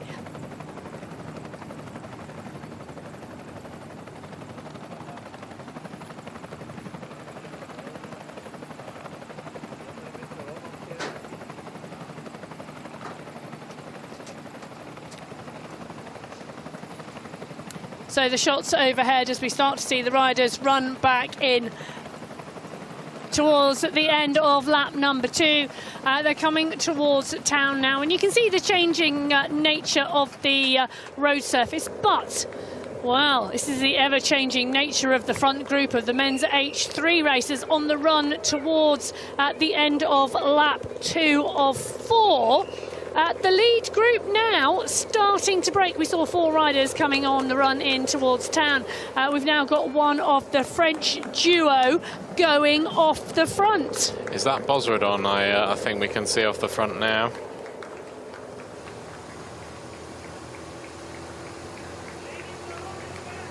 Well, the rider from Slovenia now getting gapped off of the back of the group. Doppler, the rider getting distanced.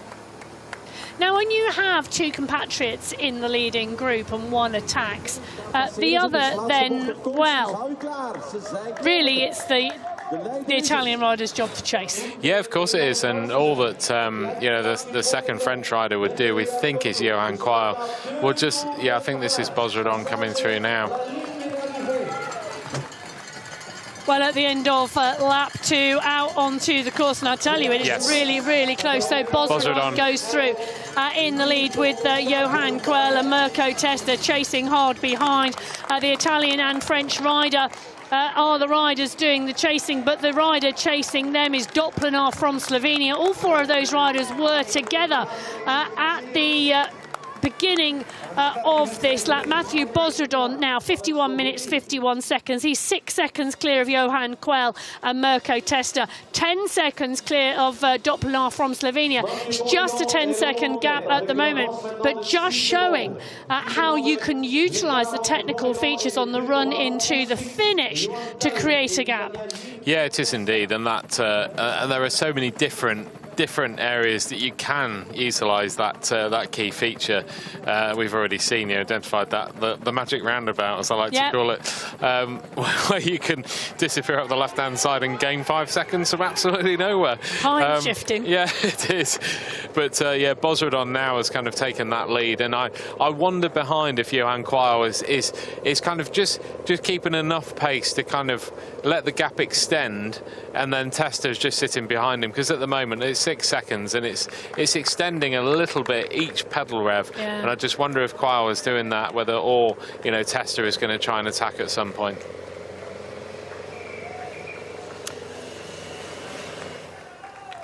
Well, interesting here, because Doppler, you know, the climbing is a strong part to his race package. Yeah, it is indeed, and you can see him bringing back. And this is where I think Johan Quayle is just riding at a pace that is allowing Bosredon to go away.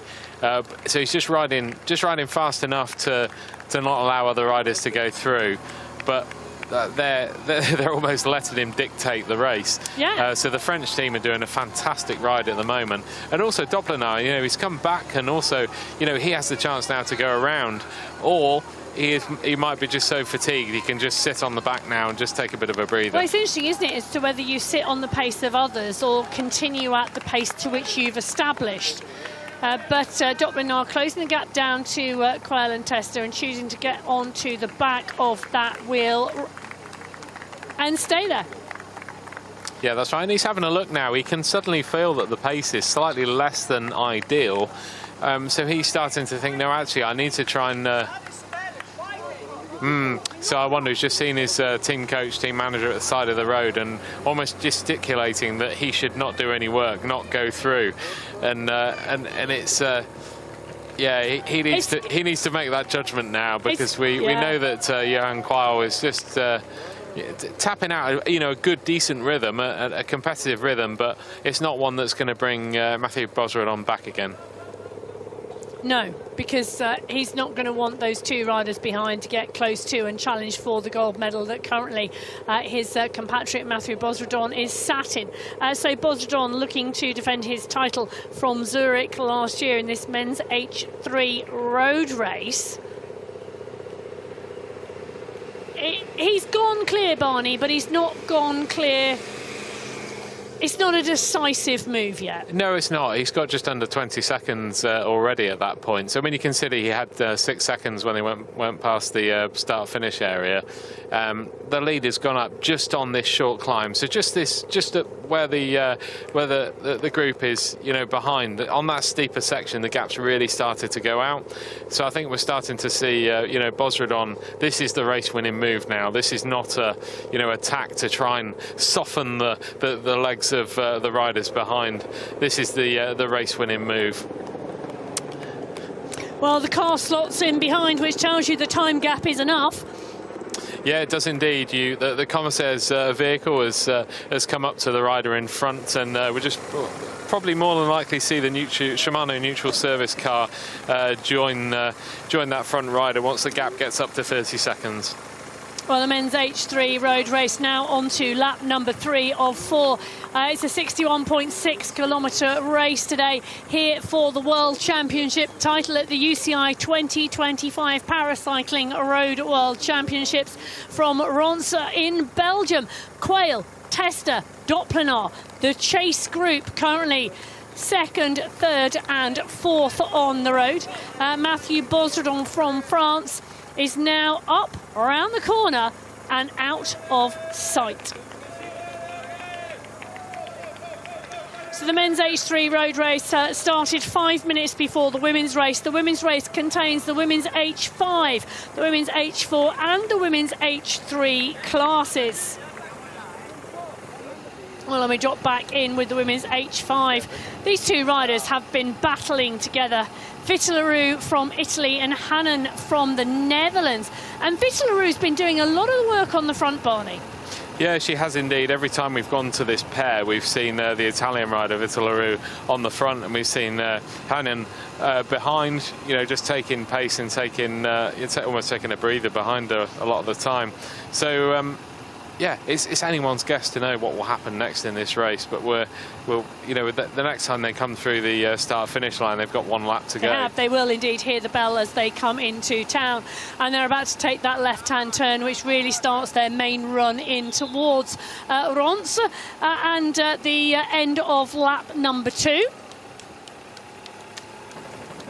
The women's race here, 46.2 kilometres, 3 laps of this 15.4 kilometre course here in Ronse in Belgium.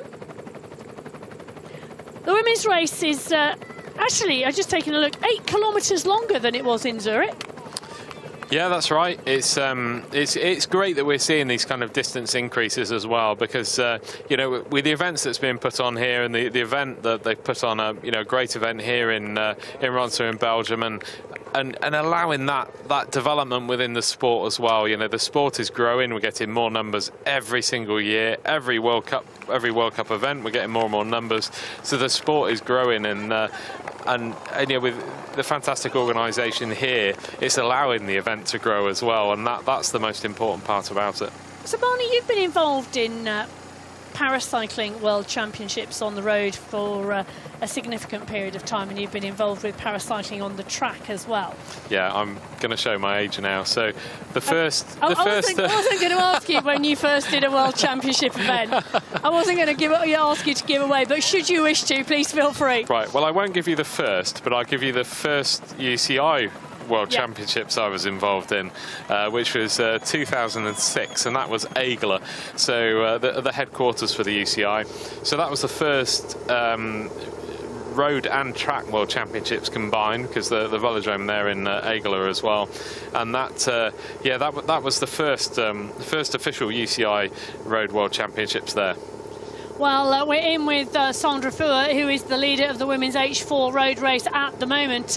But I can tell you, we are starting to see a close down in the category. And the rider closing down is Amelia Perry from the USA.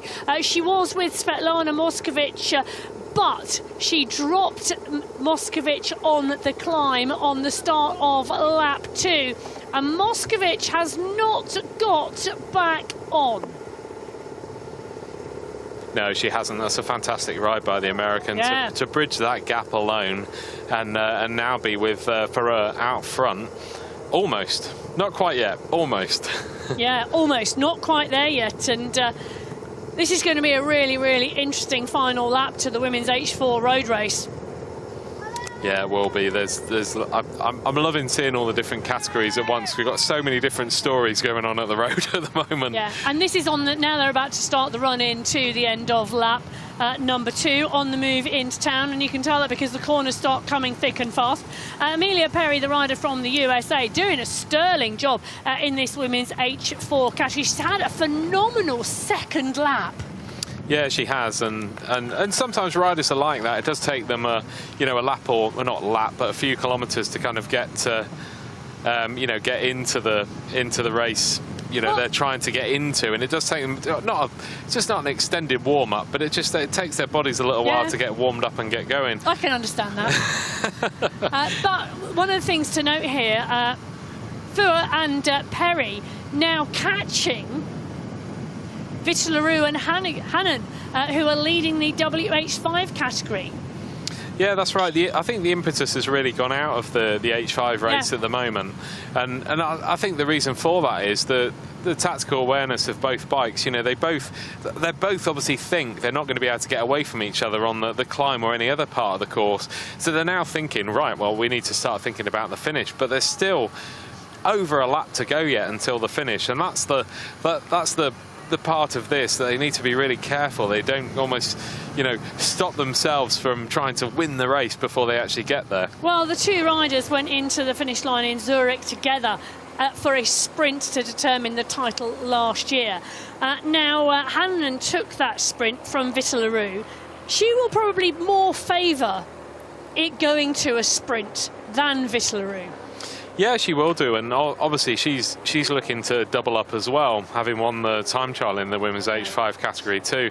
So she's already got a title these championships. So she's just looking to add to that, and double up as well. Well, the crowds here really starting to fill the barriers in Ronse in Belgium. For this final road race, well, should I say for the finale of this final road race of the day. They've been out and round the course all day, right since we started with the first race, the men's H1, H2 category at 9 a.m. this morning, local time. Well, Lauren Parker is coming through for the end of lap 2.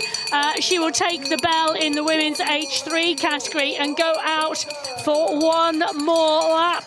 Well, with one lap to go, Lauren Parker goes past the commentary box. She takes the applause of the crowd in town. The women's H3 leader, Lauren Parker from Australia.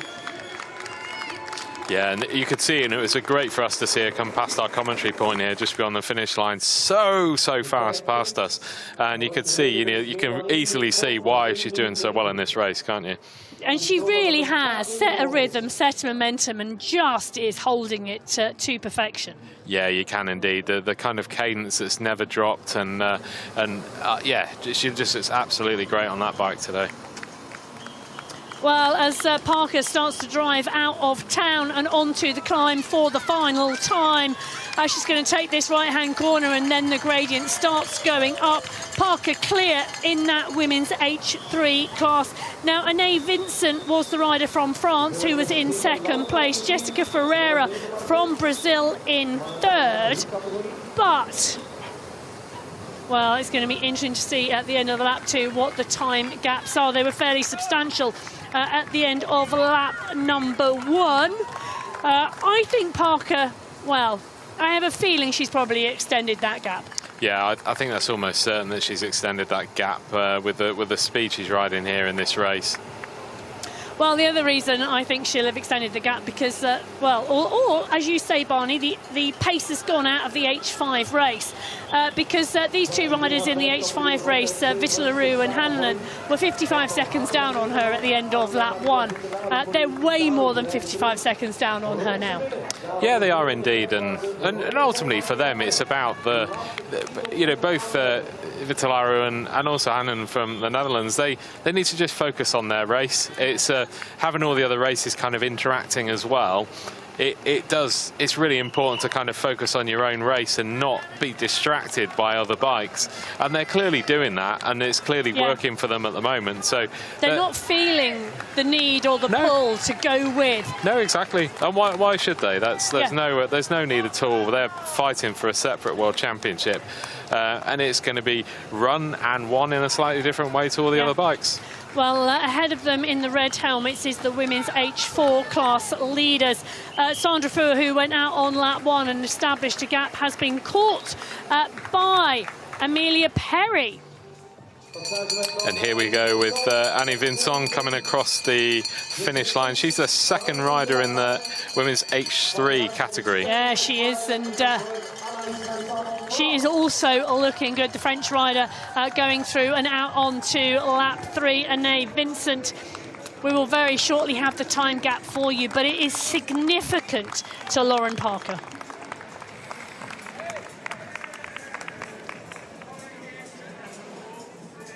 Two minutes 44. Wow. That is a significant time gap, isn't it, in that, Parker that race now? has just got faster and faster. She has. Well, whilst Lauren Parker, the Australian rider, shows her dominance in the women's H3 class, Annie Vincent continues to chase. These two race fields, the red helmets up above of the women's H4 class, the black helmets of the two riders in the lead of the women's H5 class. Parker might be dominant in H3, but we've got a real battle starting now in the H4 and H5 categories. Yeah, we have indeed, and it's yeah, great to see these battles happening right before our very eyes. Well, also right in the heart of Ronse in Belgium. The crowds from the start of the finish straight right the way down through the square and out onto the climb.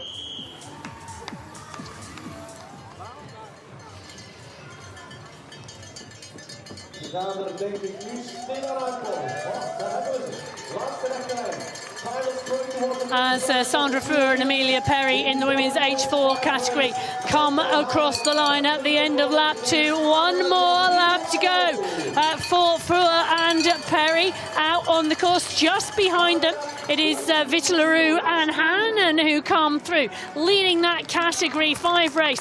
Oh, take a look at that. Perry goes straight past Fuhr as they head out on to the final lap.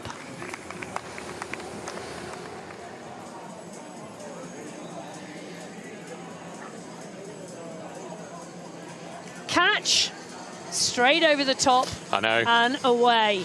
I think that's a fairly ominous sign in this race for the women's H4. It's going to be interesting, isn't it, on the climb, because Fuhr has been pushing really strongly on the climb. But the question is, are we going to see that this lap?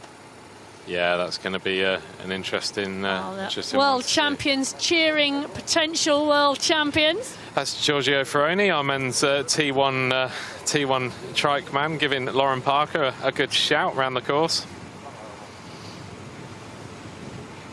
Well, we said there's a lot of camaraderie between the riders and racers in the categories, but obviously across categories as well, because on the World Cup circuit and the World Championship circuit, you know, it's the same group of riders you'll see.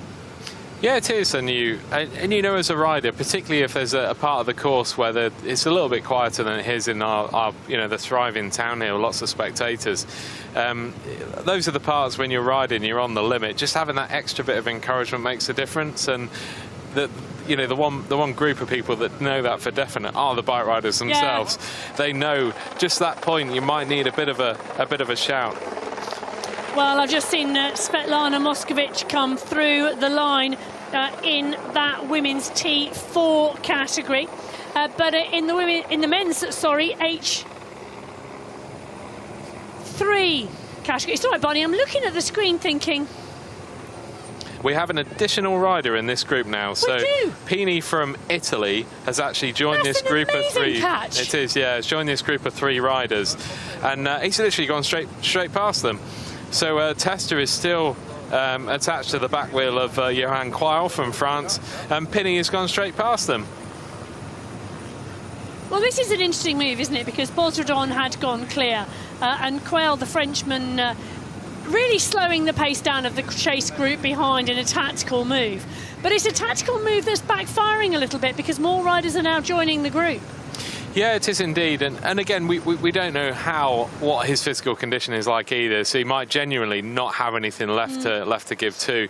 But certainly for Quayle, he's He's on the other side of the numbers game now. So Yeah. Italy have 2 riders in that group, and they're fighting for silver and bronze within that group.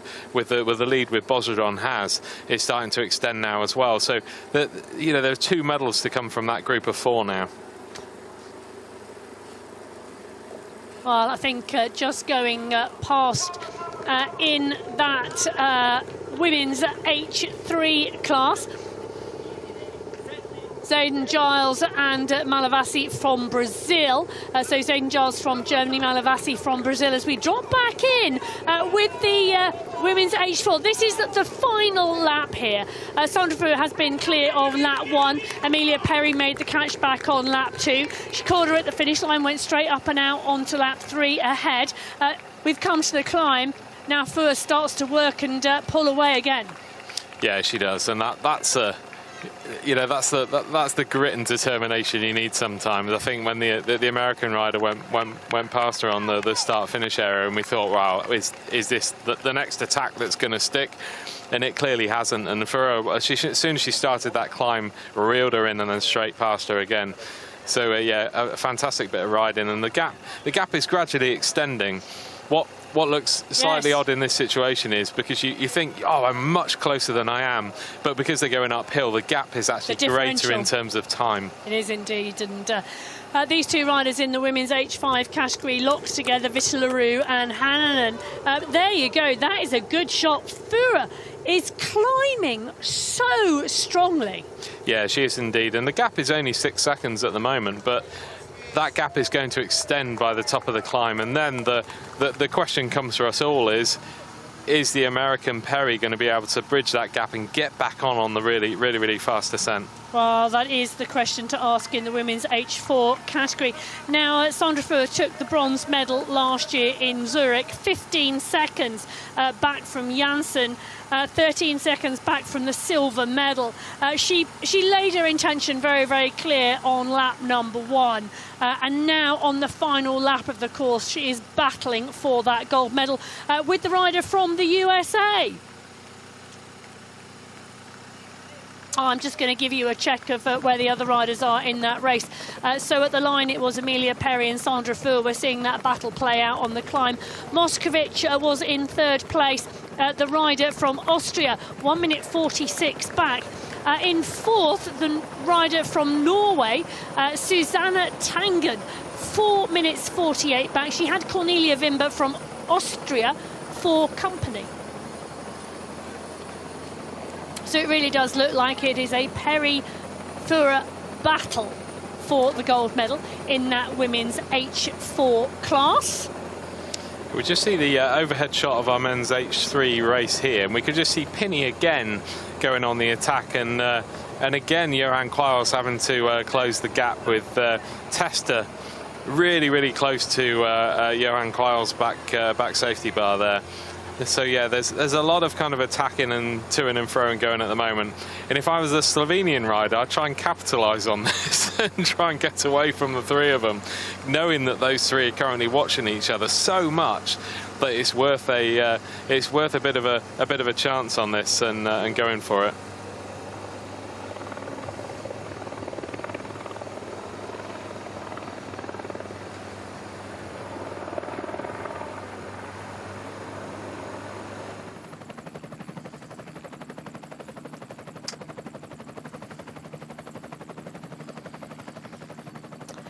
Well, the Art Deco district here in Ronse, Belgium, and you can see we've talked about the different types of architecture, Barney, here.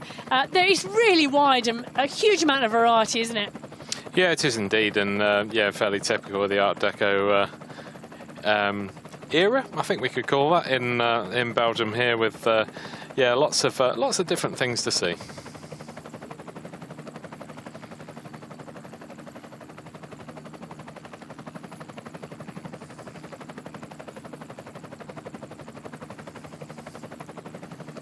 Well, the streets of Ronse, Belgium, home to the UCI 2025 Paracycling Road World Championships. And they really are creating some really dynamic racing for us today in the men's H3, the women's H5, H4 and H3 categories. All 4 categories out on the race course at the moment.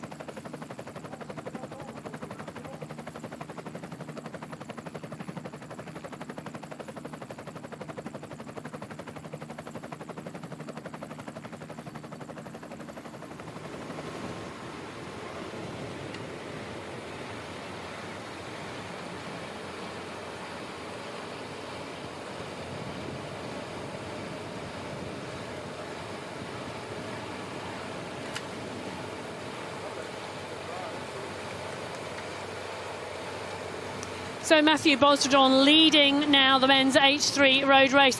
He's on the run back into town. This is going to be the bell lap that he takes. Now, interestingly, Barney, you know, the riders have proved that the left-hand side is quicker here, but so many choosing to use the right-hand side of that roundabout. The chase group, Quayle, Pinney, Tester, Doppler in this men's H3 category. It's a significant gap now. Yeah, it is, and again, you're going to see the impetus has gone out of this group because Pinney's been allowed to join them, so they've got an extra rider in the group because of that indecision, because of that chase that's come completely off from chasing the rider in front, Bosredon from France. Well, Mirko Testa, the rider from Italy, on the front of the group at the moment. Doppler from Slovenia in 2. French rider Johan Quayle just taking a drink.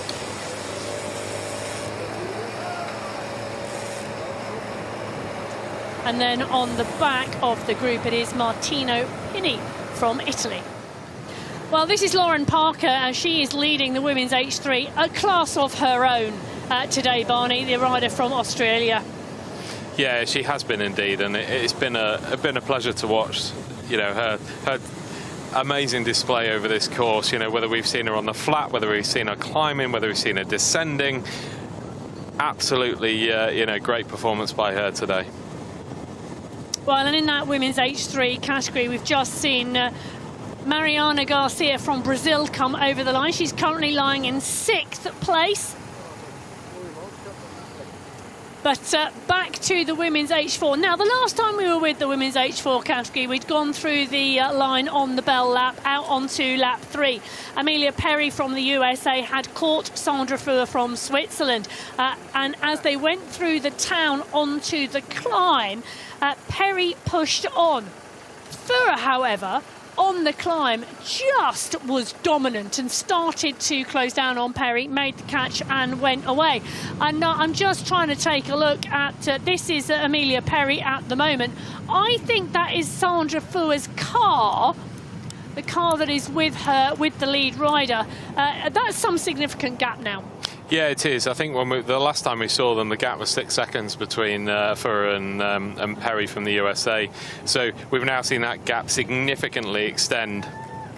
And Perry's obviously trying desperately to try and get back to her, but there's, you know, they're not at the end of the descent yet, but they're getting very, very close to it. So the gap is now heavily in favour of Fuhr. But as we found out previously in other races, you never quite know.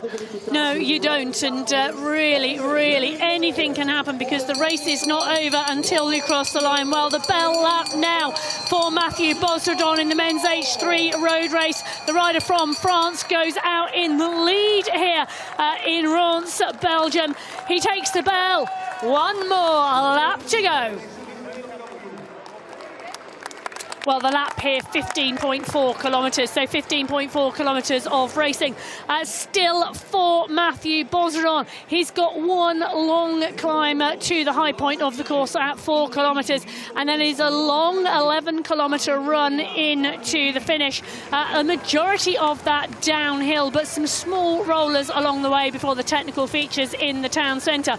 This is the chase group, and you can see those technical features with the corners, the slight Belgium cobbles, but the twists and turns really playing a part in the finales here. You can see this group of 4 now, the Italian rider driving hard on the front through this technical section.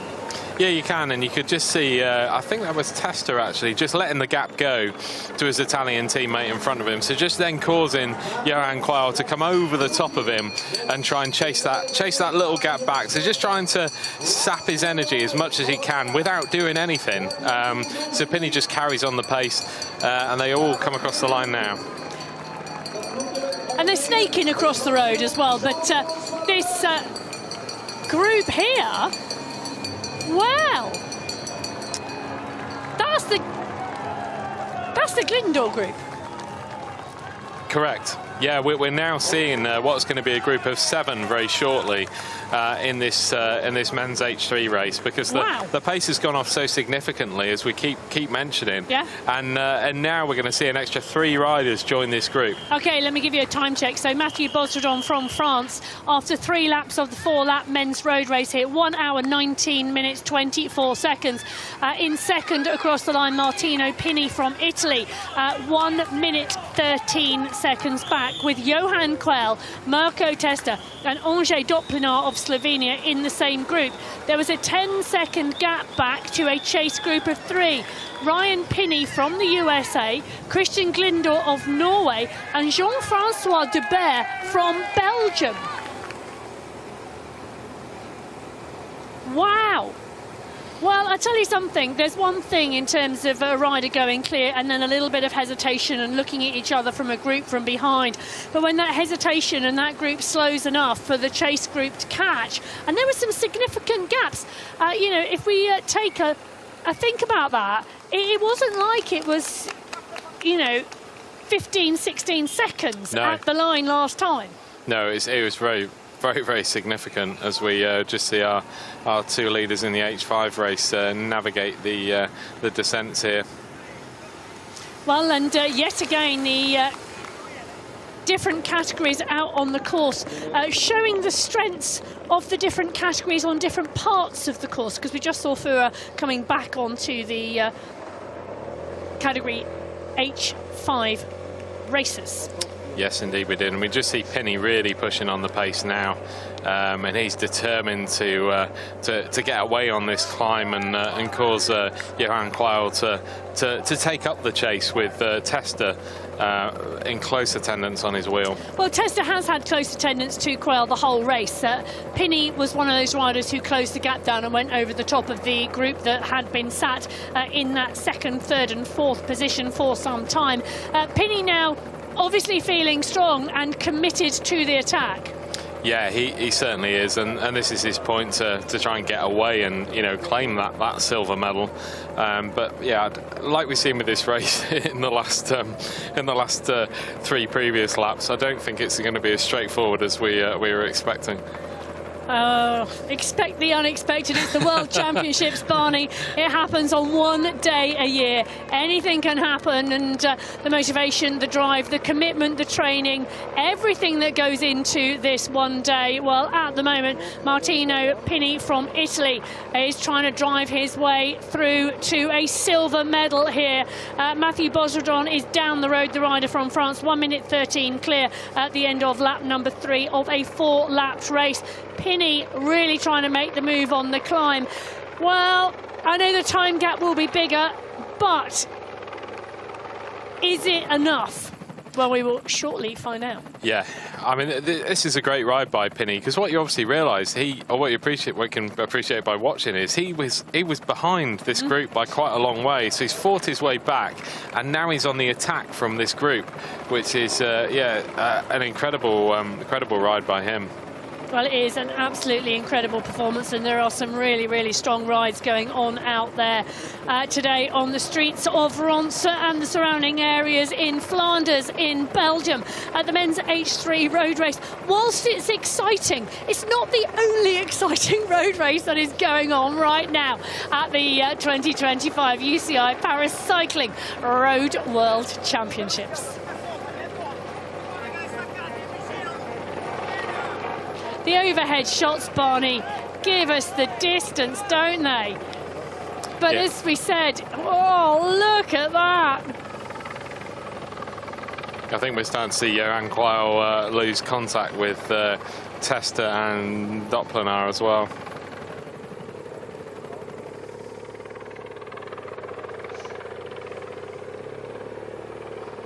We see our leader here, Mathieu Bosredon, in the men's H3 race here, getting very, very close to the top of the climb now.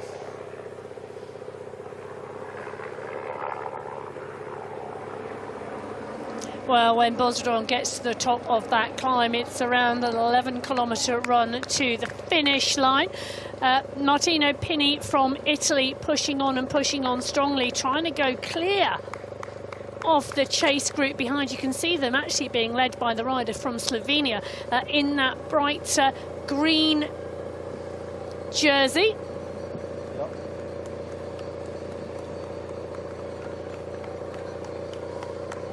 And you can also see the spectators on the climb now making their way down the hill towards the finish, because this is the last lap. Yeah, you can indeed. There have been a great support for those riders on the hill today, and yeah, they want to get back to the town set up here in Ronse to see these riders finishing.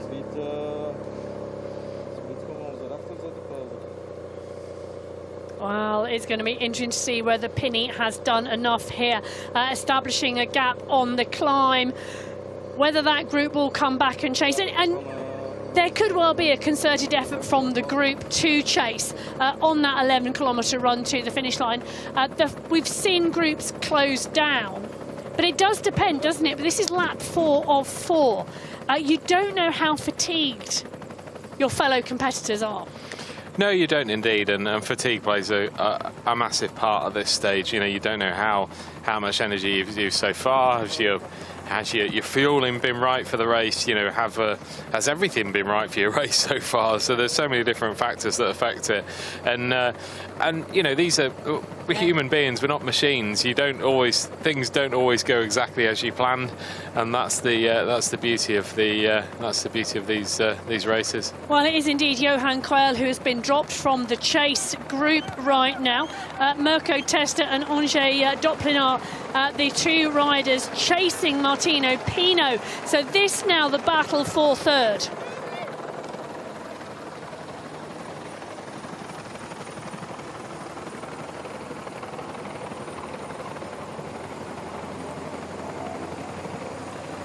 So we have just seen Alexander Welsh from Australia and Johannes Herter from Germany go across the line and out onto their final lap. Here in the heart of Ronse, they are 8 minutes down on Bosredon, who is leading this men's H3 race. The competitors from all around the world. And tight racing further back as well. Yeah, it is. Yeah, there's lots of riders kind of tightly grouped together throughout this race in what is a quality and a very busy field with 23 entries, and you know, representing 16 nations as well. It's something we're seeing in paracycling now. We're getting a lot different nations competing. We're seeing, you know, riders from Thailand. We're seeing riders from Uzbekistan. We're seeing what's historically been, you know, the more traditional nations in cycling we see all the time, but we're starting to see a lot more different nations starting to compete. And as more and more nations do compete in paracycling, it really will just drive the momentum forward, won't it? Yeah, well, indeed, it has a big effect on different nations. You know, you start to get riders competing.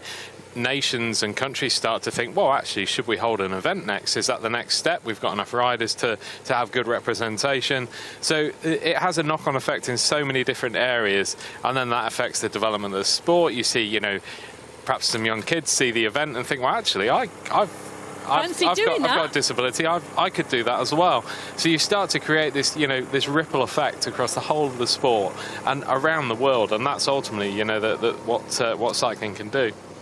Well, Martino Pini from Italy has gone clear of the chase group on the final climb, well, the main climb out of Ronse in Belgium on the final lap, and you can see the effort and the focus and the determination from him to attempt to secure that silver medal. Closing down Matthew Bosredon, the rider in the lead in this men's H3 category, is probably too much of an ask on this final lap. He is over a minute clear, but Pinney, well, that silver medal is his target. Now, in the women's H5 category, Anna Maria Vitellaro from Italy and Chantal Hannen from the Netherlands, these two riders have been locked together. Yeah, they have indeed, and this has been the theme for the entire race with these two riders. You know, swapping the lead throughout. There are points where we saw Vitellaro from Italy be on the front a lot more, but we're now starting to see Hannen from the Netherlands just be on the front a little bit more now. Well, talking about a range of nations, we've just seen Youngjung Hu from South Korea come through over the line and go out on her final lap in the women's H3 class.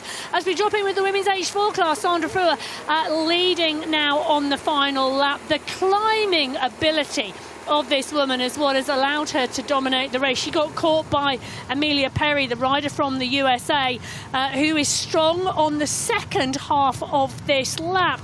This is not over yet. Amelia Perry is chasing and chasing hard. The question is, are they about to pull the cars out the way? And is it Sandra Fuhr who is ahead? Well, actually, it's the two women leading the H5 class who are the riders ahead of her. So Fuhr is clear down the road. Yeah, she is. We can't see her at all down the road from the position that Amelia Perry is from the United States. So we're starting to see that clear lead from her in this race now. And from the very start of that race, you know, she took the race on. She's trying to get away. She's, you know, attempting to, you know, frustration of the time trial, put that right in the road race. But yeah. What a ride to be able to extend the lead like she has. Yeah, Sandra Fuhr took fourth place in that individual time trial. Earlier on in the competition here in Ronse. She's come into the road race very well prepared, knowing it suits her, and with that determination drove away on the climb on lap number 1. Amelia Perry from the USA, a fabulous job on lap number 2 to close her down, and then Fuhr going again on the final lap on that climb and extending her gap over Amelia Perry from the USA. So at the moment it's Sandra Fuhr from Switzerland in 1, Amelia Perry from the USA in 2, and Svetlana Moshkevich from Austria in 3 in that women's H4 category. Well, Lauren Parker, what a ride from this woman from Australia in the H3 category. She's coming in over the minor cobbles in Belgium. She's running in towards the finish. She has been dominant from the start, Barney, in this H3 race. Yeah, she has indeed. And, you know, from the moment we saw her overtake on the climb and disappear into an assailable lead in front of all the other races, it's just been an incredible display by this Australian rider, and something, you know, we had a small indication from the time trial that would happen, but as she makes these final turns into the finish straight, she can be incredibly proud of her race today. Well, I really want to know whether I'm allowed to give her a massive round of applause in the commentary box, because I feel the need to be out there on the streets bringing this woman home, because this is one phenomenal ride from the Australian woman, Lauren Parker. She went clear on lap 1. She has stayed clear. This is a phenomenal road race from Parker from Australia. Your world champion in the women's H3 for 2025, Lauren Parker from Australia. What a ride. What a race. It was indeed. It just absolutely amazing ride today, and something that just looks so accomplished throughout the whole ride. Not a single aspect of a ride you could think, well, perhaps you could do that better. If there was perfection on the race route today, I think we've just seen it with Lauren Parker. Well, I do hope that's part and parcel of the conversation when she debriefs with her team, Barney, because I'm not sure what else that woman could have done today. Class on wheels.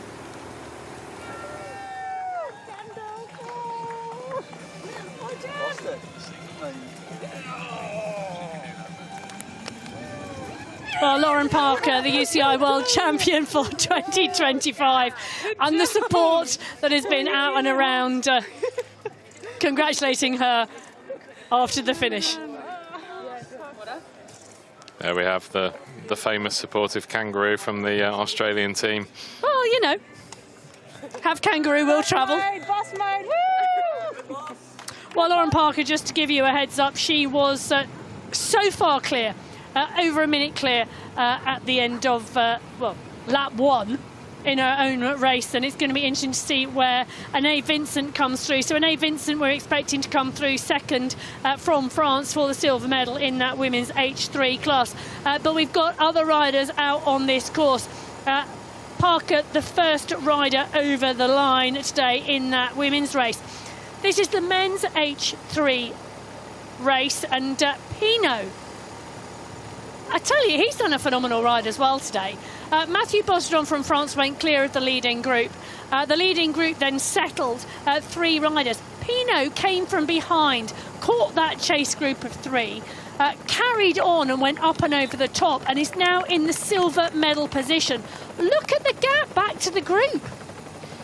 Yeah, it is. It's still significant, isn't it? And we're not going to see Testa, who's behind Doppler, go through now. So Testa will play the teammate's role now, and Testa will try and out-sprint Doppler at the end of the race. And that's their tactical plan. And again, you know, Pinney to come from that so far back to then join the group that, it had slowed a little, but it was still rolling quick, was a great ride today. And obviously he's, you know, our leader, Bosredon, is, you know, hands down the very best rider in the world in that category at the moment. But yeah, certainly Pinney was a fantastic ride today to pull such a margin back to get in the silver medal position. Well, Bosredon is the defending champion in the category. Pinney last year second in that road race, 5 minutes 54 back. I don't think the gap's going to be that big this year, but it does look like Pinney is riding himself into his consecutive silver medal in the men's H3 road race. Well, this is a battle and a battle royale between these two. I think we're going to see as we come towards the finish line in the women's H5 category, because Anna Maria Vitellaro from Italy and Chantal Hannanen from the Netherlands have literally ridden this race together. Vitellaro on the front at the moment. Hannanen content to sit behind, but we have seen some movement in this group, and we have seen them working together. Yeah, we have indeed, and I'm curious to see how the you know, how this race kind of pans out now. I mean, I'm expecting a sprint finish between these two riders, or certainly, you know, some sort of attack in the last few kilometres. But yeah, there's no indication yet that we're gonna see any difference from the one rider behind the other. No, I think we're going to see those two women in the women's H5 category. It's going to be the run into town that's going to decide that race and how we line up for a potential sprint. But Mirko Testa and Angers Doppler, the two riders chasing for the bronze medal in the men's H3 class. Well, this is Anae Vincent from France coming through in the women's H3 class. She's going to take the silver medal today at the 2025 Paracycling Road World Championships. Anae Vincent of France takes second in the women's H3 class.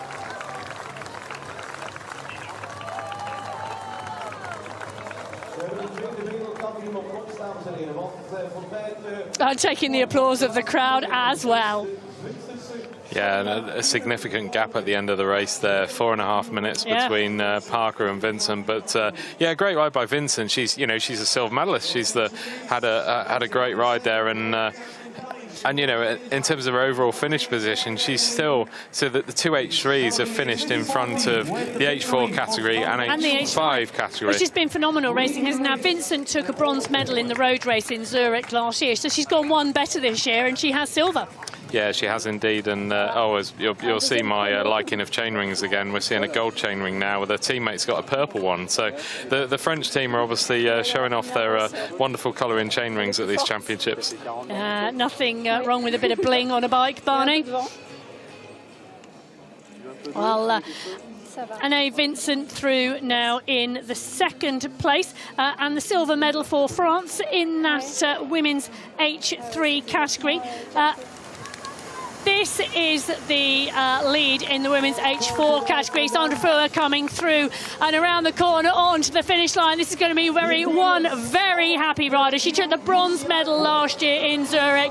She's going to take the gold medal today here in Belgium. Sandra Fuhr from Switzerland, your world champion for 2025 in the women's H4 class. Well, she's very happy, but I'm not sure she can believe it.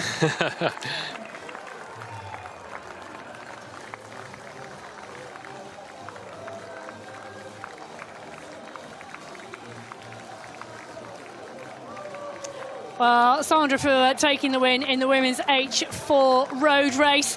As I mentioned a short while ago, she took the bronze medal in Zurich. She takes the gold medal and the rainbow jersey for 2025. Well, the next battle we are going to see is the battle for the women's H5 category. Vittelaru from Italy, Hannanen from the Netherlands. Hannanen took the win in the time trial earlier on in the week. Vittelaru was third. These two sprinted it out last year in the road race in Zurich. They are coming down to the wire again in Ronse at the moment.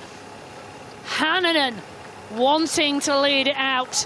Vittelaru close to her wheel. There's not many places, Barney, where we will see the positions change from now on. It is really strategic and it is really technical. Yeah, it is. Well, and we've already seen with some of the, or certainly with the men's H5 coming around these corners, we're starting to see, I think Vittelaru was just looking up the inside there to get through. We're starting to see an acceleration now from Heinen. She wants to take the lead. She wants to be first around that corner, and we're starting to see a real charge from her now. Hannanen wants to wind it up from the front. She wants to lead it, incrementally shifting gears, moving up the pace. Vittelaru from Italy wants to come round. She wants to challenge for that gold medal. Hannanen, Vittelaru, the Netherlands and Italy. Chantal Hannanen leading it out in the sprint from Vittelaru from Italy. Chantal Hannanen, she's going to take the World Championship title. She wins the sprint for the second year running against Vittelaru from Italy. The gold medal and your world champion for 2025. Vittelaru taking the silver. This is Amelia Perry from the USA, your silver medalist in the women's H4 road race. Fabulous ride from Perry. She closed that gap down in lap 2. She couldn't quite go with the pace at the beginning of lap 3. As we drop back in with the replay of the sprint. Yeah, what a sprint there from Heinen. You could just see she was defending that corner, even the left turn into the finish straight. She did not want Vittelaru coming up the inside and taking that racing line. Well, she didn't, and she did everything she could to lead into that sprint and take the position that she wanted on the road. So Hannanen taking the sprint. The same time awarded to those two riders. Anna Maria Vittelaru from Italy, the silver medal.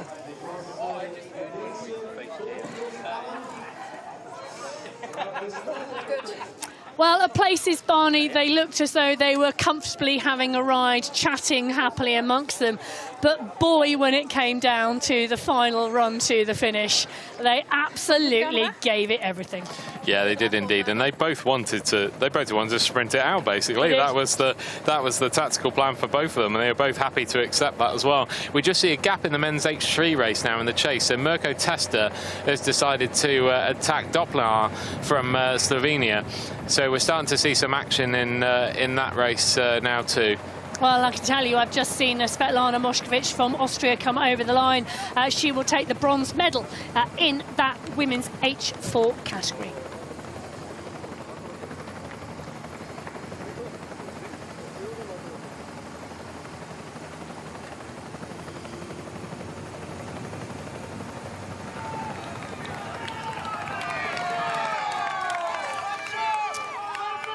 So Mathieu Bosredon in the men's H3 category, the rider from France, went clear of the leading group in this race. He's climbed so strong and he's looked so strong. Martino Pini from Italy, for me, is perhaps the more surprised rider in this race today. However, I'm not sure I should be surprised. He was the silver medalist from Zurich last year. But early on in the race, he had a much more composed and steady start. Yeah, he did indeed. I think the nature of which he's ended up in second place has been the most surprising part about all of this. The fact that he was so far behind on the climbs on lap 1 and 2, and then bridged the gap, and must have done it alone as well, but bridged the gap to our three chase riders. Well, Mathieu Bosredon comes round the corner into the final straight. The rider from France in the men's H3 category. Your world champion in the road race in the men's H3 category, Mathieu Bosredon from France for 2025. Defended his title in absolute style, Barney. That H3 road race, dominant. Yeah, he was indeed, and it was slightly different to the one in Zurich last year. And in fact, he was a little bit more patient, shall we say, before he went on the attack, and chose his moment absolutely perfectly and disappeared up the road with an assailable lead by the time he got to the finish line.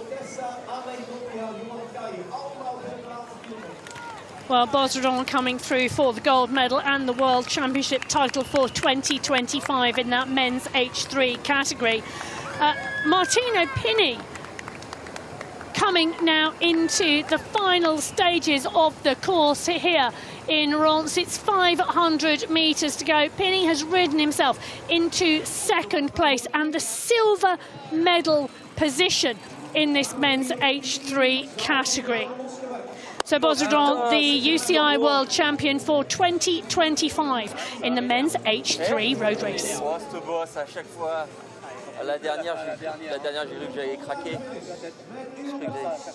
We are awaiting the arrival of Martino Pini from Italy in the men's H3 road race. Very, very shortly he's going to come round the line and through. But at the moment the shots are of Bosredon. He was defending world champion coming in, and he held that title in style. Well, Pini coming through in that men's H3 class for second. And indeed, it looks like Testa comes through across the line for the bronze. The rider from Slovenia, Dopenlar, will have to settle for fourth place today in that men's H3 road race. And we just saw Johan Quayle coming through in fifth there as well.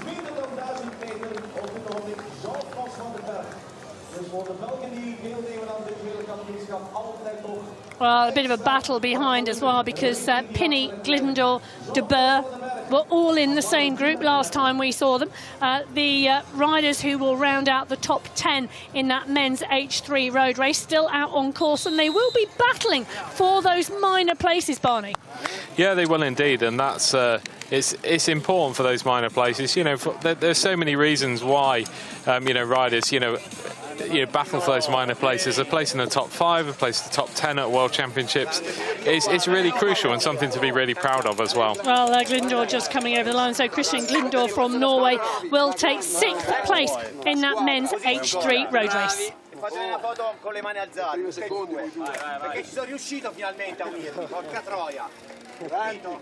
Avete fatto prima e seconda, no? Seconda e terza. Celebrations from the Italian team. We hebben al een paar keer mogen applaudisseren tot 2-0 toe. 2 wereldtitels van Team Seelen. Alle Belgen hebben hun uiterste best gedaan. En straks de verschijning van Jean-Paul van den Berg voor België. Al goed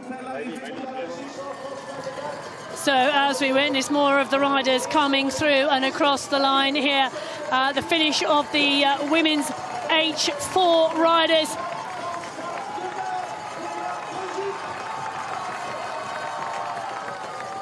And the men's H3, one of the local Belgian riders coming over the line in that men's H3 category. That was Jean-Francois de Boer.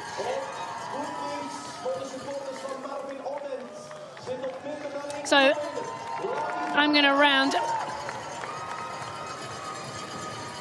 out some of these results in the H4 category as we see yet more riders coming through. So Sandra Fuhr taking the win for Switzerland and that World Championship title in the women's H4. Amelia Perry from the USA in 2. Svetlana Moskvich from Austria in 3. Susanna Tangen from Norway in 4. And Cornelia Wimber from Austria in 5.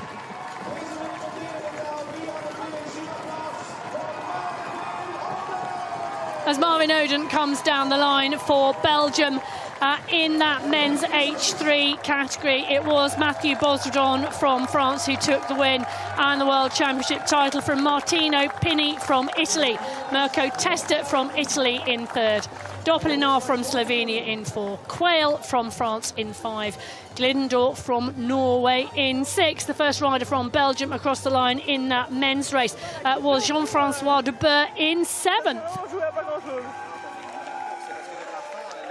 In the women's H3 class, it was Lauren Parker from Australia who took the win from Anaïs Vincent from France in 2nd, the silver medalist, and Anika Zayn-Giles from Germany in 3rd. Jessica Ferreira from Brazil and her compatriot JD Malavasi took 4th and 5th. And in the women's H5 class, Chantal Hannanen has took the gold medal in the sprint from Anna Maria Vitaleru from Italy.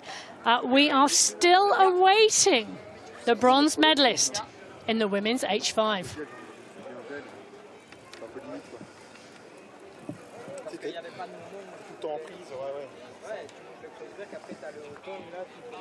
Could just see Marvin Oden there from Belgium, and you could just see after the elation of coming across the line and taking in the home crowd and the home applause, the fatigue suddenly sets in, and the effort that the race has caused him. He's a huge effort by him today. Well, the adrenaline and the environment in which you're in and the support from the crowd really keeps you high, doesn't it? And then all of a sudden when you come over that line, well, it can be a very different matter. Well, the results on your screen. The men's H3, as we said, Mathieu Bosredon taking the win from France, the new world champion for 2025.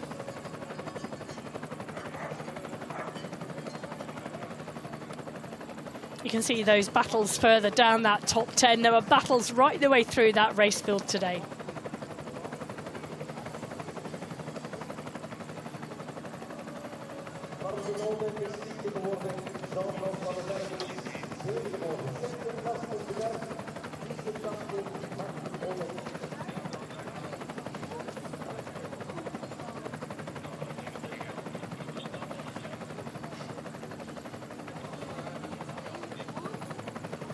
Well, in the women's H4 category, it was indeed Sandra Fuhr from Switzerland who took the win. 1 hour, 35 minutes, 26 seconds. She ended up 2 minutes, 26 clear of Amelia Perry from the USA and 3 minutes, 48 clear of Svetlana Moskvich from Austria. It was a really dominant ride in the end, and it was that final lap out on the course here in Ronse, Belgium, that really made the difference.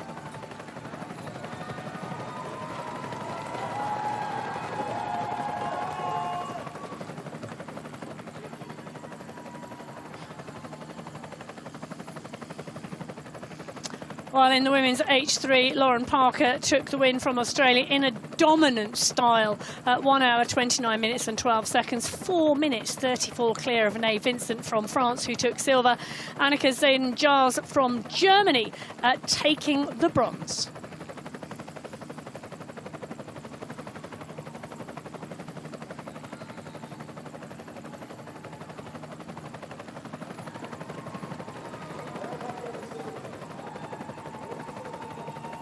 Well, we're going to hear from Lauren Parker, the winner of WH3 class, and that dominant ride now.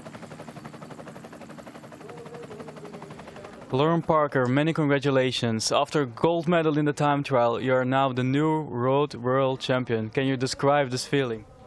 Oh my God, it's just amazing. Like, I didn't expect that race to turn out the way it did. I'm just like so relieved and so happy. Yeah, my arms are absolutely dead. I had nothing left. You had a big gap very quickly. How hard was it to stay focused, especially on the downhills and in the technical sections? Yeah, as soon as I got a gap on that first hill, I just thought I'm just going to go for it like I did in Paris and back myself, and that's what I did. And I felt strong out there, and I just kept pushing. I worked with the two H5 girls at the start, and then I got a gap from them, and I just like went for it and didn't look back. What does this double world title mean to you and to your team? I mean, it's so special, like to have my whole team around me. I've had amazing support, you know, over the last few days and you know, throughout my preparation, and to have everyone here supporting me and witnessing my accomplishments, I couldn't ask for anything more. Like, I'm so proud of myself and proud of my team. Super, thank you. Many congratulations and enjoy the double world title. Thank you. All right.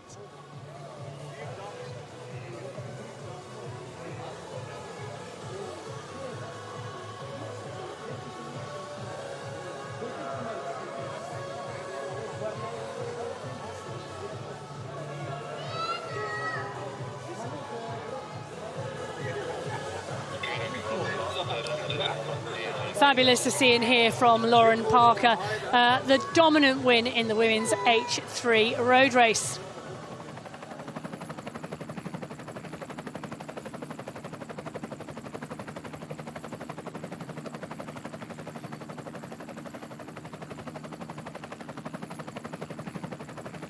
So Sandra Fuhr, also dominant on that last lap, took her clear of Amelia Perry in the women's H4 category. We're going to hear from her now. Sandra Fuhr, after your bronze medal last year, you're now out a new road world champion. That must be a really great feeling. Yeah, it absolutely is. I don't know how I feel at the moment. I can't believe it yet, but it's amazing. It's hard to believe. Yeah, it was a wild race. Yeah. How hard was the course today compared to the time trial? I was harder because of the mountain we had in it, but I love climbing, so it was more my course than the time trial. I knew that I would have a better chance on this course than on the flat one, so for me it was great. Yeah, you had a gap in the beginning, but Amelia Perry managed to get back. At what point did you think, now it's my moment, I can go? I knew that I'm probably the strongest at the climb, so I let her go a little bit, and then I overtook her at the climb again and tried just to keep a high pace so she couldn't close the gap on the flat part, and yeah, at the end it went well. Sandra Fuhr, Sie sind der neue Weltmeister. Können Sie dieses Gefühl beschreiben? Ja, es ist unglaublich, oder? Ich kann es eigentlich noch gar nicht glauben. Es war ein sehr spezielles Rennen, einfach weil wir alle einzeln unterwegs waren. Es war keine Taktik groß dabei, oder? Aber es ist natürlich der Hammer. Ich wusste, dass ich auf dieser Strecke eine Chance haben könnte, aber es muss auch noch alles aufgehen am Schluss, oder? Und Vielen Dank. Many congratulations. Enjoy.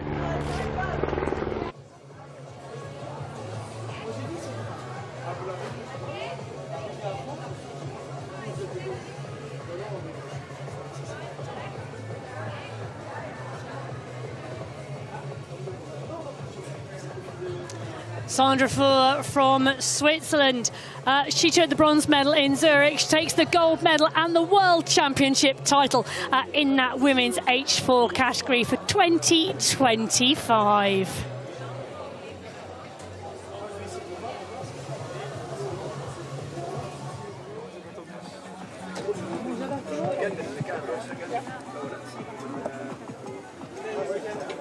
And now in the final straight for the WH5, give her a round of applause for the bronze medal from Germany, the crowds and supporters have been out around the course, and the riders from Belgium, the home nation, have had phenomenal support out there today, as well as everybody else.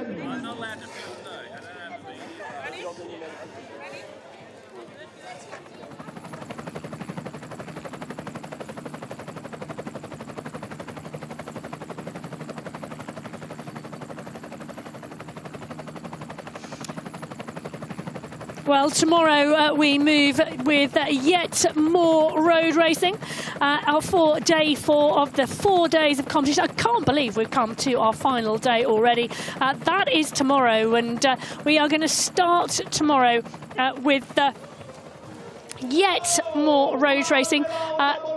The men's B and the women's B classes going out first thing tomorrow, as we just drop in with Andrea Escaru from Germany coming over the line to take the bronze medal in the women's H5 class.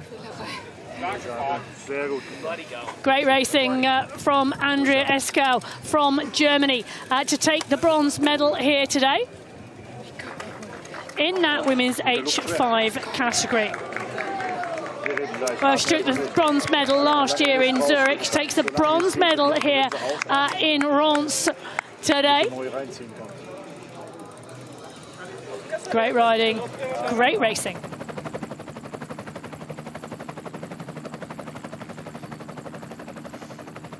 Well, we will drop in with Chantal Hannon, the winner of the sprint, because it did indeed come down to a sprint in the women's H5 class. Hannon versus Vita Leroux from Italy. And it was Chantal Hannon from the Netherlands who took the World Championship title. Chantal Hannon, many congratulations. You are the road world champion once again. Can you describe the feeling? Yeah, it's good, and happy to win again, and happy to execute the plan we set up. Yeah. What was your plan? We had different scenarios, and I knew I had different ways to do a good race. So yeah, we discussed many things to see and just see what happened during the race. Yeah, it looked like you were always on the road with Anna Maria the whole time. Also on the downhills, it was not a lot of time to rest because of the headwind, I think. Yeah, I had some time to rest, yeah, and to fuel up, and yeah, get some drinks, get some gels, so it was fine for me. Yeah, so you maybe always chose the right moment to get on a reel and take a bit of rest. Yeah, just work smart, you know. How special is it for you to become a double world champion again? It's good. It's just a reward to all the work me and my coach put in, and happy to see we did a good preparation. Yeah. Chantal Hannon, proficiat. Je bent opnieuw wereldkampioen op de weg. Hoe speel je het opnieuw klaar? Ja, van tevoren hadden we verschillende tactieken besproken en ja, ik kon het gewoon goed uitvoeren. Dus ja, zo. Hoe lastiger was het parcours in vergelijking met de tijdrit? Want natuurlijk door de beklimmingen. Ja, hier zat wel iets meer variatie en het was ook wel iets ja, selectiever. En dat zag je ook wel, dat het peloton eigenlijk vrijwel meteen uit elkaar viel. Maar ja, ik vind een selectief parcours altijd wel mooi. Ja.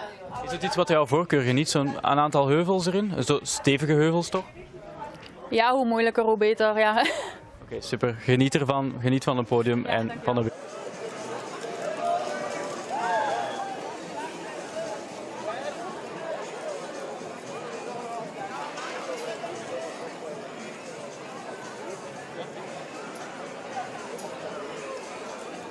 Well, Hannon wound it up from 1 kilometre to go, and Vita Leroux just could not answer her in those final few metres.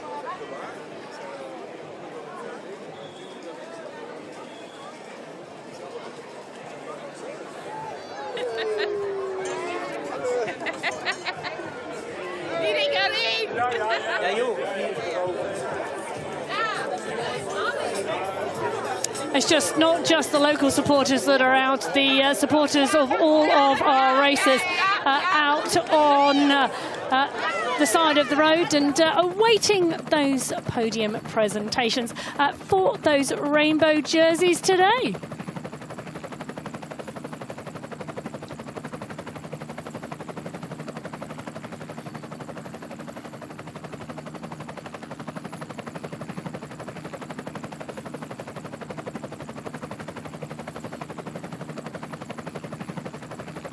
So we start early tomorrow morning, 20 past 8 Central European time. That's when the men's B and women's B road race kicks off. We have a packed schedule tomorrow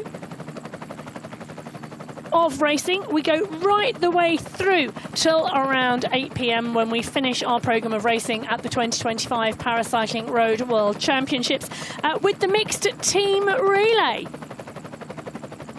Well, the women's H5 road race results on your screen. Chantal Hannanen from the Netherlands, 1 hour, 37 minutes, 37 seconds. Equal time taking it in the sprint from Anna Maria Vitilaru from Italy. Andrea Esco from Germany taking the bronze medal.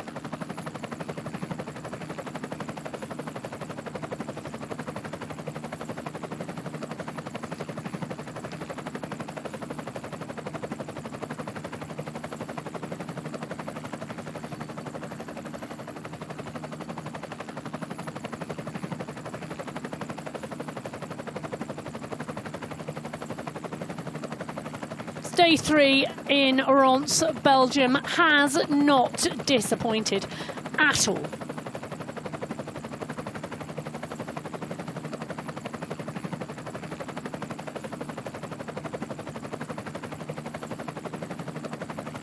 So next up we're going to hear from Mathieu Bozredon, the French world champion in the men's H3 road race. Mathieu Bozredon, après l'or du contre-la-montre, vous êtes aujourd'hui double champion du monde. Pouvez-vous décrire ce sentiment? C'était vraiment une course incroyable. Ça a été difficile dans les premiers tours de s'entendre. Les concurrents étaient beaucoup sur Johan, mon coéquipier français. On a essayé de le faire sortir, mais personne ne voulait laisser partir Johan. Et à un moment donné où ça se regardait un petit peu, j'ai pu jouer ma carte et sortir. Et après, ça a été un contre-la-montre. Et oui, vous étiez parti à 2 tours de l'arrivée. Vous étiez parti pour un long solo. C'était le plan? C'était le plan de voir un peu le rythme. Nous, on voulait sortir avec Johan à 2. Mais on a compris que personne ne voulait laisser partir Johan. Et donc, il fallait que j'essaye. À un moment donné, c'est quand le plan ne marche pas, il faut essayer autre chose. Et j'ai essayé. La dernière bosse était très dure. J'avais du mal à garder mon écart. J'étais juste limite et je suis content que ça soit passé. Oui. À quel point avez-vous souffert dans le dernier monde juste à la fin? C'était dur, c'était très dur. C'était, je pense, probablement le circuit le plus dur qu'on ait fait en handisport. Je suis très heureux d'avoir pu garder cette avance-là. Et après, une fois que j'étais dans la partie du contre-la-montre en bas, ça allait beaucoup mieux. Qu'est-ce que ce titre de champion du monde signifie pour vous? Je suis content de pouvoir le garder parce que je l'ai eu l'année dernière. Maintenant, l'écart se resserre. Tout le monde progresse. Je pense que l'année prochaine, ça sera encore plus dur de le ramener. C'est normal, c'est le haut niveau. Tout le monde progresse, tout le monde se pousse vers le haut. Ça va de plus en plus vite. Les courses sont de plus en plus dures. C'est parti très vite. Les premiers tours, j'ai douté un peu parce que je me suis demandé si ça allait être comme ça toute la course. Et à un moment donné, ça s'est un peu tassé et j'ai pu sortir mon épine du jeu. Merci beaucoup. Félicitations, Mathieu. Merci. Merci.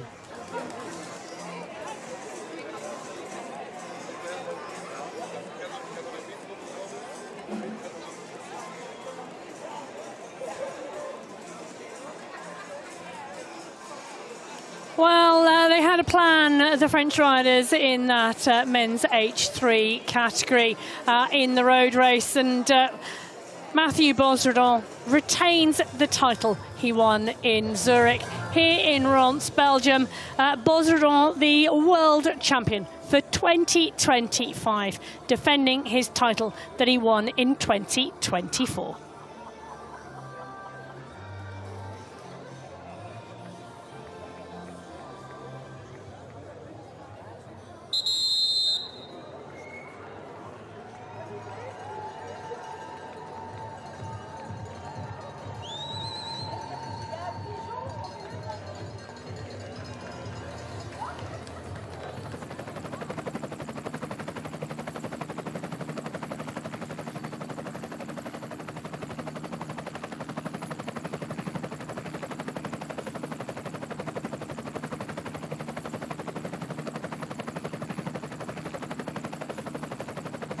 Well, Ronse in Belgium has given us a fabulous day 3 at the UCI 2025 Paracycling Road World Championships. The sun has shone on proceedings today. Tomorrow, day 4 of the 4 days of racing here in Ronse, Belgium. It will be the final day of the World Championships. Expect great action, expect great racing. And we will join you again. Barney Story and I will be back with for our next session tomorrow to put words to the action. Up now to complete this afternoon's session will be the medal ceremonies and the presentations of those iconic World Championship jerseys to our new World Champions for 2025.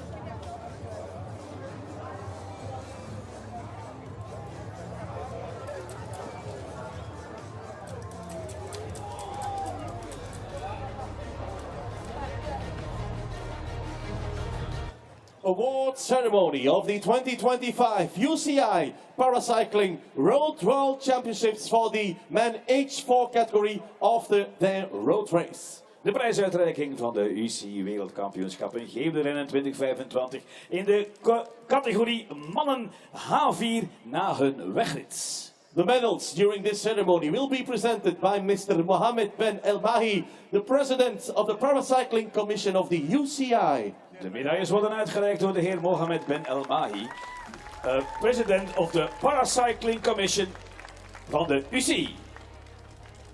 Ladies and gentlemen, first of all, in third place, winner of the bronze medal coming from Austria. Dames en heren, derde plaats en de bronzen medaille gaat in deze MH4-categorie naar Oostenrijk met Thomas Fruwig.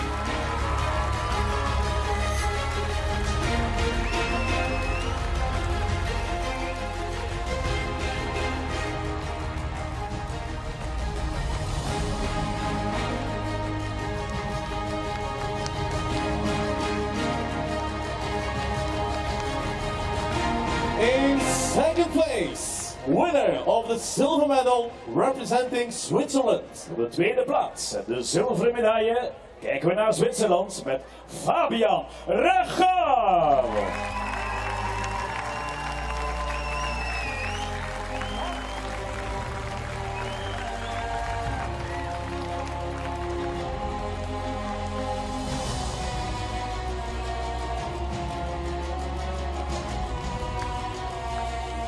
Et maintenant, mesdames et messieurs, le grand moment pour le vainqueur. Here is our new World UCI champion, winner of the gold medal, representing France. De gouden medaille, de eerste plaats, de regenboog, gaat naar Frankrijk. Joseph Fritsch!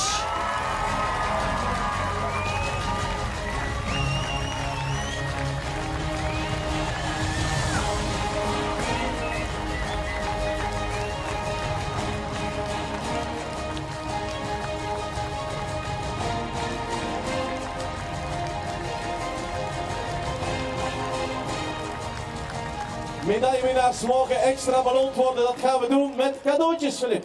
De gifts will be presented. De geschenken worden overhandigd door Carina van Kouter, Governor of East Flanders, de gouverneur van Oost-Vlaanderen.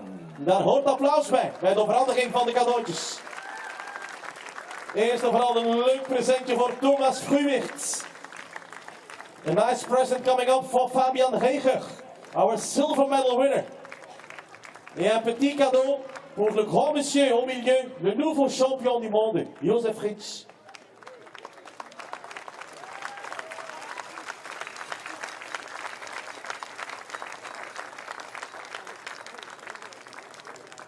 Ladies and gentlemen, in honor of our new UCI World Champion, we present you the national anthem. Ter ere van onze nieuwe UCI wereldkampioen presenteren we de Marseillaise voor Frankrijk, La France.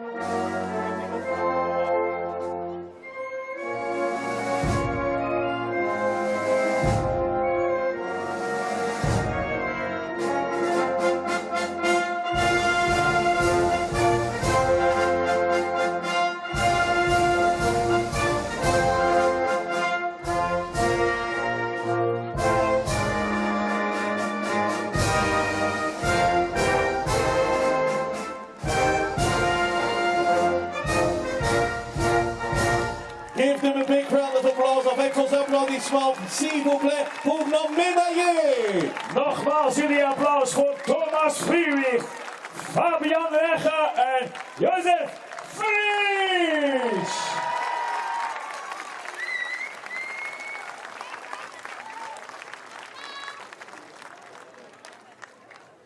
Fotomomenten, selfie time.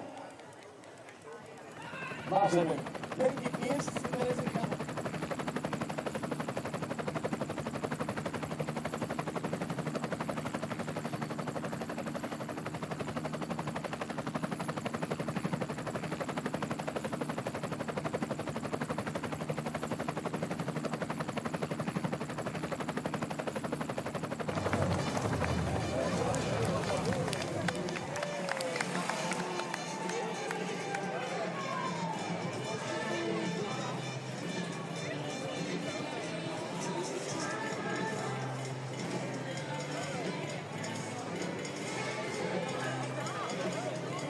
Yeah, it's really special. The 10th world title. So yeah, that was even for me a little emotional to achieve such level. Especially after the hard race today, it was a really hard course, and then to finish it with a 10th world title, yeah, really cool.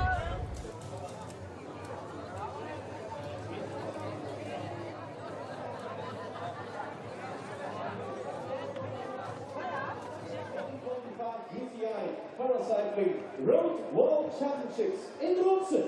Welkom bij de lijstserie van de UCI wereldkampioenschappen G-wielrennen 2025 in Ronse.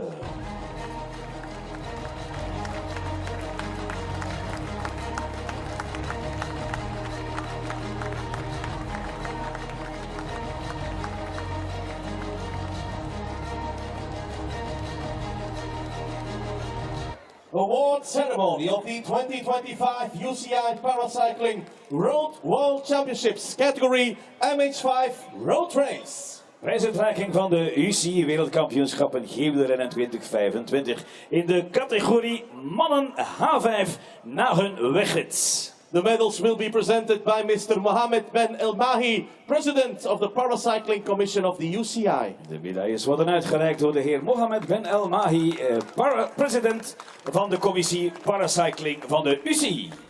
Ladies and gentlemen, first of all, in third place, winner of the bronze medal representing the Netherlands. De derde plaats, de bronzen medaille, past mooi bij de oranje tenue van Tim de Vries, Nederland.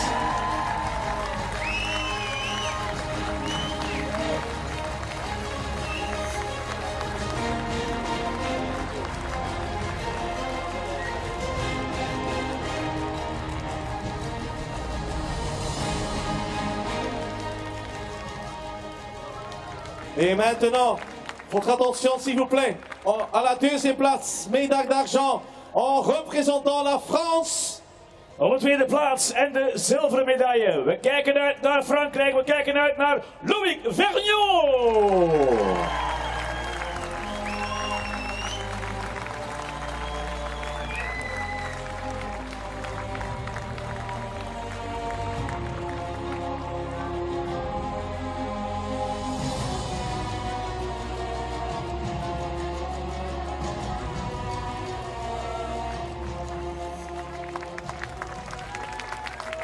Hij trok het truitje al helemaal recht. Gelijk heeft hij. De winnaar, dames en heren, van deze wedstrijd. De man die het goud gaat krijgen. De nieuwe UCI wereldkampioen voor Nederland.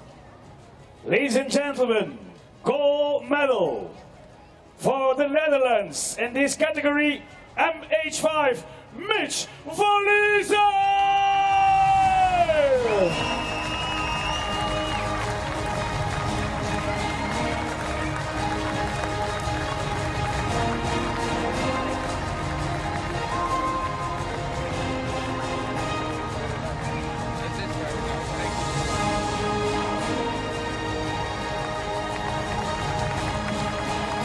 Medaillewinnaars mogen extra worden beloond. Er gaan cadeautjes uitgedeeld worden, Philip.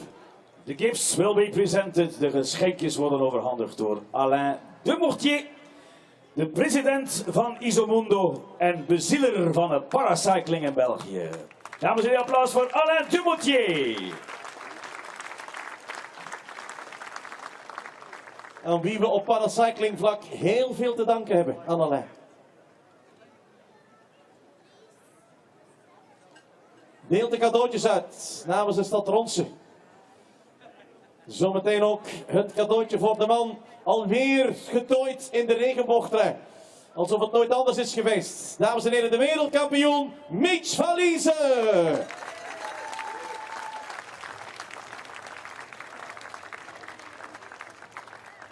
Ladies and gentlemen, in honor of our new UCI World Champion, we present you the national anthem. Ter ere van onze nieuwe UCI wereldkampioen presenteren wij u het Wilhelmus, volkslied voor de Netherlands, Nederland.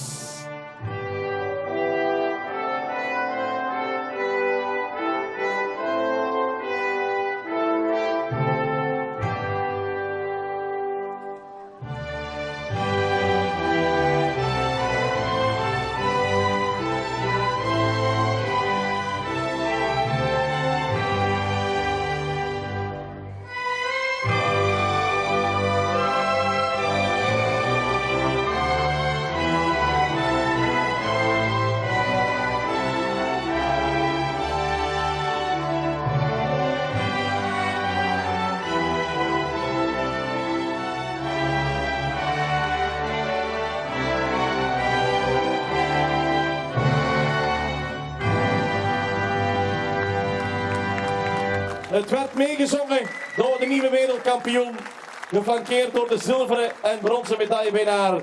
Mooi podium met Tim de Vries, Louis Vergniaud en Mitch Verliezen!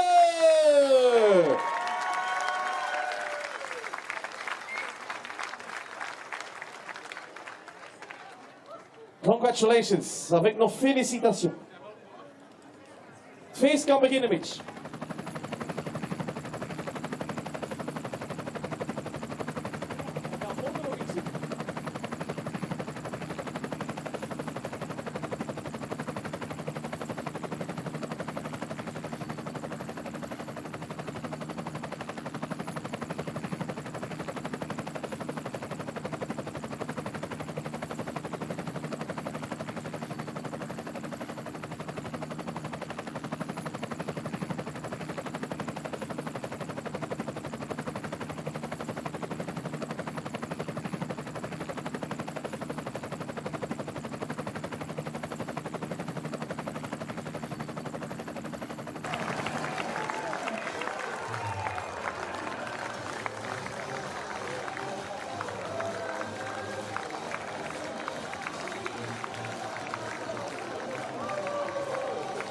I don't know how I feel at the moment. I can't believe it yet, but it's amazing. It's hard to believe. Yeah, it was a wild race.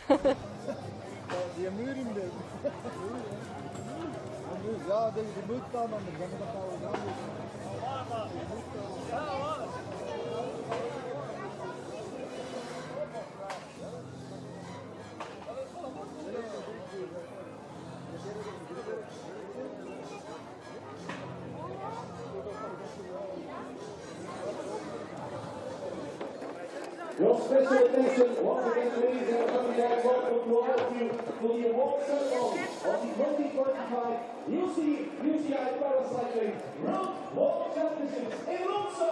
Welkom bij de medailleceremonie van de UCI Wereldkampioenschappen G4 wielrennen in 2025 in Ronse.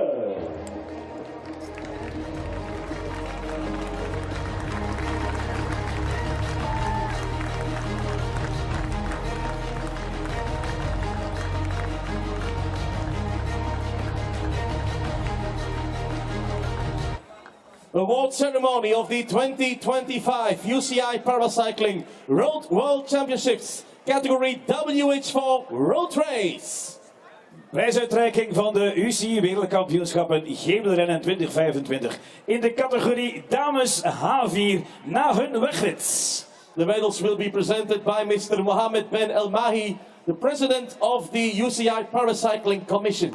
De medailles worden uitgereikt door de heer Mohammed Ben El Mahi, president van de Paracycling-commissie van de UCI. Ladies and gentlemen, in third place and winner of the bronze medal representing Austria.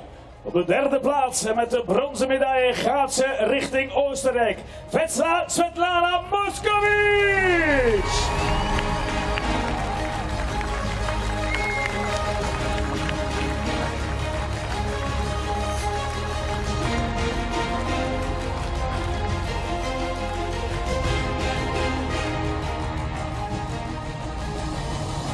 Our runner-up in second place, winner of the silver medal representing the United States of America. Tweede plaats, zilveren medaille. Kijken we uit naar de United States of America, Amelia Perry!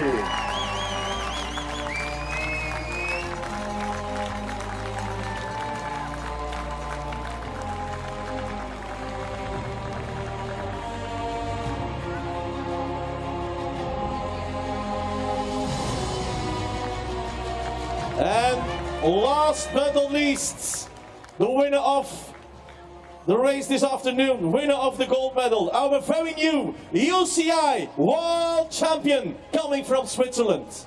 Gouden medaille, eerste plaats, regenboog en de wereldtitel erbovenop natuurlijk voor Zwitserland, Sandra Furau!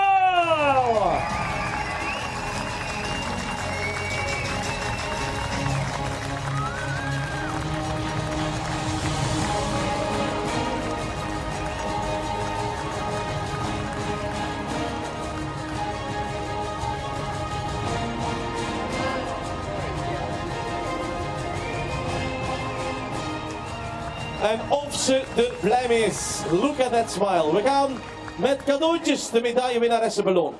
The gifts will be presented. Geschenken worden overhandigd door Carina van Kouten, governor of East Flanders, gouverneur van Oost-Vlaanderen.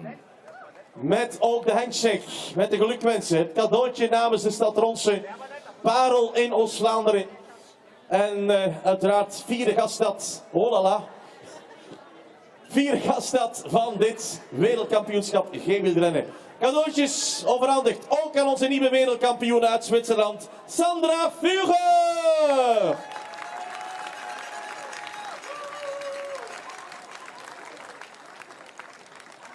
Ladies and gentlemen, in honor of our new UCI World Champion, we present you the national anthem.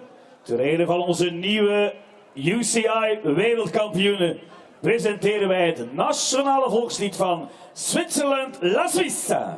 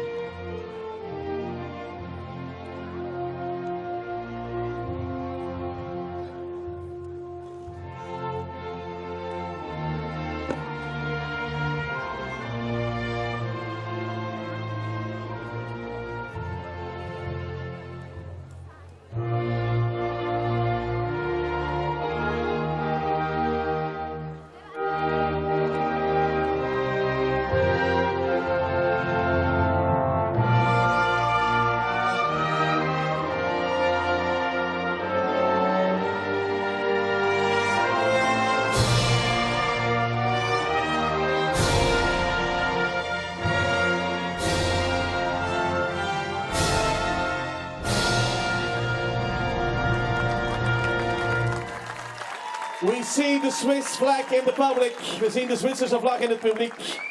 Geef ze nog eens een daverend applaus, dames en heren, voor onze medaillisten. Svetlana Moskovic, Emilia Perry en Sandra Fura!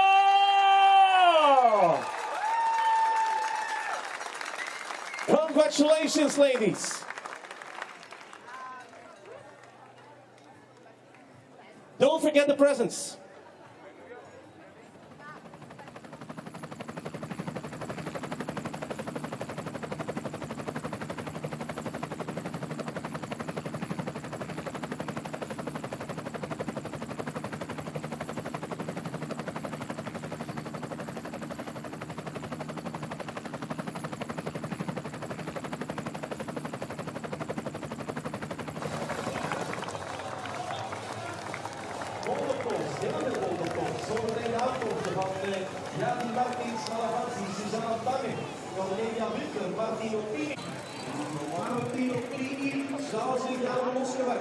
Oh putain, c'était dur, gros. C'était vraiment une course incroyable. Ça a été difficile dans les premiers tours de s'entendre. Les concurrents étaient beaucoup sur Johan, mon coéquipier français. On a essayé de le faire sortir, mais personne ne voulait laisser partir Johan. Et à un moment donné où ça se regardait un petit peu, j'ai pu jouer ma carte et sortir. Et après, ça a été un contre-la-montre.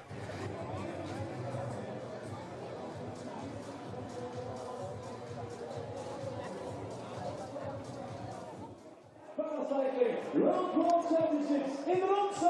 Dag iedereen, terug welkom bij de medailleceremonie van de UCI Wereldkampioenschappen Gymneren 2025 in Ronse.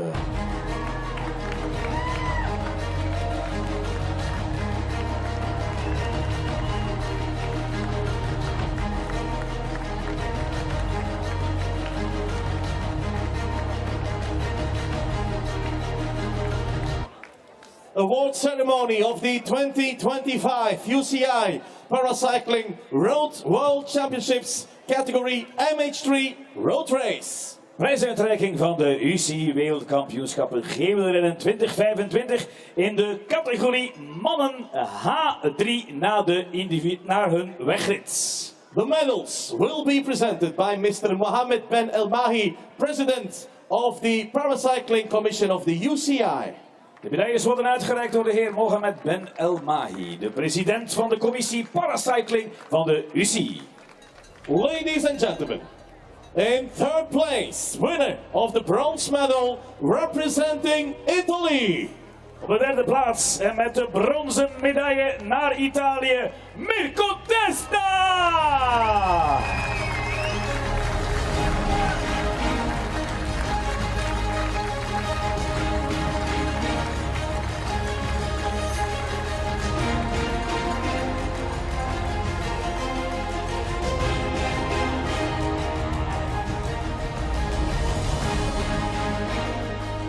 In second place, winner of the silver medal, also representing Italy. Tweede plaats en zilveren medaille. Het wordt wat in Italië met Martino Pini.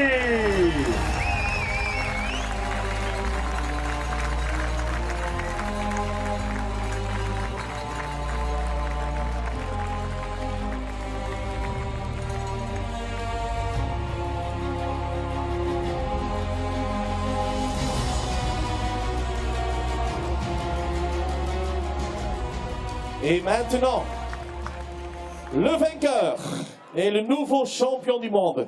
Ladies and gentlemen, winner of the gold medal, the very new UCI World Champion representing France. De regenboog, de eerste plaats en de gouden medaille gaan richting Frankrijk. Mesdames, messieurs, Mathieu Borregon!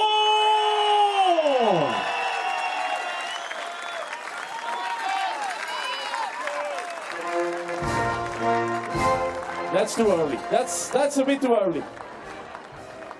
Dat is wat vroeg. Er komt nog wat. Het was al even testen voor de reactie. Want we hebben nog cadeautjes, jawel. Zeker, the gift will be present. De geschenken worden overhandigd door onze gouverneur van Oost-Vlaanderen, de governor van East-Flanders, Carolina van Kouter. Voilà, met applaus. Eerste cadeautjes. Namens de stad Ronse. Wat een evenement hier in Ronse, 4 dagen lang. En het is nog niet voorbij, want we hebben morgen dag 4 op komst. Zometeen gaat ook de nieuwe wereldkampioen worden beloond. Un petit cadeau pour notre nouveau champion du monde, Mathieu Bourguignon. Ladies and gentlemen, in honor of our new UCI world champion, we present the national anthem. Ter ere van onze nieuwe UCI wereldkampioen presenteren wij u de Marseillaise de la France, Frankrijk.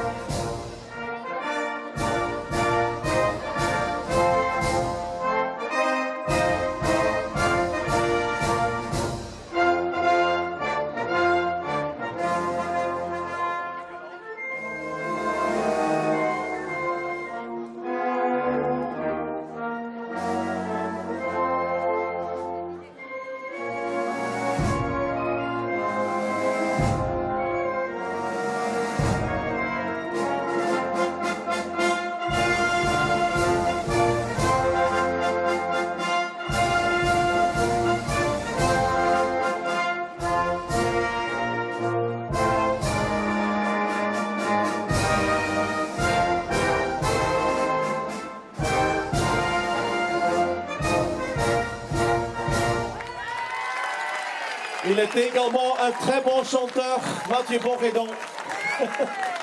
Mesdames et messieurs, vos applaudissements.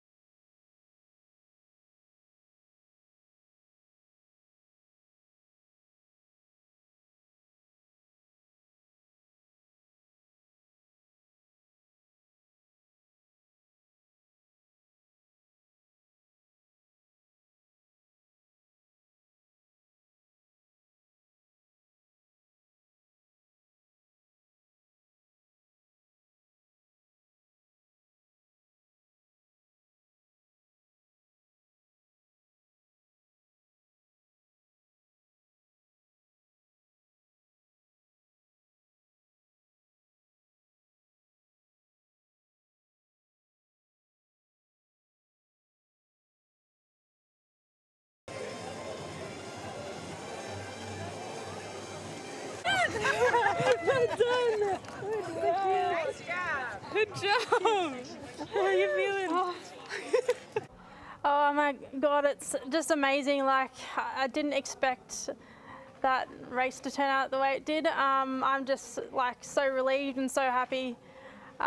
Yeah, my arms are absolutely dead. I had nothing left.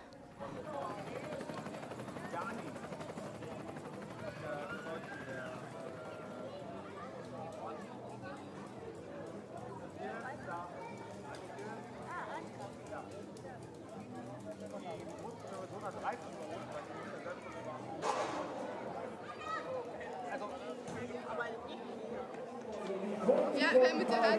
UCI Paracycling World Championships in Ronse. Dames en heren, welkom bij de medailleceremonie van de UCI Wereldkampioenschappen geven 2025 in Ronse.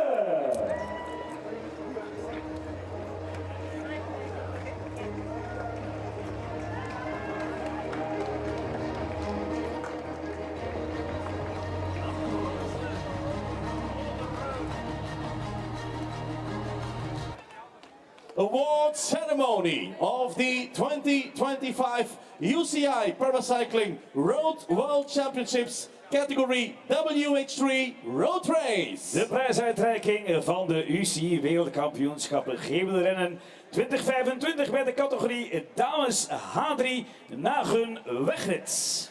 On the podium for the medals we have Mr. Mohammed Ben El Mahi, the president of the Paracycling Commission of the UCI. De medailles worden uitgereikt door de heer Mohammed Ben El Mahi, de president van de Paracycling Commissie van de UCI. Ladies and gentlemen, in third place and winner of the bronze medal representing Germany. Bronzen medaille, derde plaats, gaat naar Duitsland met Annika Zeijen-Gilles.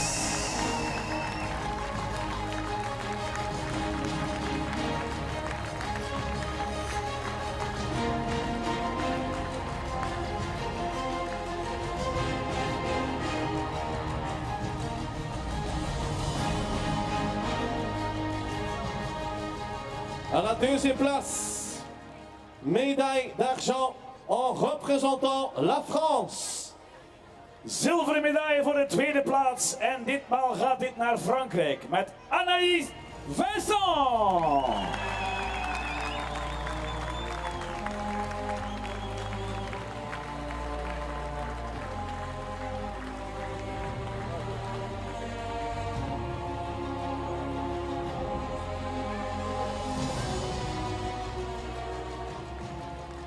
And now, that very special moment, ladies and gentlemen, the winner of the race, winner of the gold medal, the very new UCI World Champion coming from down under, coming from Australia. De gouden medaille, de eerste plaats en natuurlijk de regenboogtrui gaat naar Australië. En kijk maar naar al de kangaroos voor Lauren Parker!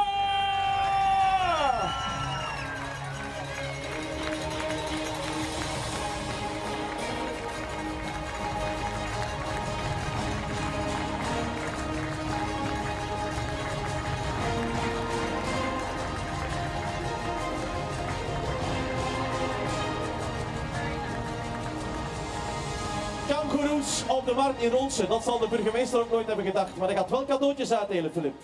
The gifts will be presented. De geschenken worden overhandigd door de Mayor of City of Ronse, de burgemeester van stad Ronse, Injas Michaud. Met applaus. Die guest of honor, de eregast van deze wereldkampioenschap. Stad Ronse, stad met uitzicht.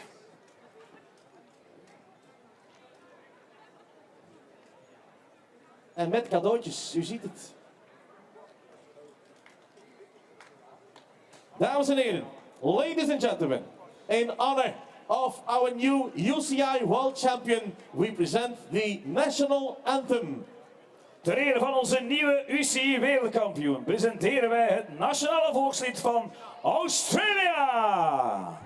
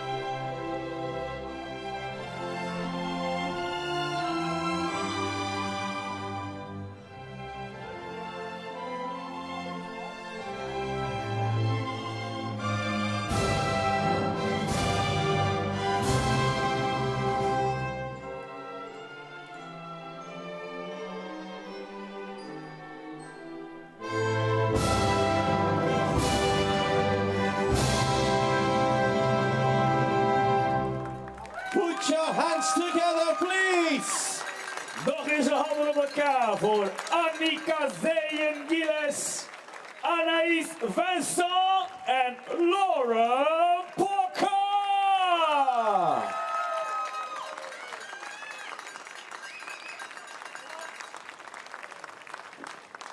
Congratulations. And they will know it in Australia, I think, already.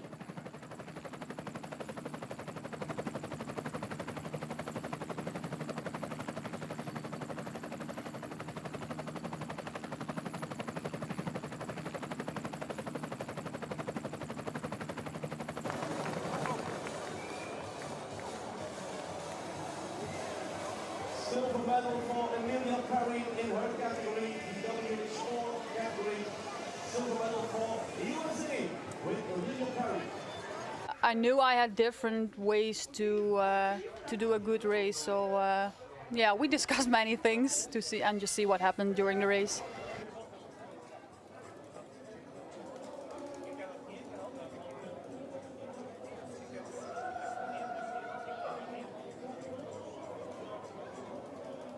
UCI Paracycling World Championships in Ronse. Welkom bij de medailleceremonie van de UCI wereldkampioenschappen 2025 in Ronse.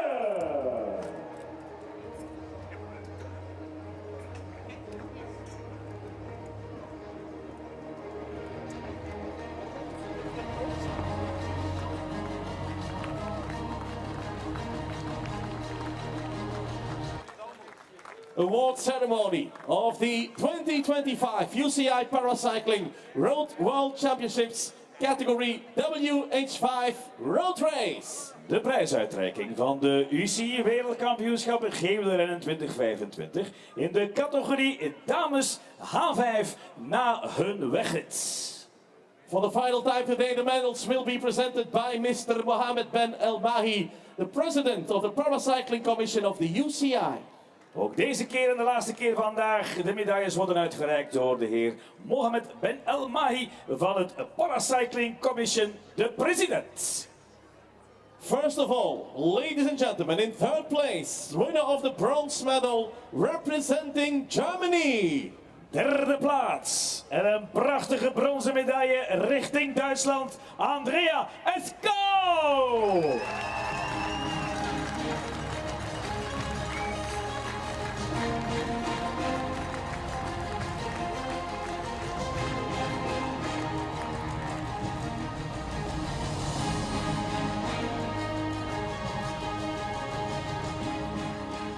In second place and winner of the silver medal representing Italy. De zilveren medaille, tweede plaats, gaat naar Italië.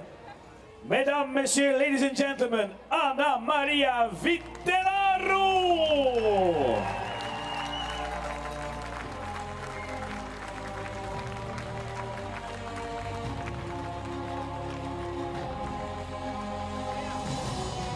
The Azzurri team of Italy.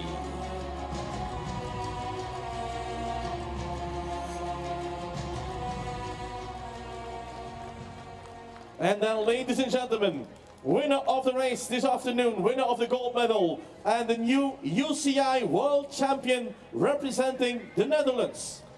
Na een prachtige sprint, eerste plaats, gouden medaille en die prachtige regenboogtrui gaat naar Nederland. Dames en heren, Chantal Hane!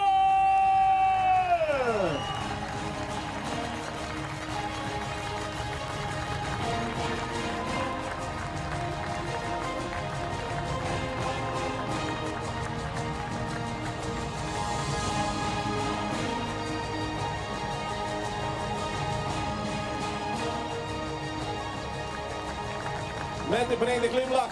En die gaat nog breder worden, want ze gaat straks met ook de andere medaillewinnaressen cadeautjes krijgen, Filip. The gifts will be presented. De geschenken worden overhandigd door de burgemeester van Ronse, de mayor of City of Ronse, Ignaz Michel.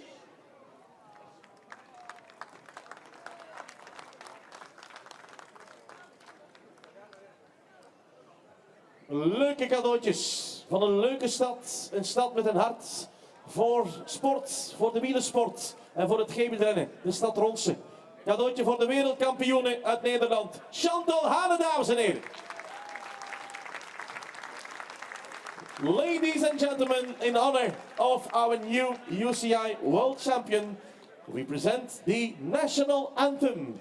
Ter ere van onze nieuwe UCI wereldkampioen presenteren wij vandaag en eindigen we de podiumceremonies met het Wilhelmus voor Nederland de Netherlands.